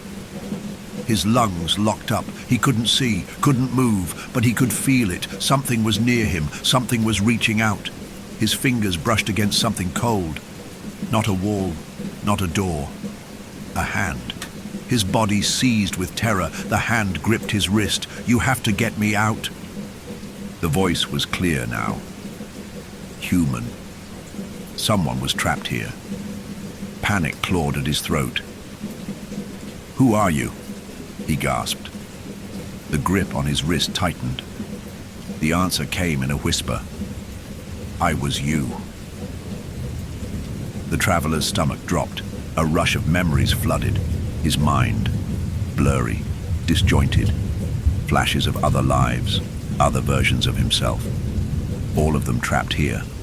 All of them forgotten. He wasn't the first traveler. He wasn't even the first him. The missing room wasn't just some anomaly in the motel. It was where the ones who remembered were left behind. It was where the motel put them when they refused to forget. A tomb for lost travelers. A prison for those who knew too much. His chest seized with fear. The voice spoke again. "You have to run." The grip on his wrist yanked him forward. "Run." The command slammed through his brain. A violent, overwhelming instinct. And for the first time since he arrived at the Silver Pines Inn, he listened. He ripped himself free from the grip and bolted blindly into the dark. Somewhere behind him, something moved. Something big. Something that had been waiting for him to step inside. The whisper turned into a scream. "Run!" The air was thick, too thick. The motel was trying to hold him in, but he kept running. His fingers slammed against a door. He wrenched it open. The hallway burst into view. He staggered forward, gasping, and the door behind him disappeared, like it had never been there at all. The traveler stumbled into the hallway, gasping for breath. His legs shook violently, barely able to hold his weight. His body was coated in cold sweat, his pulse hammering like a drum in his ears. He turned wildly, hands still outstretched, trying to find the door. But it was gone. The missing room had vanished. Where the dark wooden door had stood just seconds ago, there was now only a blank stretch of wallpaper. His stomach churned with dread. It had never been there at all. His breaths came fast, uneven, his chest tight with the crushing weight of what had just happened. The hand, the voice, the warning. "You have to run." Something had been inside that room. Someone who had once been him. The thought made his skin crawl. For the first time since arriving at the Silver Pines Inn, a chilling realization settled deep into his bones. The motel doesn't just take people, it keeps them, it recycles them. And now that he remembered, it would never let him leave. The corridor wasn't the same anymore. It was longer than it had been before. The doors, once neatly lined along the walls, were now scattered in strange, impossible patterns. Some were too close together, others sat at odd angles, jutting from the walls as if the building itself had grown confused about where they belonged. The numbers on the doors flickered like a broken digital clock. Force 198. 001. His stomach twisted. The motel was changing, rearranging itself. His fingers clenched around the key in his palm. Was his room even real anymore? His heart slammed against his ribs. I have to get out. He turned back toward the lobby, but the hallway behind him wasn't the same. It stretched endlessly, twisting like a labyrinth, the walls breathing in and out, as if the motel itself were alive. The traveler's breath hitched. The way back was gone. He was trapped. Then, a whisper. Come inside. His skin prickled with ice. The voice was right behind him. He spun around, but the hallway was empty. Nothing, just flickering lights and rows of doors that didn't belong. Then he felt it. A slow, crawling pressure against his skin, like the air itself was watching. The motel was awake, and it was hungry. The traveler backed away, his body trembling with instinctive terror. Something had changed. The motel wasn't just trapping him anymore. It was moving toward him. The air grew thick, like stepping through invisible tar. Then, the walls shuddered. A deep, unnatural groan echoed through the building. The sound wasn't mechanical. It wasn't the creak of old wood or the shifting of a foundation. It was organic, alive. The carpet beneath his feet rippled. His stomach twisted violently. Then he saw it. The hallway was shrinking. The walls were closing in. The space in front of him grew tighter. The ceiling lowering inch by inch. The air pressing down against him. He stepped backward instinctively. But the hallway behind him was gone. His vision blurred. The motel is eating me. His pulse thundered in his ears. A door swung open to his right. Room he didn't recognize. Light spilled from inside. Not warm, not welcoming. Just a dull, yellow glow. The walls kept closing in. The ceiling was so low now, he had to hunch forward. He had no choice. He turned and ran into the open doorway. The moment he stepped inside, the door slammed shut. The traveler spun, hands slamming against the wood. But there was no handle, no hinges, just solid, unmoving wall. His breath came fast and ragged, panic clawing at his throat. He turned to face the room. It was wrong. Not like his original motel room. Not even like the missing room. This was something else. The walls breathed. The ceiling twitched, pulsating in slow, rhythmic waves. The carpet was wet beneath his shoes. Something thick, something warm. His stomach rolled. He wasn't inside a room. He was inside something alive. The walls were flesh. The floor was muscle. A low, wet gurgling echoed from somewhere in the distance. Something was moving. He wasn't alone. A presence unfolded in the dark. Massive, heavy, waiting. Then a voice. Not a whisper. Not human. Something ancient. Something hungry. You were never supposed to wake up. The traveler froze. His heartbeat slammed against his ribs. This was it. This was where the motel took those who remembered, not the missing room. Here, inside itself. The floor twitched beneath his feet. The walls shrank closer. The traveler's breathing came in ragged gasps, his mind screaming for a way out. He had to move. His hands clawed against the walls, feeling for something, anything that resembled an exit. His fingers hit metal. His key, still clenched in his palm. The motel had given him a key, a way out, or had it given him a way deeper inside? His throat tightened. His skin burned with the feeling of being watched. The room lurched. Something massive stirred in the dark. Then, a second door appeared. The traveler's breath caught. It was his room. 5. The number was clear, stable, real. For the first time, something made sense. It was his door, and if he had a door, he could leave. His body lunged for it, just as the shadows collapsed toward him. His key slammed into the lock. His fingers twisted the handle. The moment the door opened, he fell forward, hitting the floor of his motel room. Light exploded around him. The walls behind him roared in fury. But when he turned back, the door was gone.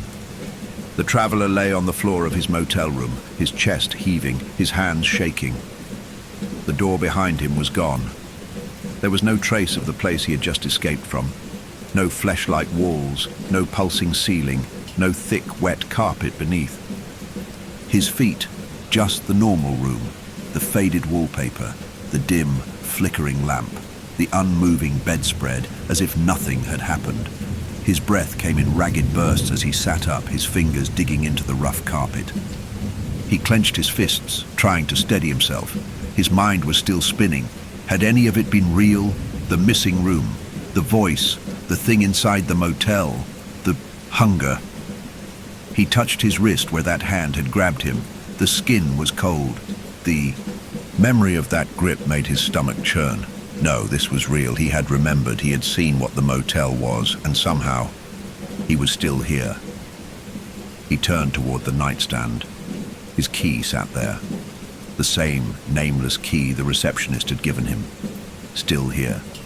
Still waiting. A deep, sick dread settled into his bones.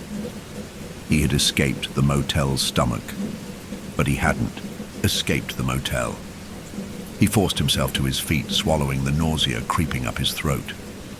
He turned toward the alarm clock on the nightstand, Surmona frozen, like time wasn't moving. His pulse spiked.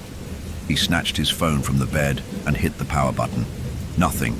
No screen, no charge, no response. He had left it at 50% battery before checking in, hadn't he? A thick weight settled in his gut. How long had he been here? Minutes? Hours? Days? His throat went dry. Something was happening. Something worse. The motel wasn't just trapping him. It was keeping him, changing him.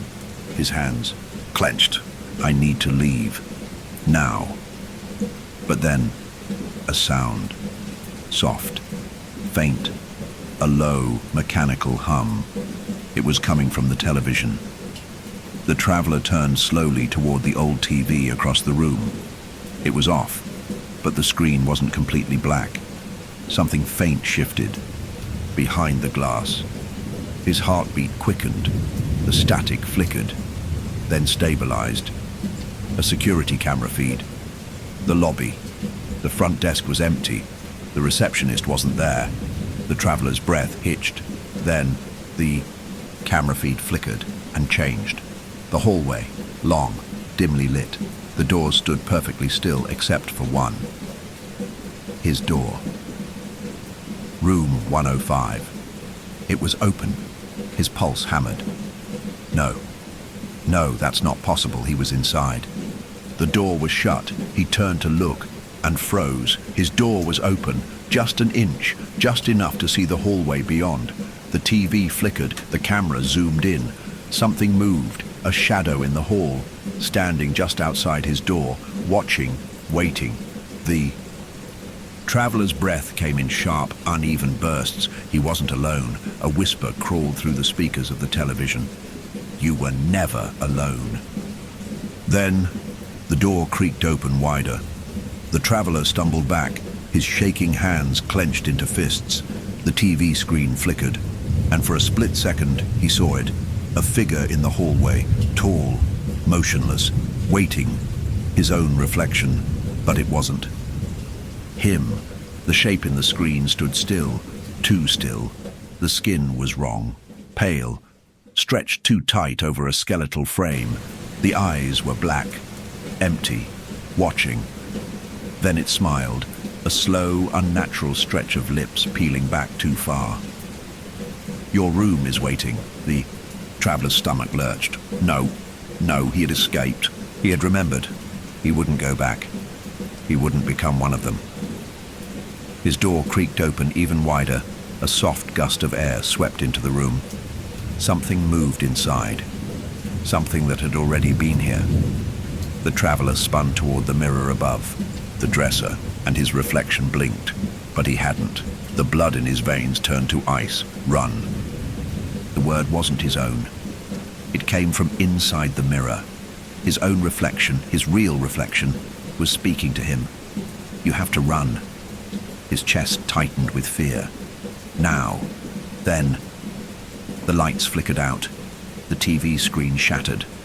And the last thing he saw was the thing in the hallway stepping forward. The traveler bolted. He didn't think. Didn't breathe. Just ran. His feet slammed against the damp carpet, his pulse roaring in his ears. He tore through the hallway past shifting doors, flickering numbers, walls that weren't where they should be. The air was tightening around him, pressing into his skin like a living thing. The motel was changing again. It was closing in, and behind him, footsteps. Not hurried, not panicked, slow, deliberate. The traveler forced himself not to look back. He turned a corner. The lobby was ahead. His chest ached from lack of air, almost there. Then, the lights cut out. Total. Absolute. Darkness swallowed everything, and he heard. In a whisper so close it curled against his ear, "You can't leave." Then, something cold and skeletal clamped onto his shoulder and yanked him backward. The traveler was yanked backward into the dark. His body slammed into something solid, his breath exploding from his lungs in a ragged gasp. He twisted violently, trying to break free, but the grip on his shoulder tightened. Cold. Too cold. The fingers digging into his flesh weren't human. His pulse roared in his ears as he thrashed against it. His hands scraped at the walls, his feet kicked wildly against the carpet. The motel had caught him. No, he had remembered. He had escaped. He wasn't supposed to be here. "Let me go," he screamed, his voice shaking, breaking. The thing, in the dark, only held tighter. Then, in a voice that mirrored his own, it whispered, "You were never supposed to leave." The traveler lurched forward with everything he had, and this time, the grip slipped. He tore himself free, staggering forward. His shoulder throbbed where the thing had grabbed him. The skin burned like frostbite. His vision swam, but he didn't stop running. The hallway stretched endlessly before him, flickering in and out of focus. The walls shifted, warped. Doors opened and slammed shut without warning. The numbers on them glitched and blurred, shuffling like cards in an unseen deck. Something was wrong. The motel was panicking. It had tried to take him back. But something was different now. He wasn't supposed to remember. He wasn't supposed to fight back. And now it was losing control. The air rippled around him, like the walls were made of fabric instead of solid wood. The lights overhead buzzed erratically, popping one by one in bursts of shattered glass. The traveler didn't stop. He couldn't. He turned another corner and froze. The lobby. The front desk stood just ahead. The neon vacancy sign hummed softly from the window. And behind the desk, the receptionist sat perfectly still, waiting, watching. His blank, pale face betrayed nothing. But something had changed. The traveler could feel it. The motel was cracking. The receptionist knew it, and he wasn't stopping him. For the first time since the traveler had arrived. The door to the parking lot was open.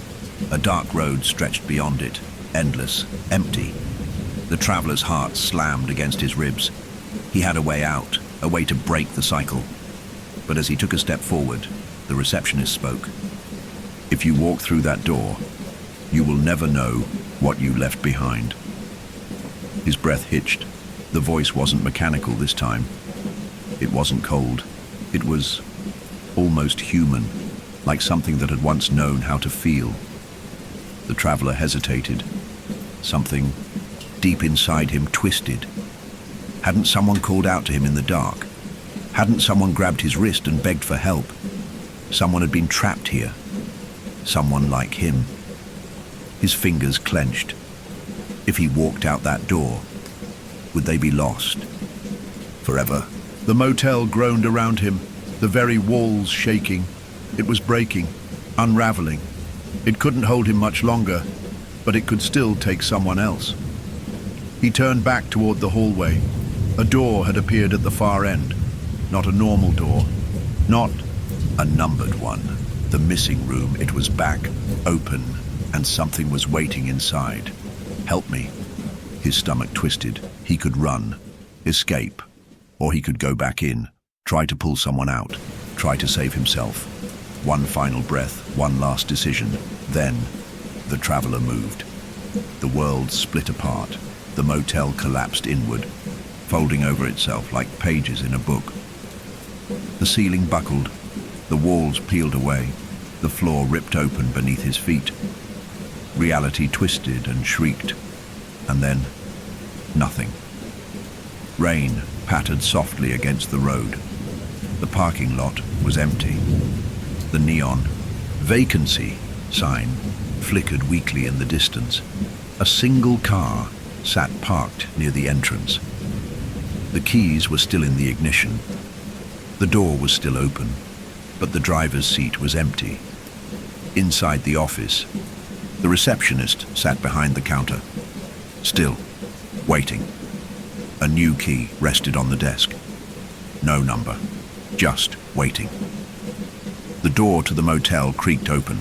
Another traveler stepped inside, rubbing his tired eyes. He glanced toward the front desk. The receptionist looked up. A slow smile spread across his face. "Welcome," he said. "Your room is waiting." A long, empty highway. The rain falls steadily. Somewhere, a traveler is driving, tired, unaware. Ahead of them, just beyond the trees, a neon sign flickers in the night. A small, quiet motel. Silver Pines. A place to rest, a place to forget, a place that always has vacancy.